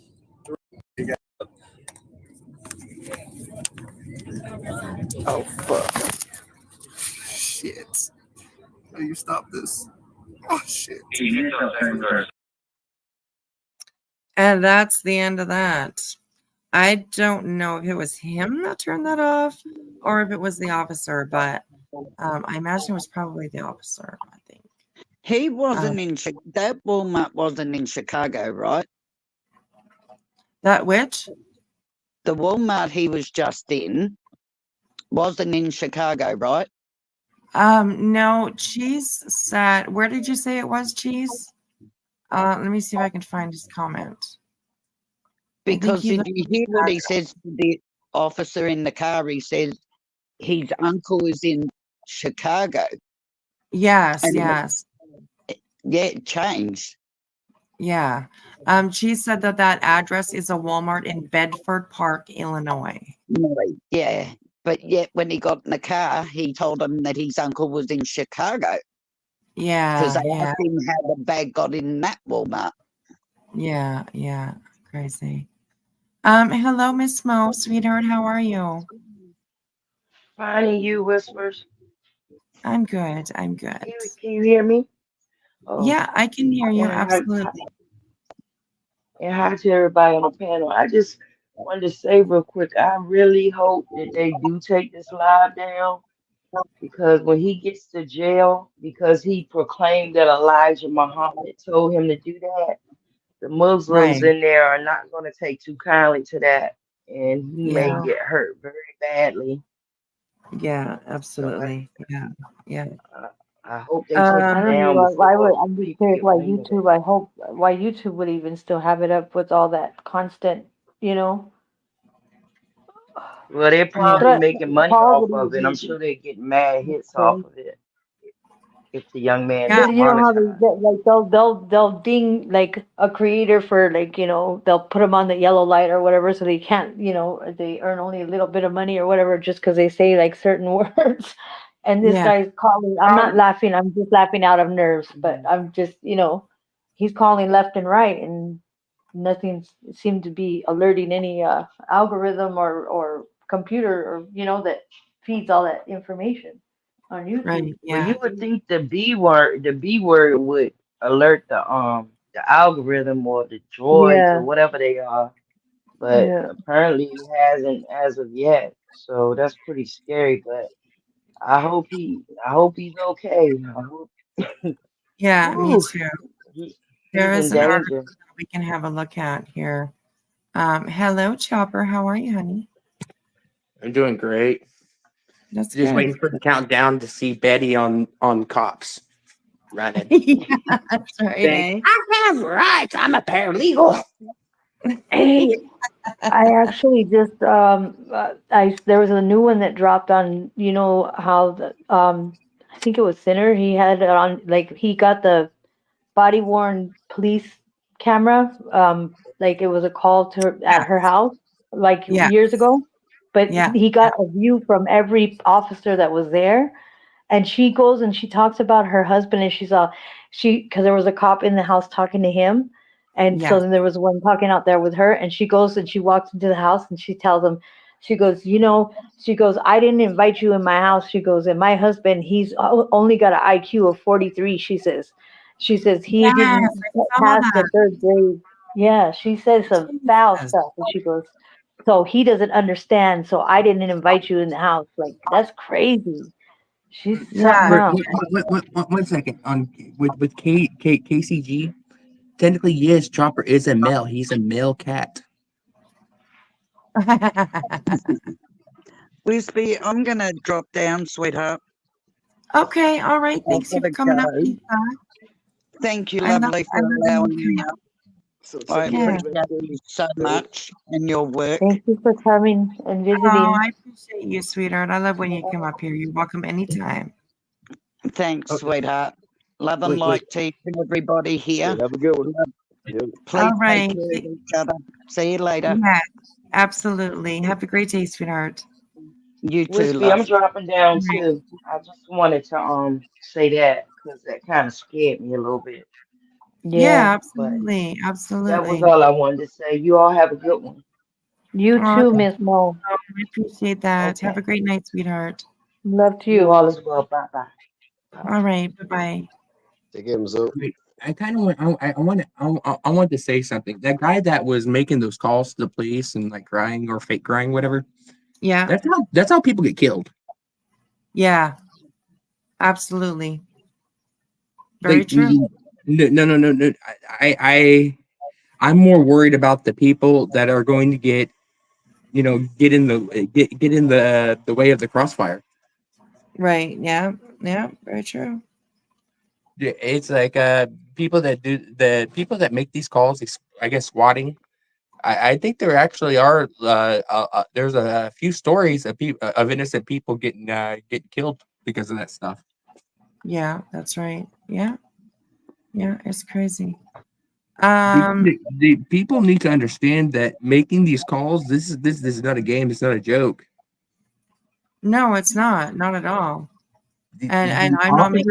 officers go in. Officers go in Yeah. thinking that their life's on the line. Yeah, that's right.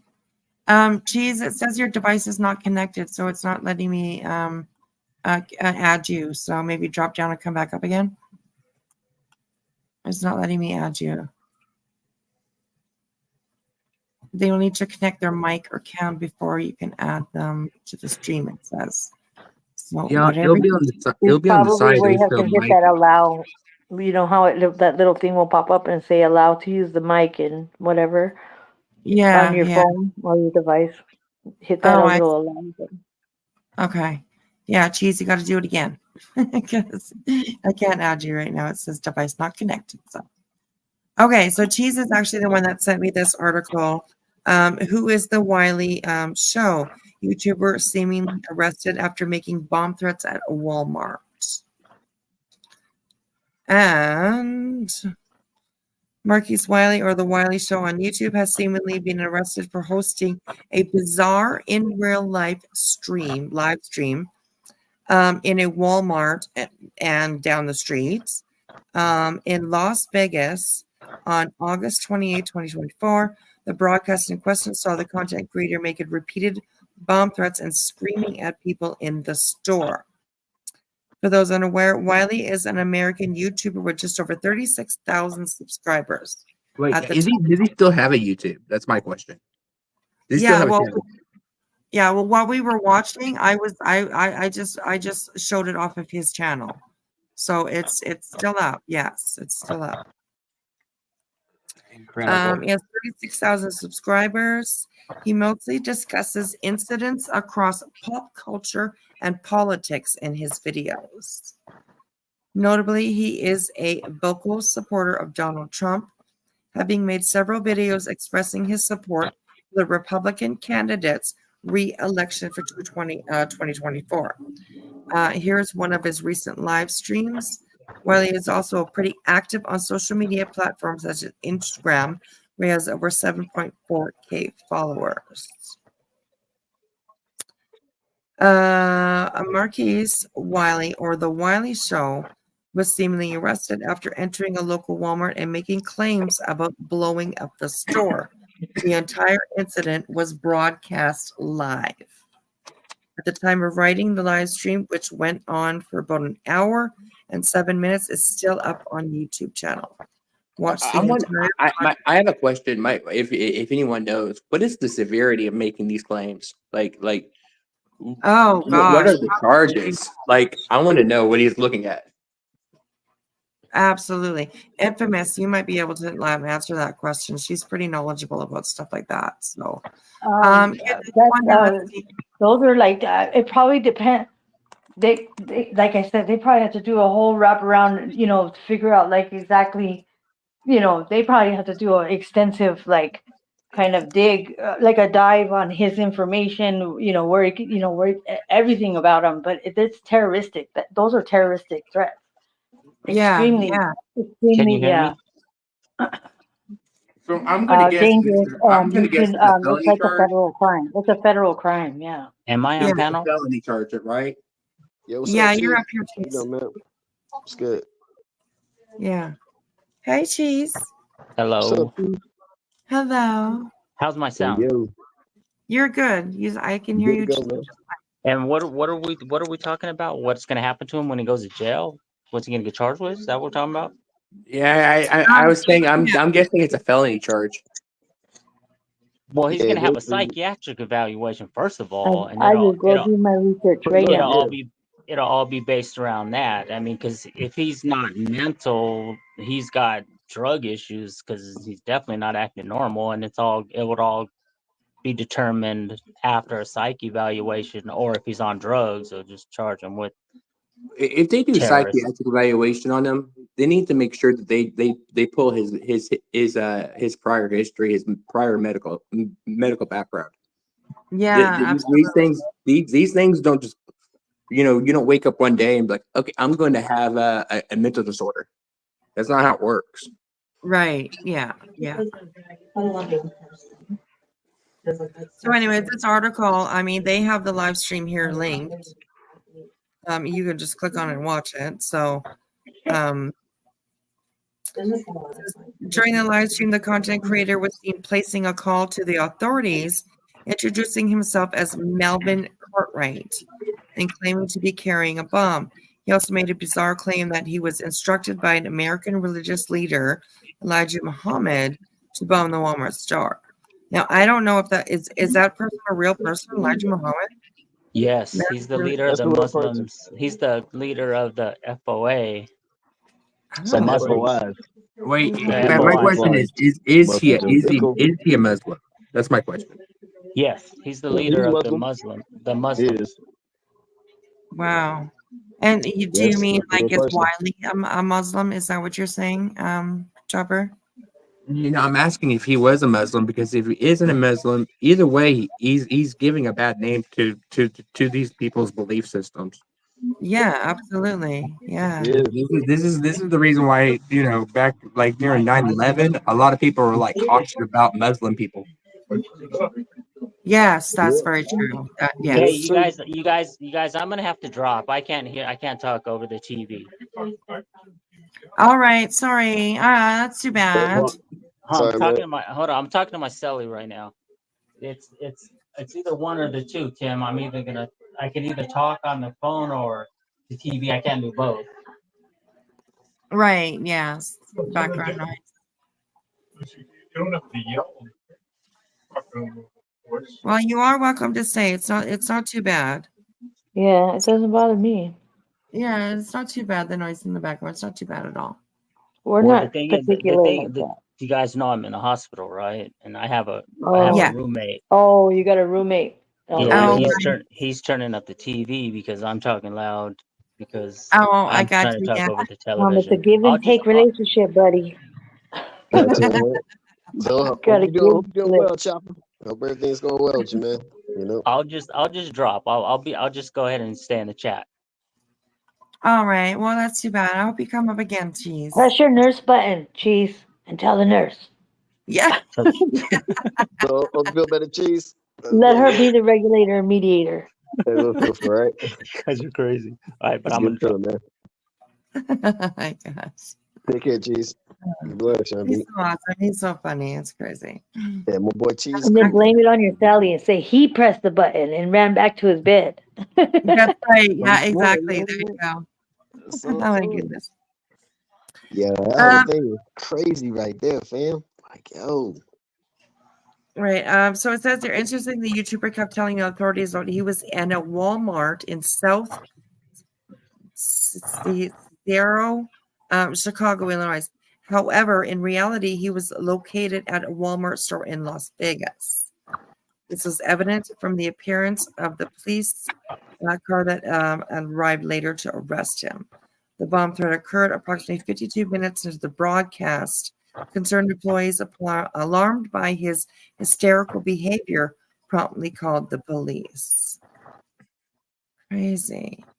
It's unclear what prompted the streamer to do such a thing. Longtime fans have speculated that he may be struggling with mental illness, but this remains unconfirmed. Interesting. There's another click here. If he does have a mental illness, if he does have a mental illness, I wonder what pushed him to go to this extreme, this pattern of thinking. Yeah, absolutely. Absolutely. Yeah. It's pretty interesting sometimes to try and decipher these kinds of things.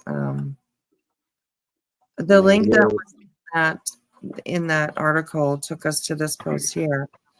And this is the post by Shalana Ward on the X. It is very unfortunate to report that content creator Marquise Wiley had a mental breakdown live on YouTube earlier today. Here are the 3 videos. Oh, 3 videos. 3 videos on this? There's 3 apparently, yeah. Oh, I don't know if we can mentally handle 3 of them. Yeah, no, I won't play anymore. I won't play any more of it.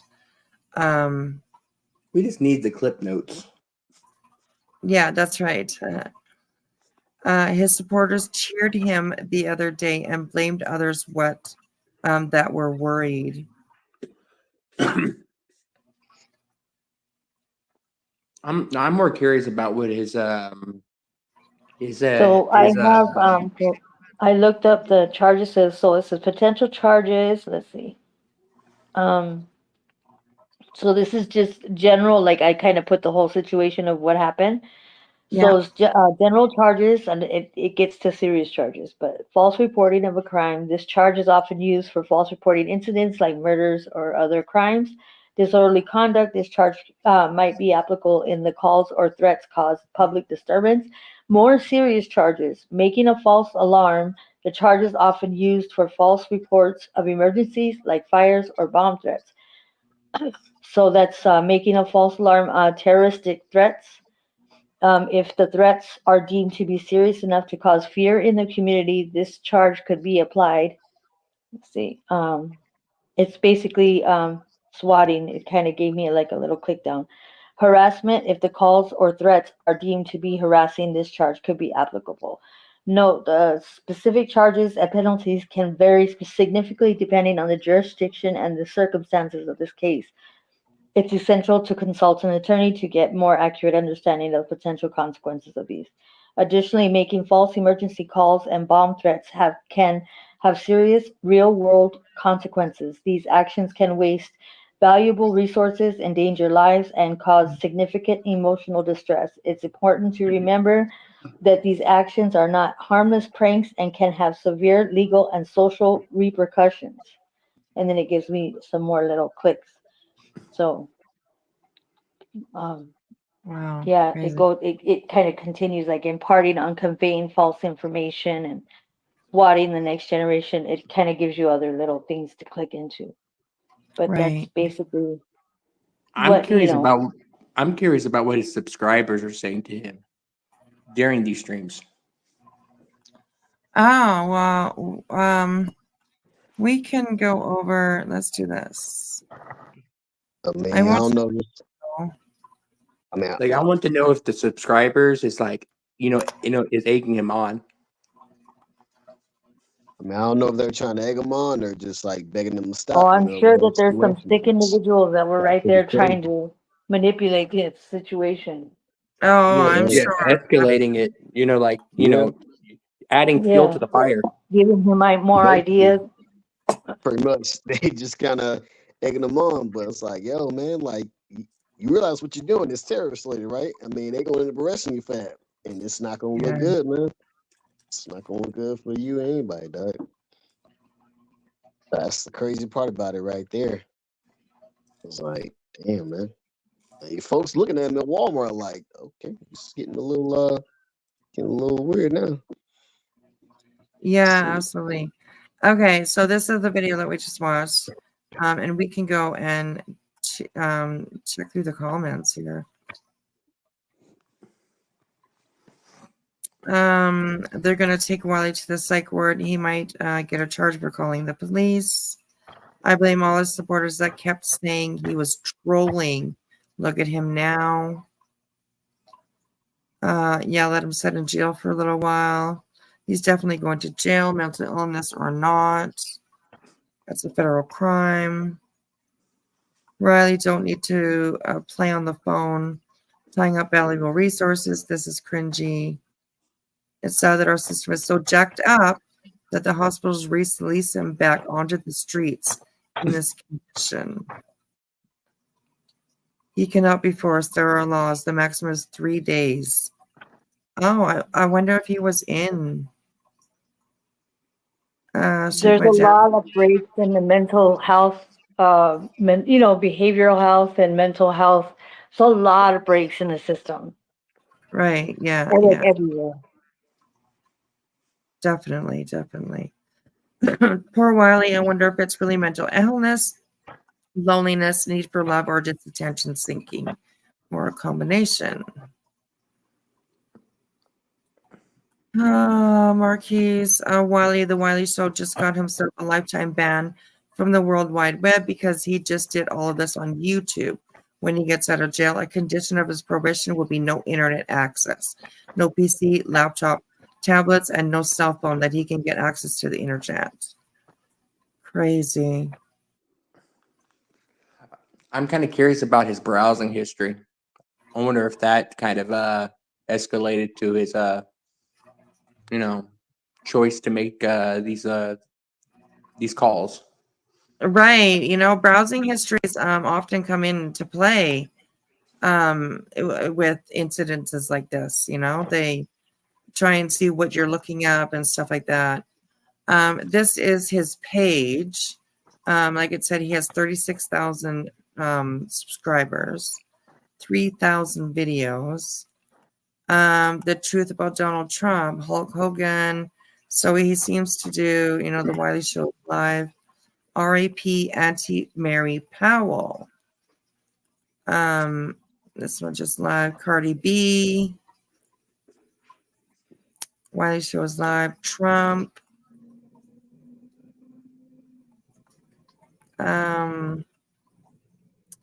Addressing Ness and Lemon. Sean Bradley Cub. I don't know what that is.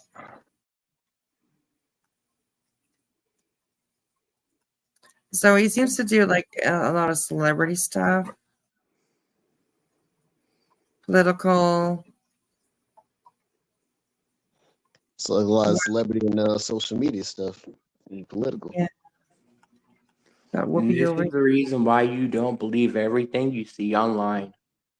Yes, very true. Very true. Yep, pretty much. Out of jail and out of the hospital. Oh, well. There we go. I'm not going to watch it. But anyways, interesting. That was crazy though. And I know it was a lot, but I thought it was important to show just because, people just. It makes my stomach turn. They just seem to lose it or seem to, go off the edge or, it's. Yeah, it makes my stomach turn thinking about it. Yeah, it's crazy. It's scary. It's like you got people that are on the internet that will encourage that and even give, and they take advantage of either if they're mentally, vulnerable, just vulnerable to idea, where they can manipulate those ideas and try to, kind of input that in their mind, and then they start believing it because they think it's like almost like, I'm not saying him, but like if they're more mentally vulnerable than, say, I don't know, like I don't want to say average person, but do you understand what I mean? like Yes, yeah, of course. yeah, and be able to It put becomes their it suggestions in becomes it, or worse like if the they're like person has almost in lack a of video sleep. game or a movie, or they're popular, or they have friends now, you know? Yeah. I was going to It's say almost that it like becomes worse if the person has lack of sleep. Yeah, that's right. very true. That's That very too. true. It's And almost somebody did like ask him if he slept in the right in the beginning. Somebody asked him if he near the beginning. Somebody in his chat asked him if he had slept, and he said, "Yes, I did sleep." So, I mean, maybe that shows that there was previous concern. You know, did you sleep? You know, that's kind of an right. interesting question to ask. You know, somebody that you're watching. So, yeah, that could be just a sign of previous concern about his mental health. So, Yeah. is You he? know, some people try to, I guess they're like concerned about his mental health to see if he's well or if if he wasn't well, and just like stop doing what you're doing, man. You know what I'm saying? And Yeah, just like I'm yeah, saying, Be like there's totally a lot crazy of about breaks it. in the systems, like everywhere, you know, when it comes to mental health and behavioral health, and there's such a stigma, you know what I mean? Like some people think, oh, I'm not mentally, you know, this and that or whatever. They like if it's really that bad, you know. Sometimes we just need a sounding board, but people like so he's not going to get so they get put to the wayside. And if you think about a lot of people with addictions and things like that, or you see people homeless out there, it's a lot of the people that have had just probably just regular just kind of onsetting like mental, you know, like anxieties or this or that, and then they start coping with it and you start self-medicating. And if you're not getting the, you know what I mean, with the breaks in the system, you're not getting, like you said, a 3-day hold. So then, you know, they got to push you out. And it's like everybody gets put on the wayside. And then this is kind of results into kind of like a, you know, a collective of people self-medicating with things because, you know, there's just a lot of breaks in the system, I guess. yeah. That's right. I agree. I Not to mention that some disorders can go overlooked and can remain dormant and just pop out. Yeah. Just need a little push. Yeah. Yeah. PTSD can do that too. You can have PTSD and it could lay dormant, and like all of a sudden something in your life, it's like it could be something that happened to you years before, and then just Mhm. all of a sudden something will trigger it years later, and all of a Right. sudden you feel, you know, PTSD Exactly. right. feeling. Yeah. Yeah. Um, Ministry of Defense. That was a previous live. I was scrolling through his page, and that was a previous video. I didn't notice the date on it or anything, but that was a previous video, not recent at all. So yeah. It's almost like some mental disorders, people kind of sweep under the rug. I guess they don't really want, people to know about it, like really what's going on. And then when it pops up, some others like they kind of notice what's really going on with them. And it's like, yo, you can't just hide it. You gotta take care of it. You know what I'm saying? Before it Yeah. gets out of hand.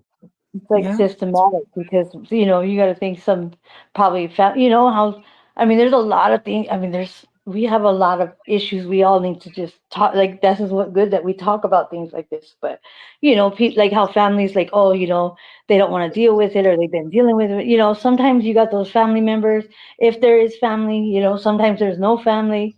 Yeah, they just get, like I said, they get pushed on the wayside, and then they end up, you know, out there, you know, either homeless or doing stuff like this because they're encouraged by, you know, because like you said, they're lonely or whatever the case may be, and it's feeding that, you know, it's like it's self-medicating, whether it's social media or drugs or whatever the case may be, alcohol, whatever it is. Yeah, Yeah. that's very true. Hey, Hello, Jeff. I have to say something about Tracy, retired FBI agent. You all talk about him, but laugh at Betty. She is definitely legit insane, and more attention she gets, the more she escalates. I will agree with that, but at the same time, I will say that sometimes we have to make jokes about these situations, especially what Betty's doing, to be able to deal with all the bullshit that's actually coming off from what the whole situation. Yeah, very true. Yeah, pretty much. Okay, so I was just scrolling, and this kind of popped up. This is from an hour ago. This is from Molly, and it's called "Why I Talk About Former Friend Bullhorn Betty." So, I don't know. I just thought we'll check it out. see what Molly has to say. This is just from an hour ago, so yeah. Hi guys. I am just kind of sitting here getting a soda in the gas station at like 3 o'clock in the morning because I missed dinner. My husband got me some tamales on Taco Tuesday. I thought that was really sweet, and I just woke up. My head's been bothering me. So I just wanted to kind of make it crystal clear. I'll leave this video up. I'll even leave the comments up. I'll probably even read them. Thank you. I am really kind of not back. I don't have a monetized YouTube. I'm not monetizing this channel. I've always had 3 channels. This was the Violet the Pug video channel. I used to have all the Violet videos. I'm just trying to get by. So I just wanted to say that I have just been talking about this mess that Betty has been in only because I'm probably one of the only people that's ever spent an extended amount of time either working alongside Betty or been around Bullhorn Betty in a social setting. So, like, I don't think that other people that have worked with her in the past are going to be that knowledgeable, or they haven't spent that time. And the ones that have just aren't going to tell you. Do you get what I'm saying? Like, what do you talk about, girl? There's lots of people that tell people about Betty. Plenty of people. Come on now. Because they're trying to keep... And Betty shows herself, so a lot of people do know her. You don't have to actually be friends with her or know, you know what I mean, to know who Betty is. So, yeah. Their viewership and blah, blah, and avoid the drama. They're not going to talk about Betty. Do you get what I'm saying? So, I am not trying to talk about this boy. God bless him. I hope that he's found. I don't have any sort of theory on what happened. I don't really have much of an opinion. So I just wanted to state that there is no real content over here. It's just me talking mad shit about Betty, really. Yeah, Because, and then yes, deleting it. I'm very jealous. And like she said, well, you all are jealous and obsessed. Yes. I'm going to sign up for that. And I'm proud to say that I'm jealous and absolutely obsessed. She is completely a different person than I worked with. I mean, it kind of explains as to why no one is probably with her. And I think that these people in Tennessee already know she's a toxic person, and they're just using her to rile those other people up. This is not anything that I would ever want to be around her with if I was still talking to her. Okay, but you were around her with all of that. Like, don't think that we forget all the shit that you did right beside her. You introduced her to YouTube. You encouraged her, set her up on her channel. So thanks for bringing Bullhorn Betty to YouTube. I appreciate it. We all appreciate it.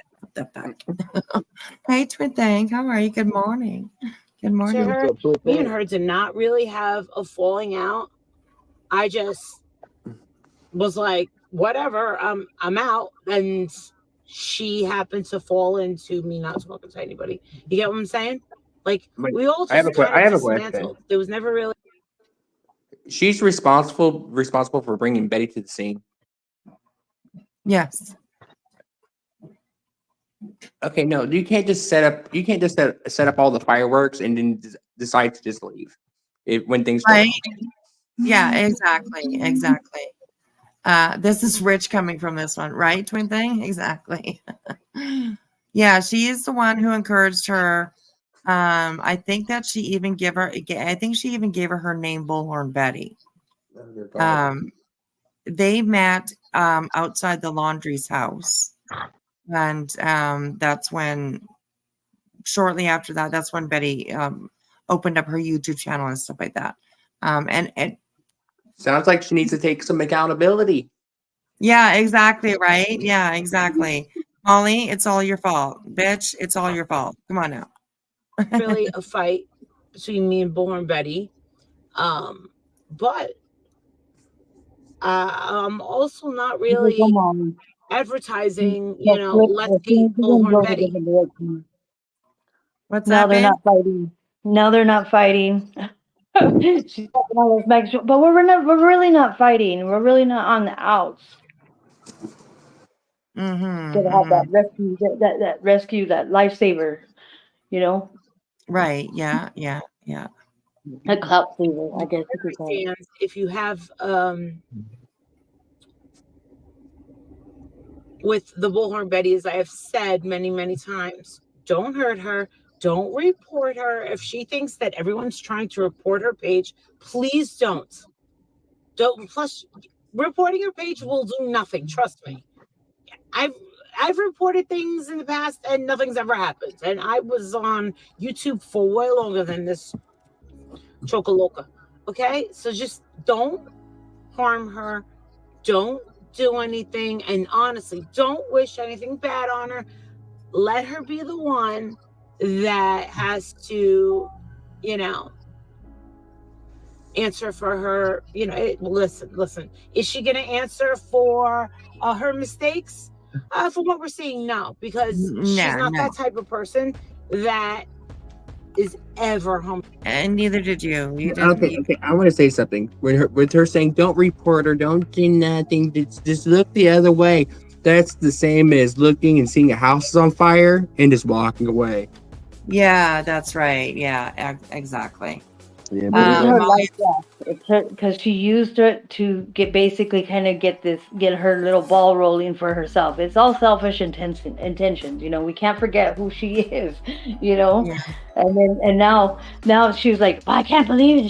She's spilling the beans, so everybody was watching to see what she had to say. And now she's like, oh, we're not on the outs anymore, and just leave her be, and wah. So then she can go to her and say, I was looking out for you, Betty. Yeah. She's gonna play outside. Yeah, man. It's like when you're throwing stones, you shouldn't throw stones when you live in a glass house. And it's like, hey, man, see what I'm saying? You gotta be careful with that. And they're gonna be looking at you. Like basically, so true. Very, very true. If I had to take a road trip with Betty. If I had to take a road trip with Betty for a week and we were traveling at 60 miles per hour and I had the decision to either jump out in the middle of driving, within 60 miles per hour or riding with her for a week, I would choose to jump out of the car. Yes,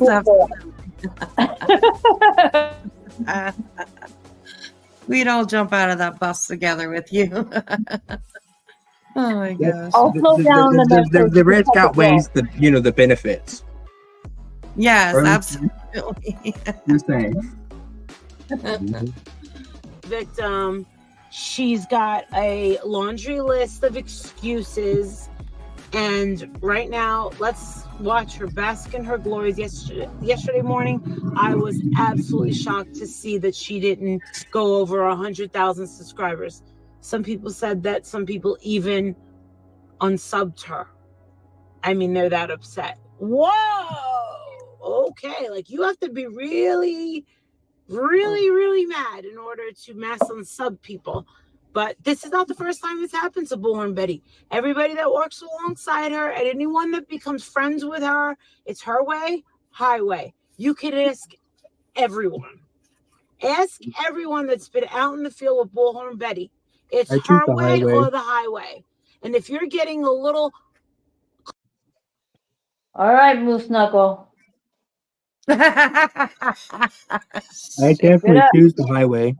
Get up, chick. Option 2. I'll get all of it. Yeah. You don't forget, you know what I mean? She wasn't gone that long, and her impression, is just like Bullhorn Betty's. It's oh my God, Yeah, that's right. That's right. It's like riding a bike, you just got to get on it a couple times, and then you're like, oh, I remember. Oh yeah, yeah. Crazy. They're both selfish. That's why they couldn't click. That's why they couldn't click and be around each other for too long, and then they kind of just parted ways. Yes. Yeah. Yeah. And they want to turn on each other. Now they're we're gonna be friends again. We're gonna link arms and say Red Rover. Somebody come over. You know.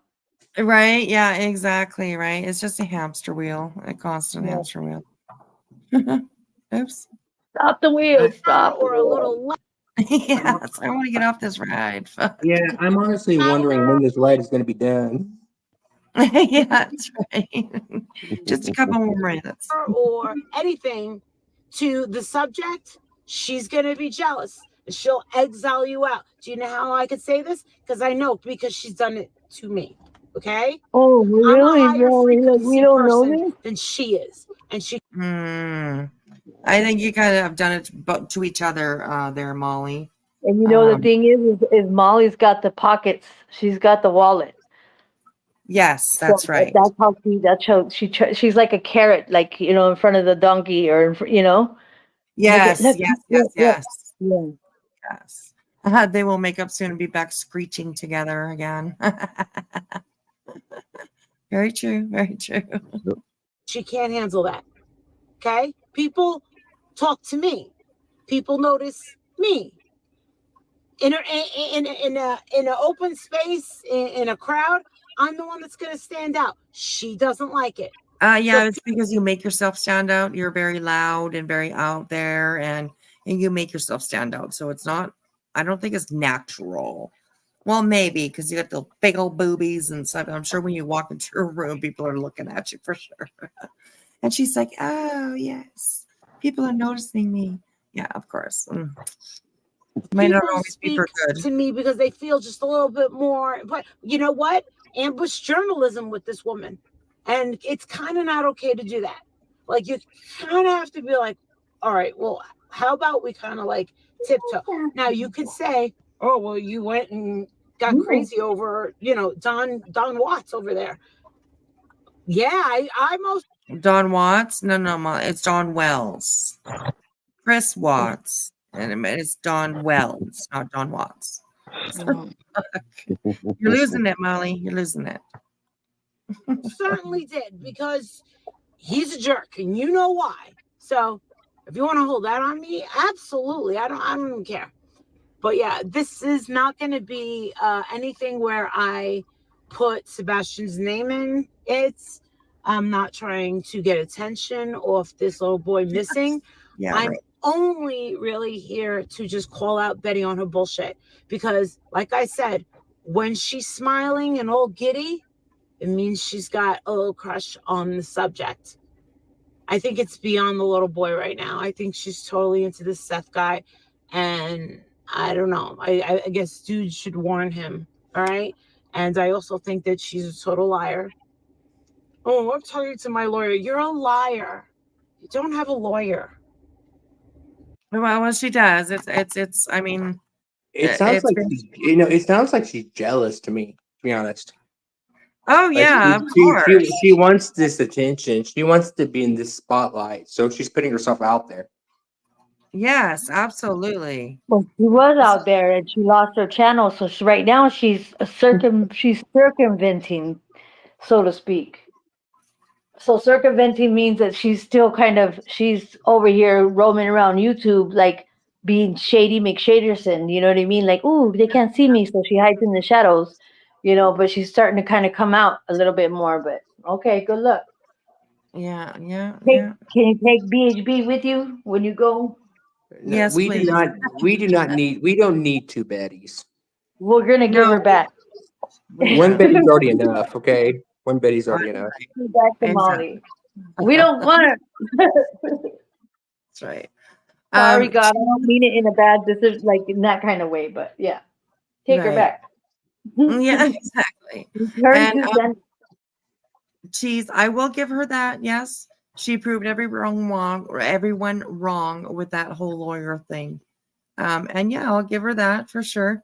Nobody thought that she had a lawyer, but it seems like that she does. So yeah, definitely. Wait, is her lawyer inside her head though? No, it's on paper apparently. Is it? But did she forge it? Did you? It's the product of Okay, but well, oh shit! I'm not gonna say nothing. When people have, split personality disorders like DID, they tend to, do everything a lot differently. Like, different personality, different handwriting, part of the different personas. Right. Yeah. Just kind Well, of she curious. was I want in to make jail sure. when I think when this thing was produced, and I think they said that they checked in on the lawyer's name or whatever, and I don't know. They said that it doesn't have anybody's. It's yeah. I think it's I don't know. I'm not gonna say, but I would imagine it's doctored. She's probably gonna magically come up with some kind of. She's gonna scrounge something up like she always does. Oh, interesting. I'm Didn't sure she she'll have scrounge. say this shit attorney, and then she said, "This is my attorney," but the Maybe person Molly's really working worked in at like a the different back door. place. Maybe she's working from the back door. Yes, that's true. Back door Betty. Slim Jim says, but her paperwork showed 8-8 for a lawyer, but he just was listed with court yesterday.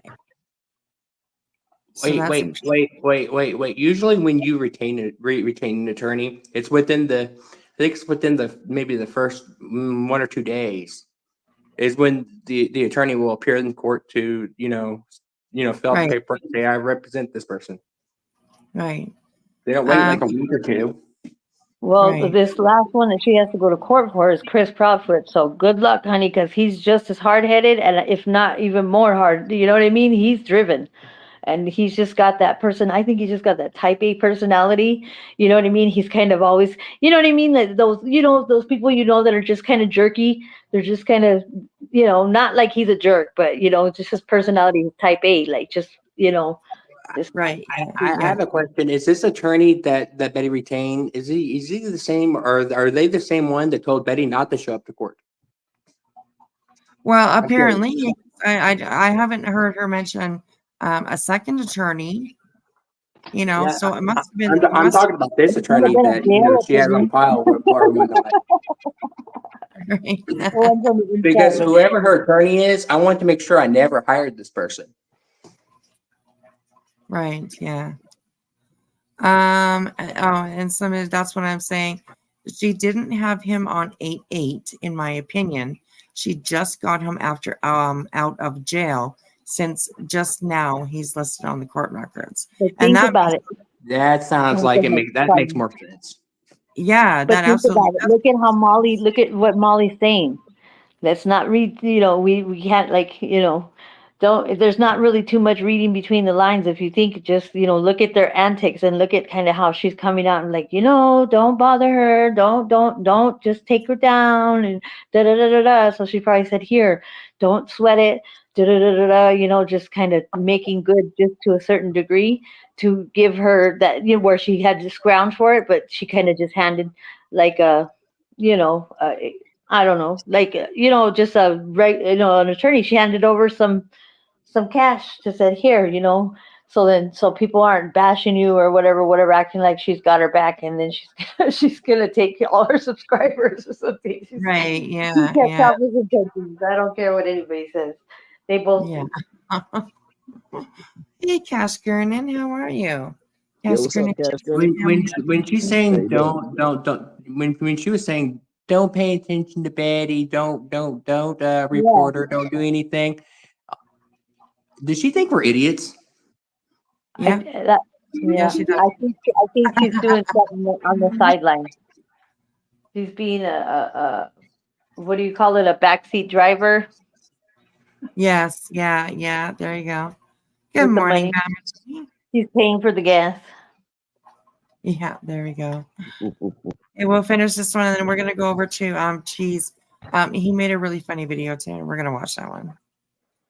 If you did have a lawyer, that lawyer would be going back and forth with that queen over there. But that's not what's happening. You don't have a lawyer. Also, I feel like she's being a little pushed to the edge right now. She's doing it to herself, but she looks like she's really having a nervous breakdown. So that's why I kind of say just step back, Because if something happens to her, you know, you don't want to have anything, you know, making you feel guilty. Get what I'm saying? That's all I wanted to really say. Thank you.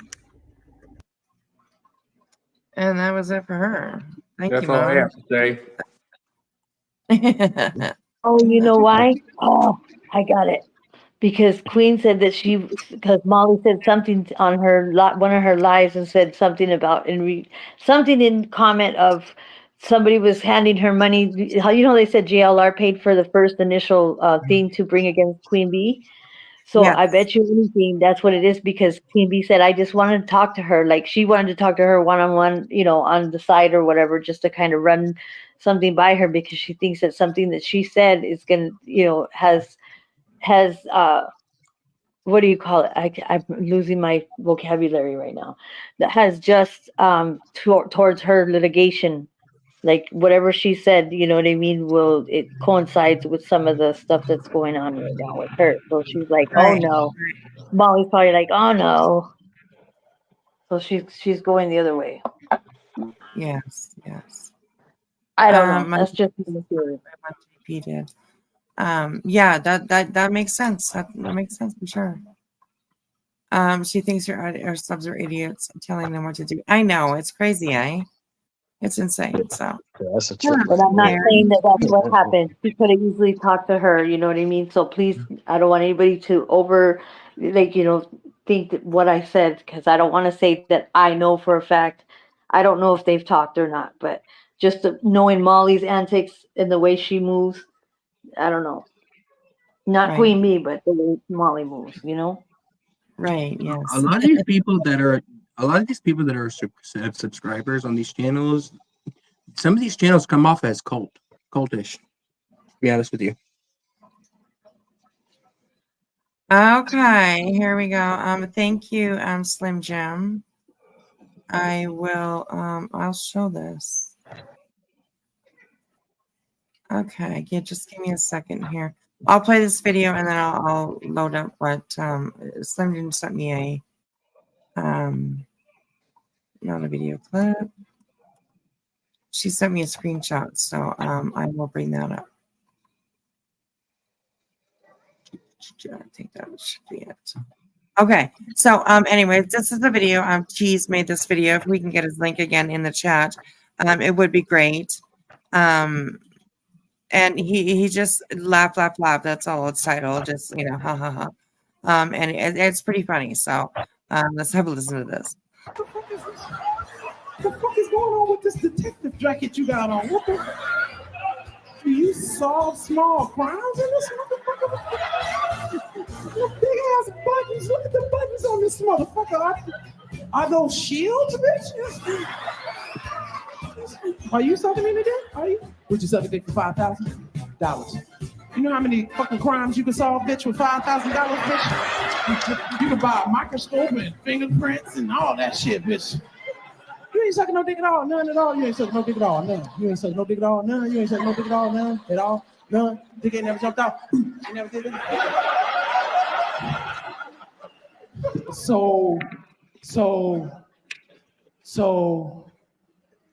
this don't sound familiar?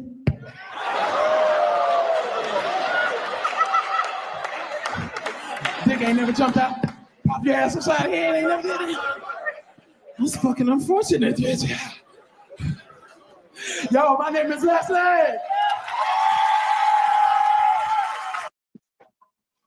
Anyways, that was by Cheese. So that was I'm gonna send you a link.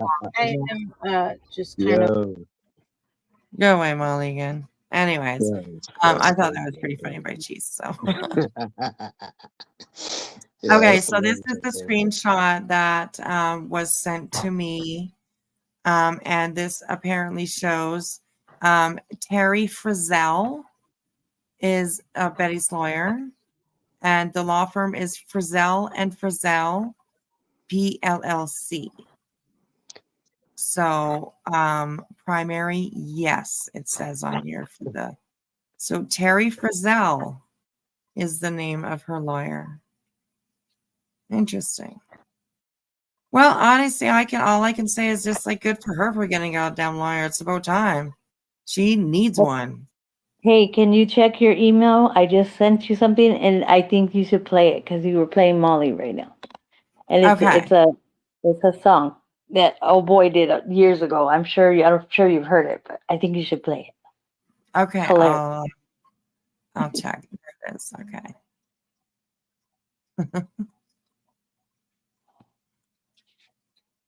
Alrighty, let's watch this one. Oh yes. Oh, I do love this. Oh, this is awesome. And I have heard it before, yes. It won't let me drop the link for the Bill Wispy. What I can do, Cash, is I can make you a moderator, and then you will be able to drop the link. So let me know if you're okay with that, and I can do that for you right now. I would be happy to share the link for you. Absolutely. The Cash Gurnan Justice Family Organization says, we are in DC.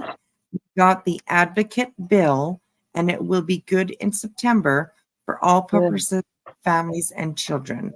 So that is amazing. That is amazing. That's amazing. You know, and Cash Gurnan, I don't know, Benny, Mr. Skeezy is the reason why I started my channel, and that whole situation, yeah, I was watching him like a hawk, and yeah, he's not allowed on the internet no more, so. Right, yeah. So, yeah, oh wait, that means, more mod duty. Like, yeah, yeah. Okay, so Cash, I can let me know if that's okay if I make you a mod. I'm sorry if you already answered it, but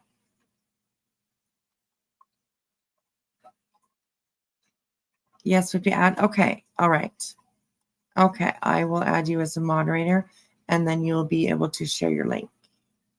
And you're good. You should be a moderator now. So that's great. Thank you. I appreciate that.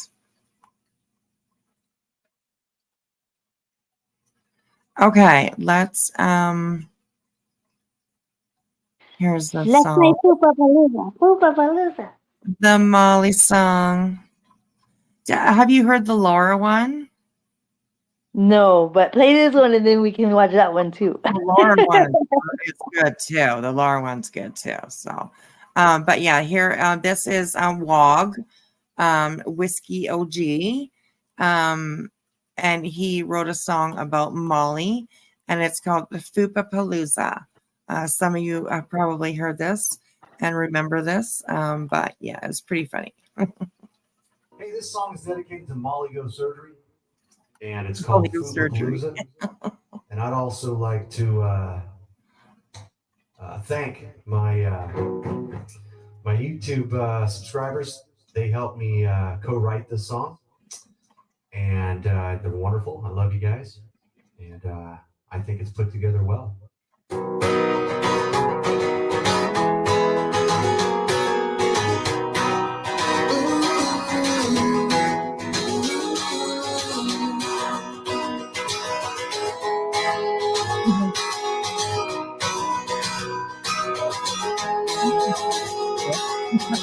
I bet that thing comes with a mind of its own. I bet that foop of yours comes with its own fucking zip code.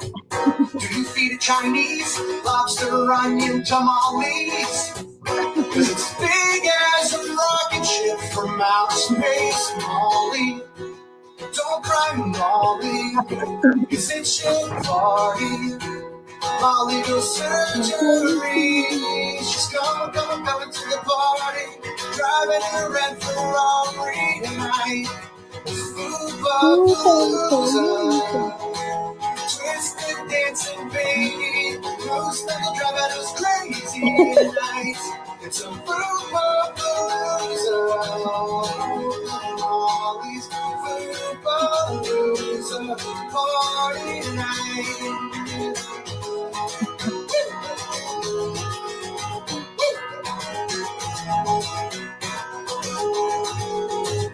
I guess I find it funny that moose snuggle under your belly.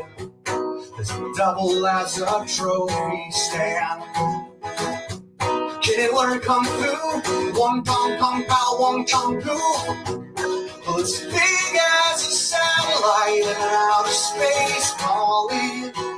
Don't cry, Molly. It's your party. Molly goes surgery. She's driving to the fucking party. Driving in a fucking Ferrari tonight. In a Come on, baby. That moves stop driving us crazy tonight.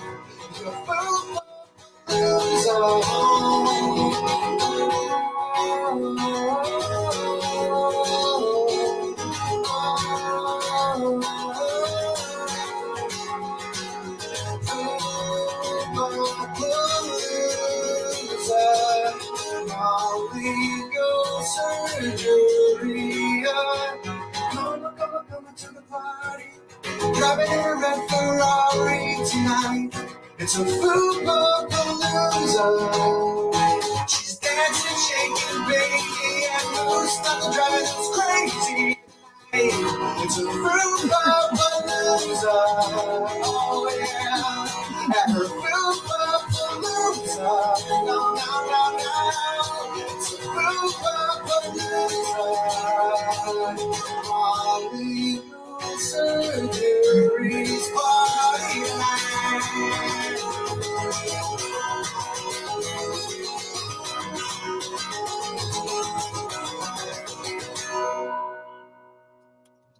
Woo! Thank you very much. That was a collaboration put together from my friends and my subscribers. Thank you for your help with the lyrics. And that's Foopapalooza. And that's Foopapalooza. Okay, so Right to the party. I have to play. I have to play the lore one, you guys. I mean, it is just, it's golden. It is golden. And thank you, Castor and Justice. I will share the link.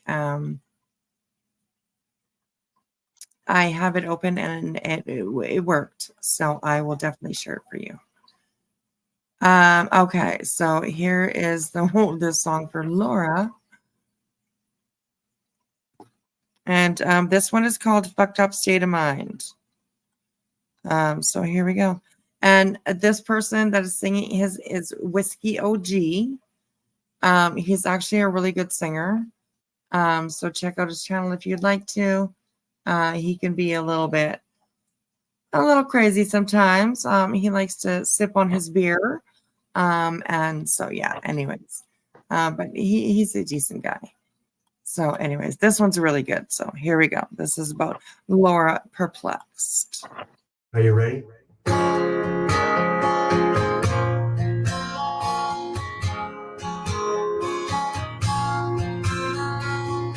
As I wake up and I look to my left, there ain't no real man around. I pray to God, but he don't like atheists. Guess I'm here on my own. As I get up and take my morning shit, I lie sick to my mouth. I'm on the hunt for my dirty wig and let the scamming be down. I'm here to fuck you. Got your money, honey, into these dirty hands. I'm here to scam you. My fucked up candles and my fucked up state of mind. My fucked up state of mind.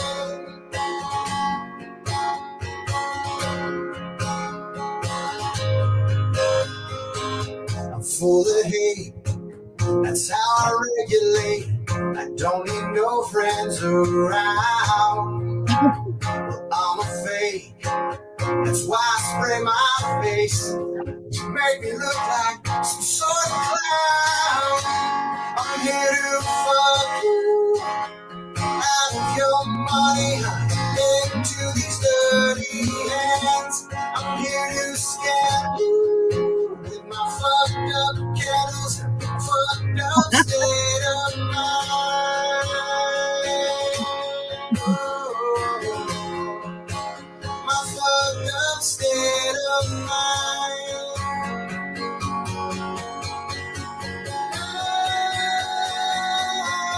State of mind. Fucked up state of mind. Oh, yeah. I'm here to fuck you up and put you together. My own fucking state of mind.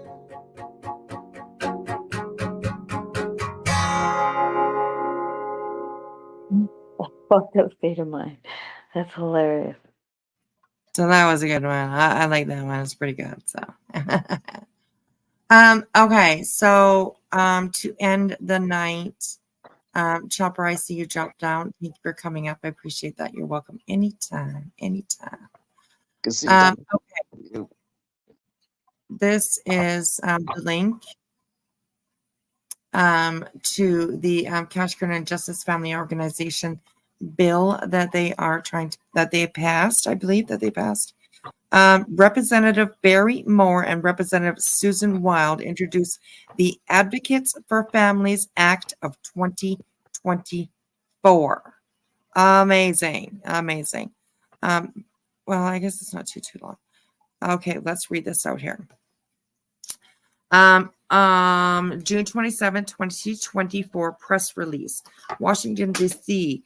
Today, Congressman Barry Moore and Congresswoman Susan Wild introduced the Advocates for Family Act of 2024. This legislation would ensure families have access to family advocate throughout all levels of administration and legal proceedings to facilitate a smoother and expedited navigation of the child welfare system. This is amazing, you guys. This is amazing. By allowing the participation of a family advocate, this bill intends to reduce the trauma and instability experienced by children who are temporarily removed from their homes and placed in foster care. Additionally, it aims to decrease the duration of out-of-home placements and ultimately reunite children with their parents or relatives in a timely manner. This bill is supported by the Family Forward Project.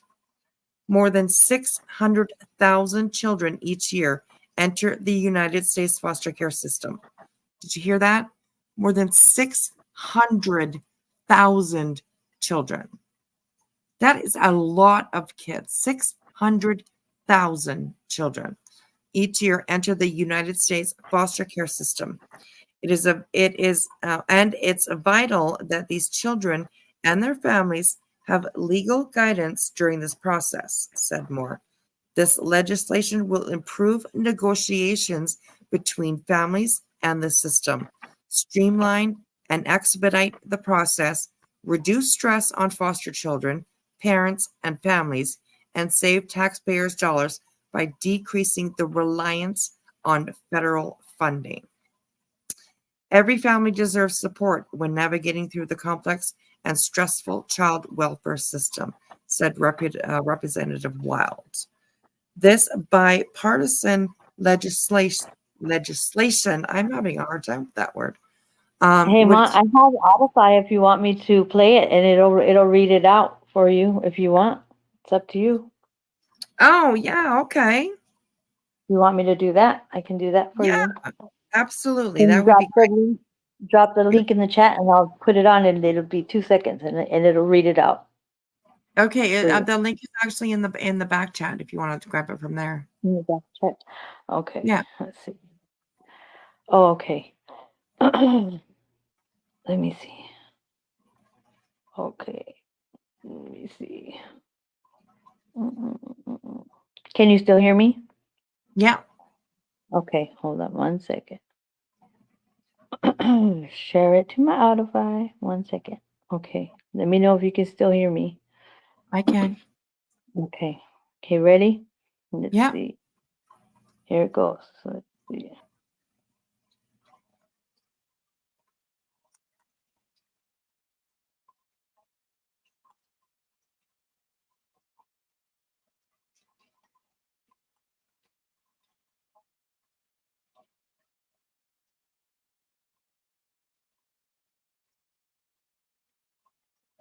Is it playing for you? Because we don't hear anything here.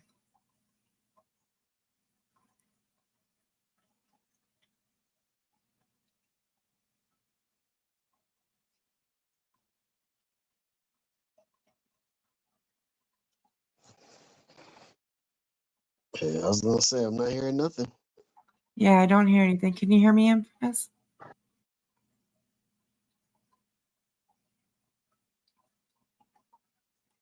Oh, she just got. Wait, she dropped off? Yeah, she did.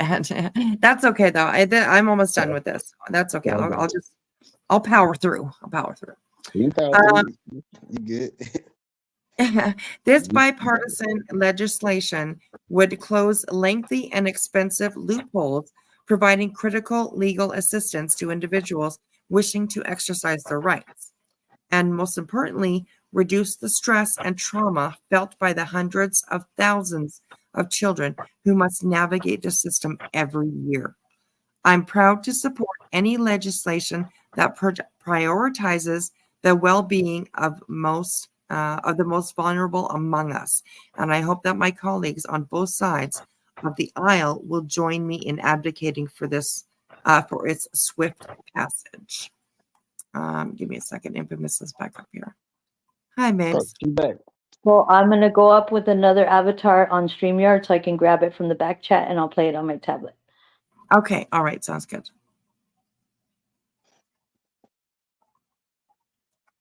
Why wouldn't Miss You want to read an article? It's her show. I have a hard time reading sometimes, so that's all. That's all.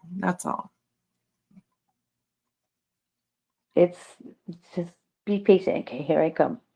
Okay, no problem, sweetheart. Good to see you anyways. See, Nikki, how are you? Yo, what's up, see Nikki? How you doing today? See you in the chat. Okay.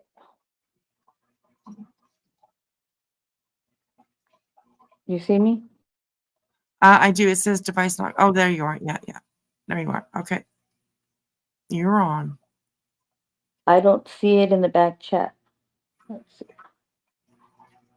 On this one. Oh, really? Here, let me copy. I'll put it in the chat for you. I hope it works. Oh, it's not going to work because it's too long. Put it in the back chat.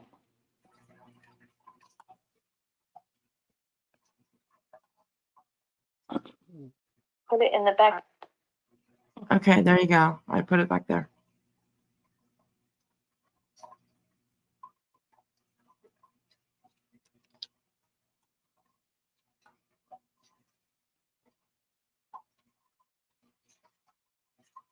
Hey, Charlotte's Webbing.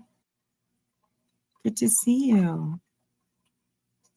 Hey, so sir, can see you in the chat. Hold on. The male that's on panel, that's Keith. Keith is up here with me and Infamous. Yep. What's up, y'all?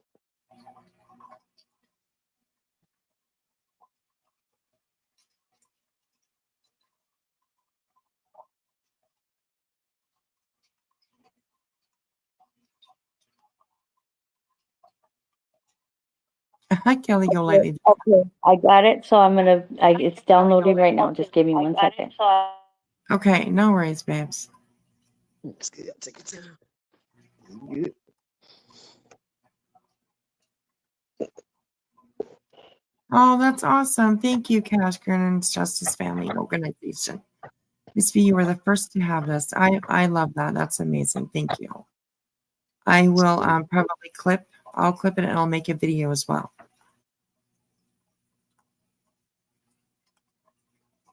That's for it. So can you kick me out the one avatar I just came up on? There's only one up here.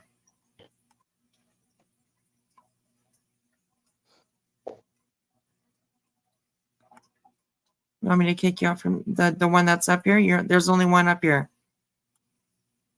No. Okay. Okay, I got it. I think I got it. Okay. Okay. Hey, I'm a queefer. I don't think so. Hello to you yet. Hello. Hey, Purple Haze. Yo, what's up, Purple Haze? How you doing, Dick? For Longwood House Office Building. Representative Barry Moore and Rep. Susan Wild introduced the Advocates for Families Act of 2024. June 27, 2024. Press release. Washington, D.C. today. Congressman Barry Moore, RL, and Congresswoman Susan Wild, DPA, introduced the Advocates for Families Act of 2024, linked as external. This legislation would ensure families have access to a family advocate throughout all levels of administrative and legal proceedings to facilitate smoother and expedited navigation of the child welfare system. By allowing the participation of a family advocate, this bill intends to reduce the trauma and instability experienced by children who are temporarily removed from their homes and placed in foster care. Additionally, it aims to decrease the duration of out-of-home placements and ultimately reunite children with their parents or relatives in a timely manner. This bill is supported by the Family Forward Project. It's going. It's going. Hold on. There you go. Go. Hold up. Let me get this. Because I slowed down the speed. I just slowed down the This speed. bill is supported by the Family Forward Project. Come on.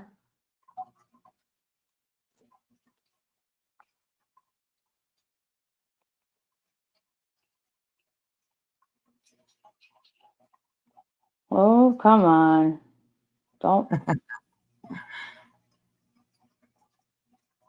One moment, please. Yes. One moment, y'all. Well, we have a little bit of technical difficulties, but we'll be right back. We'll be right back after these messages, y'all. Yeah, that's right.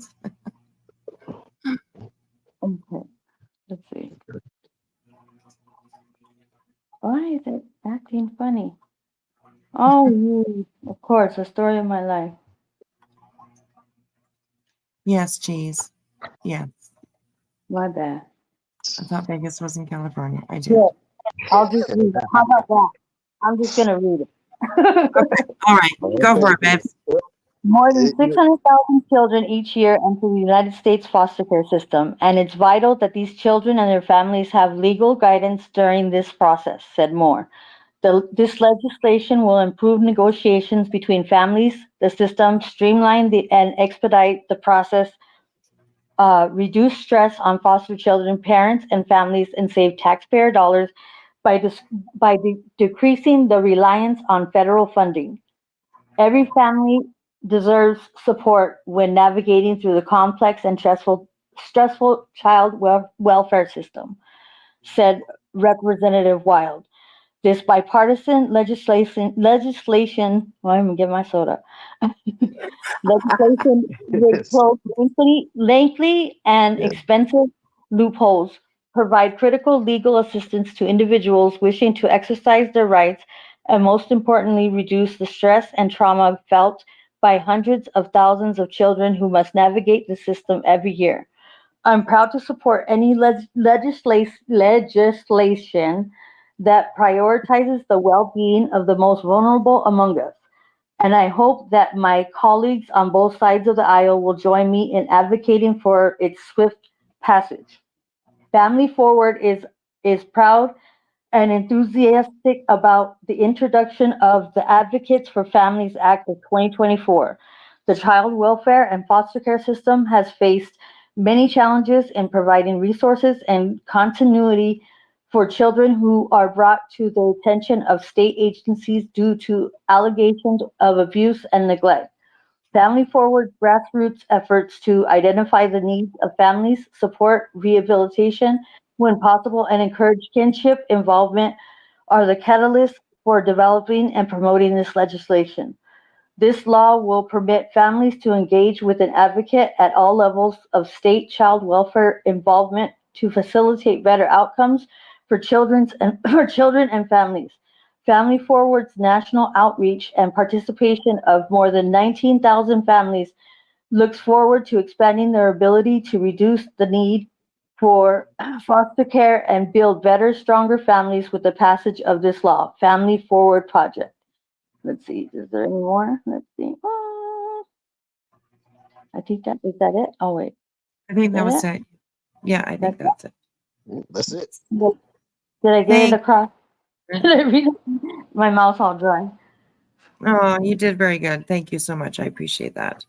Mm-hmm. So yes, everybody, please go on over to the Cash Gernan Justice Family Organization channel and sub up to them, please, please, please.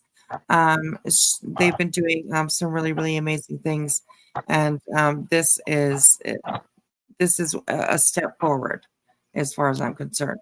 So thank you so much, Cash Gernan Justice Family Organization, for all the work that you've done, all the time that you have waited, and finally something is definitely happening. So thank you so much for your work that you do, and the care that you have for these issues that these kids face.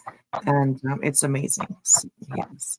3-page apology from CPS of how sorry they were. Really? Wow. Yep. Wow. Yo, 3-page apology. Wow. That's deep. That's big. That's definitely deep right there. Yeah, if you don't have the advocate, yeah. I was in the system till I was 18. Yes. Yeah. You I mean, aged I was out. in I was in group homes and stuff, but because I had my daughter fairly young. But I mean, I was Right. in foster families, and I would run away back to my mom regardless. But I mean, I've had the run of the mill of the system, so I know the ins and outs of how the system should be, and I give 100% respect and thank you for your efforts and just pushing it forward. Because let me tell you, we could use families and parents and stuff could use advocates versus just having to work against these caseworkers that, you know what I mean, that they cycle through these caseworkers, and it's not, there's some that really like their job, but the turnover rate is so high and it's so frequent. Like, you know what I mean? Nothing's consistent and things change, and it just depends on the caseworker you get, and they're out for their own they have their own agenda and their own motive, you know what I mean? What they're working towards, what their protocol is, or whatever the case may be. So there's no like connection with the actual families or the parent to help advocate or help facilitate reunification a lot easier and a lot quicker. They just expect you to just wing it and just figure it out. Yeah, If you that's don't, right. they want to go immediately and relinquish and have. You're right, Trevor. And it's crazy. There's a lot of disconnections in the brain system. Here in Arizona, they had a computer glitch where they just recently, I was reading about it, that in the actual foster care system there was there's kids that are they get pushed towards permanency. Well, they have this file system that caseworkers give to the supervisors, and it transfers over like whatever is in the case and whatever papers are being processed through the court.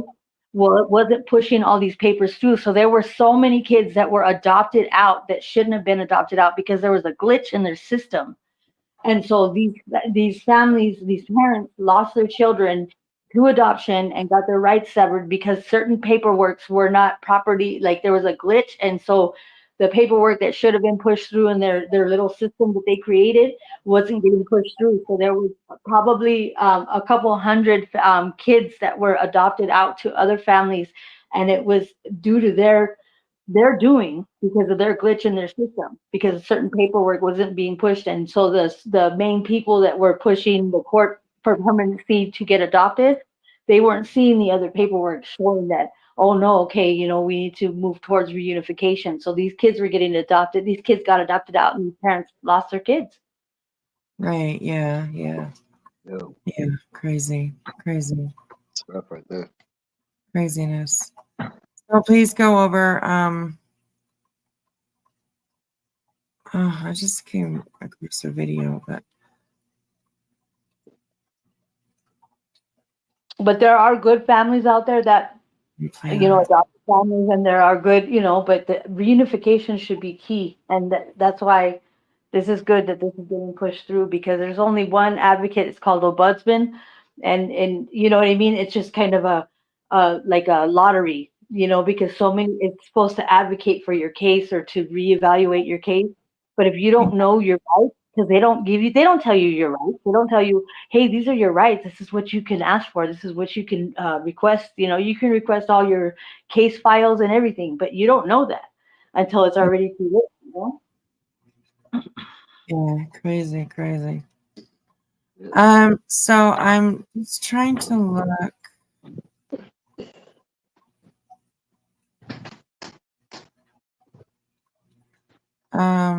For maybe a little report about.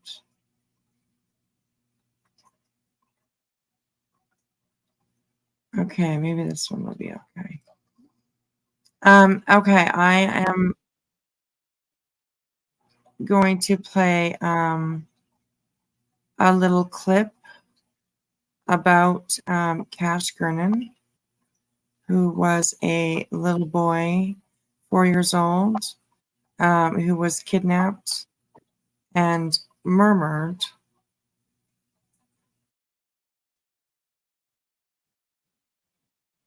And extremely sad story. So let's have a listen. This is just a news clip about this story. So here we go. 4-year-old Dallas boy, after taking that sleeping child from his bed, will. Yeah. A man charged with murdering a 4-year-old Dallas boy after taking that sleeping child from his bed will not stand trial anytime soon. Hello, I'm Steve Eager. And I'm Heather Hayes. Darian Brown was declared incompetent for trial. Police say Brown kidnapped 4-year-old Cash Gernon and repeatedly stabbed him. The boy's body was found on a neighborhood street. Fox 4's Alex Boyer takes us through the latest in this case. Alex.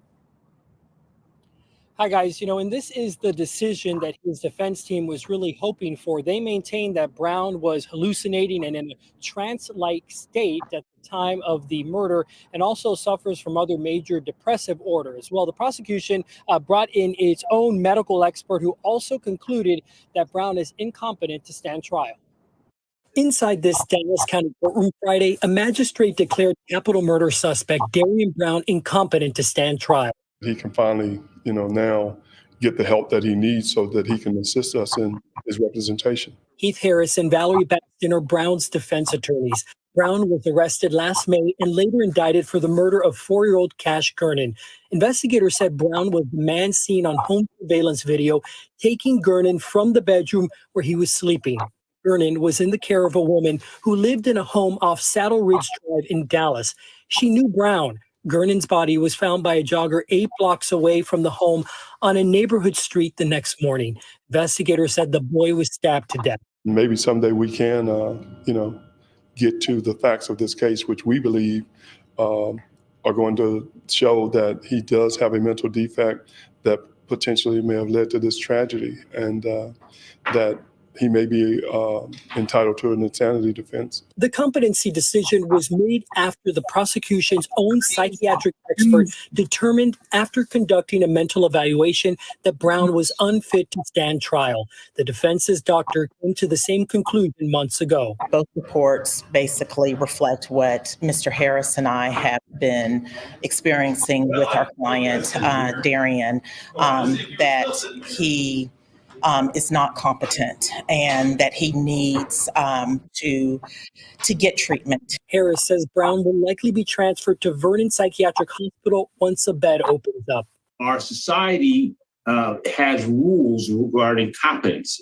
Dr. Robert Sanders is a former prosecutor and defense attorney. Sanders says it's possible Brown will never be deemed competent to stand trial. If he is, and the defense does indeed raise an insanity defense, the prosecution will have the burden to prove Brown knew that his actions were wrong. In order for that insanity defense to work, he's got to be insane at the time of the act. Brown's defense team knows the public wants answers. We ask people to be patient in forming their opinions or their judgment about this. And I contacted the district attorney's office after the hearing. A spokeswoman tells me that at this point, they have no comment. Right. Oh, crazy. Okay,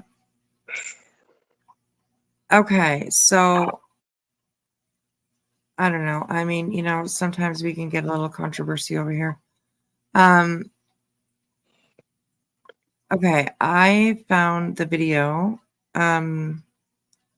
This is the Cash Gurnett abduction video by suspect Darian Brown. I'm gonna push my because I've seen it. To me, yeah, it's heart wrenching. It is. It gives you. He's a twin. Yeah, he's a twin. Cash and his twin brother. Yes. Yeah. It's. This is a little bit creepy, you guys. So, definitely trigger warning. Kidnap could have been avoided if CPS did their job. Oh my goodness. Wow. 100%. Yeah. Good night, Mona Lisa. Okay. This is the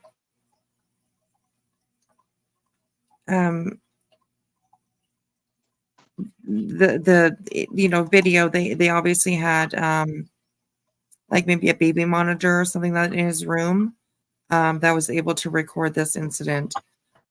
So please, everyone, this is actually really creepy. So here we go.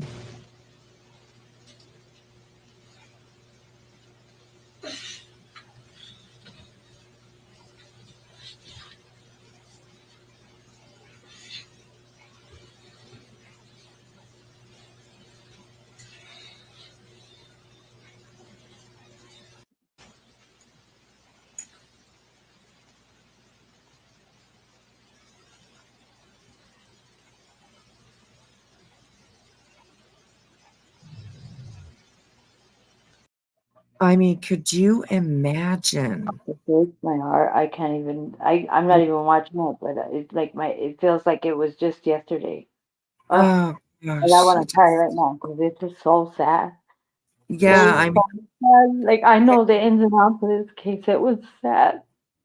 oh This honey, is I'm so shocking sorry. right here, like straight up. Oh, it's just sad because like you see the little, his little twin brother, and he's like looking for his brother. Like it shows a video of him looking for his brother because, yeah. And he's looking for him and doesn't even know what happened. Like he woke up in the morning and he stands up in the bed and he's looking for his twin, Yeah. And yeah. It's just sad that happened to the twin though. That was just messed up right there. And where he was placed to, the person he was placed with, yeah, there should have been like this is why I understand why they push for this advocacy for families, to help advocate reunification because they should have never been with this woman. I can't. I don't even want to say her name, but they should have never been left with her. And yeah, it's there's a lot of ins and outs. Like there's a lot of stuff with this case, but man, I know Yeah. the ins and outs of it, and it's and she's just like, oh well, I didn't know, I was taking care of him, and it's like, who let this happen, like let this Right. woman care for him, and she had no kin ties to the twins whatsoever, and yeah, and then they were put off into like an addition that was not even really, I don't even think it was legally supposed to be, it wasn't actually like how they come check it and make sure that it's up to code. Up to They had code. made an addition and they were put in the front of the house. Like there were so many bedrooms in the back of the house, and those two little boys were put in that. Then the bed was up against the wall. It's ridiculous. It should have never happened. Should have never happened. Yeah, that's $1 million answer right there. It should have never happened, period. You know what I'm saying? Yeah, It should have just yeah. at least like stayed at home with those children. Nothing Yeah. would have happened to him, period. Yeah. That's the sad reality of it right there. Right. That's sad. Yeah, I agree, Cheese and Celia. I'm not going to play any more of this. It's probably a little bit too much. If you're interested in watching it yourself, then definitely go look it up if you want. It's a lot too much. But yeah, I'm not going to play it anymore. First of all, I care about my subs very, very much. And I also see that, my sister, my friend, Infamous, this is really triggering her. So I don't want to push any further. It just brings back, it's just like it was just yesterday, Yes, absolutely. Yeah, Absolutely. Yeah, I've seen something like this on an episode of it's Cops. traumatic. It's very traumatic. And he's not even my kid, Yeah, absolutely. Yeah. Right. Our voice for advocates on the website is included. Awesome. Thank you, Cash. I'm going to make a video of this with some clips, and I'll put it out with the link that's included, and I'll put that out tomorrow. And I would gladly make one too, but I just want her, their approval of, you know what I mean, what they want to be put in there, because it bothers, you know what I mean? It pulls at my heart, so I want to do it, respectfully and. Yeah, absolutely. Yeah. Right. Definitely. It's almost Yeah. like body cam footage. That's what that looked like to me right there. That whole situation is just, it's just nuts right there. Yeah, it is. Pretty It's crazy. crazy right there. No, I'm not muted, Chase. I'm not muted. I'm not muted. Thank you, Cash Grenade. I appreciate that. And yeah, I'm not going to play that video. Yeah, that's just heartbreaking right there. That's pretty crazy for it to be caught on video. I couldn't imagine. It scared me. Like when I was watching it, like when I said, oh, I found this video, I watched a little bit of it. And when he walked into that room, I literally got like a frightening feeling inside me. Just those few seconds of that video, and then just to think of all the other.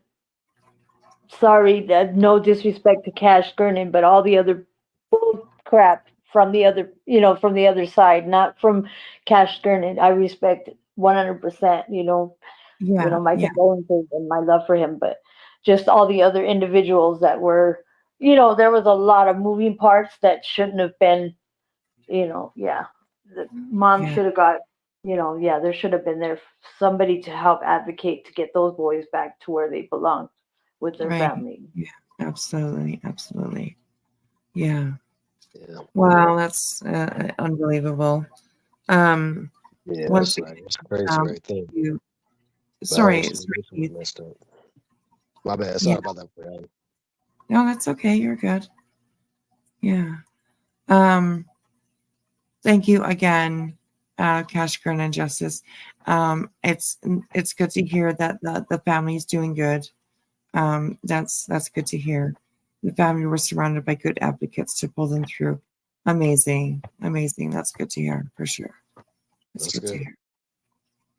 Well, I think that's a good time to end it on. We're sitting at 5.5 hours. So, it's always a long one with me when I get on here. It's about 5 in the morning, so shoot, man. Oh goodness, yeah, it's like 3 in the morning here. So excuse me. So yeah, absolutely. Thank you, Zena, for putting the link in. Please, everyone, go and click the link and sub up to them. Check out some of their videos and the work that they've been doing. It is so important and is so appreciated. And if anybody wants to, just put the word out, but I would this is just me saying it. I'm not ordering anybody, but just if you want to put something on, if you have a channel or something, I would run it by Cash Gurn and go to their channel and try to reach out to them to see what would be a respectful way to bring, attention to the thing that you advocated for and push through. Right. Just to get that attention to it without too much of the rehashing, too much of that, Yeah, absolutely. Yeah. Hey, Shaby, how are you? Yeah, that's just my personal opinion. Yeah, yeah. All righty, guys. Well, I appreciate everybody coming here. Thank you to my panel guests. I appreciate everybody that came up. You guys. Hi, Keith. You're always so quiet. Why do you do that? You creep up on me, and I hear your voice, and man, you make me Man, sad. my You need to bad, say, y'all. hey, That's what- I mean, loudmouth, I'm here. I came up and said, "Hey," everybody was like going on. I was like, I'm just gonna sit back and just chill for a minute, you know, when all the Yeah. I have what's going ADHD. I'm on. always on like 5 different lanes, you know. Yeah. Right. Yeah. And I don't take offense. So you just be like, hey, slow down. Let me hi. Yeah. All right. Good. All right. Well, you guys have a good night, okay? Thank you. Thank you so much, everybody. Thanks for all your right, help. you too, Keith. You're Keep living amazing. life, shine, girl. Be blessed. I love you, darling. I love you So, too, Mama. much All love, right. I'll Bessie. see you Word later. up. You too. Now you hang up. No, you hang up. Yeah, no, you hang up. That's it. No, you hang up. Hey, anybody can hang up. Shoot, man. Too That's funny. good, man. Hopefully. Yo. Well, it was good to have you up, Keith. Thank you very much. I appreciate when you come up all the time. No problem, man. No problem. It's good seeing you with me. It's cool seeing you Yeah. too, you know. So hope everything's going well in up north where you at. Oh yeah, we're hanging in here. Fall's kicking in pretty quickly. I got So you. I got you. yeah, we're hanging in for sure. That's cool. Word up. Yes, What's up? absolutely. Yeah, I got some hot cakes and sausage I got in the fridge. I'm about to have here in a minute. So I'm Oh, yummy. yeah. Nice. Have me a little something to eat Snack, and I'm good. snack. Oh yeah, have me a nice little snack. Word up. Awesome. Perfect. Excellent. Mhm. Oh yeah. All right. Yep. Well, you have a good night, sweetheart. Get some sleep, okay? I will. You too. And keep letting your light shine. Be blessed. Y'all take care, everybody. All right. You too, Keith. All right. Bye, sweetheart. Bye. He's so nice. He's so awesome. He's so nice. Well, thank you everyone for hanging out with me. Cheese, you too. My goodness, 3:00 in the morning. I appreciate you being here. I really do. Hey, Catherine, how are you? Hello, sweetheart. Oh, it's too bad we're just ending. Dad and Monica have neglect and abuse. It's crazy. Keith sounds really nice. Keith is really nice. He is so polite, and he's always putting out positive messages, and he's really good. So yeah. You have a new short. I will definitely look for it for sure. The short is just out. Okay, I will definitely look at it for sure. Well, I appreciate you guys all hanging out with me. I know tonight was a little bit of a all over the kind of plays. I think almost all of it, though, really kind of dealt with mental health issues. I mean, it's obvious that Betty is definitely dealing with something mentally. In my opinion, I will say that, I guess. And I do wish, the best for the Wiley show. I hope that he finds the help that he needs, because obviously there definitely needs to be some help given to him. Definitely. Definitely. I also want to say that watching that video with Wiley tonight it had nothing to do with, either making fun of him or, disrespecting anything. It was more about this is what happens these days. Like stuff like this happens every single day. Every single day. And I don't know how to say it, but I mean, on one hand, I guess it's how do I say this without being disrespectful? It's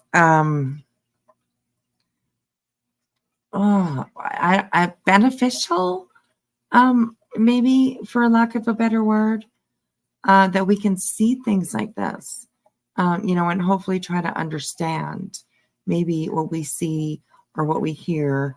We'll be able to take home with us and help somebody that that is in our personal lives, or say help somebody that is on the internet that we know. So yeah, it's. I thought it was important to show. Anyways, thank you guys all for hanging out with me. I appreciate it. It was a good one today, I think, and we will see you guys all very, very soon. Let me give me a second here, because I think I don't want to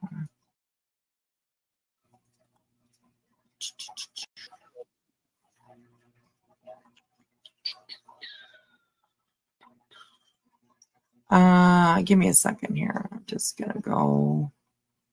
I'm gonna pull up you guys a fire, because I think we need a nice campfire tonight, so we can go out on a campfire.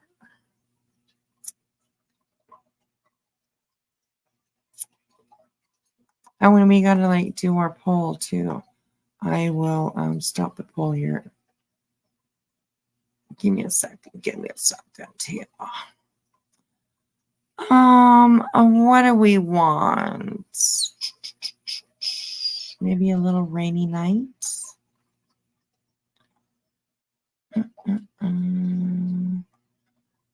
What's this one here? Okay. Sorry, you guys. Talk to myself. While I bring this up for you guys.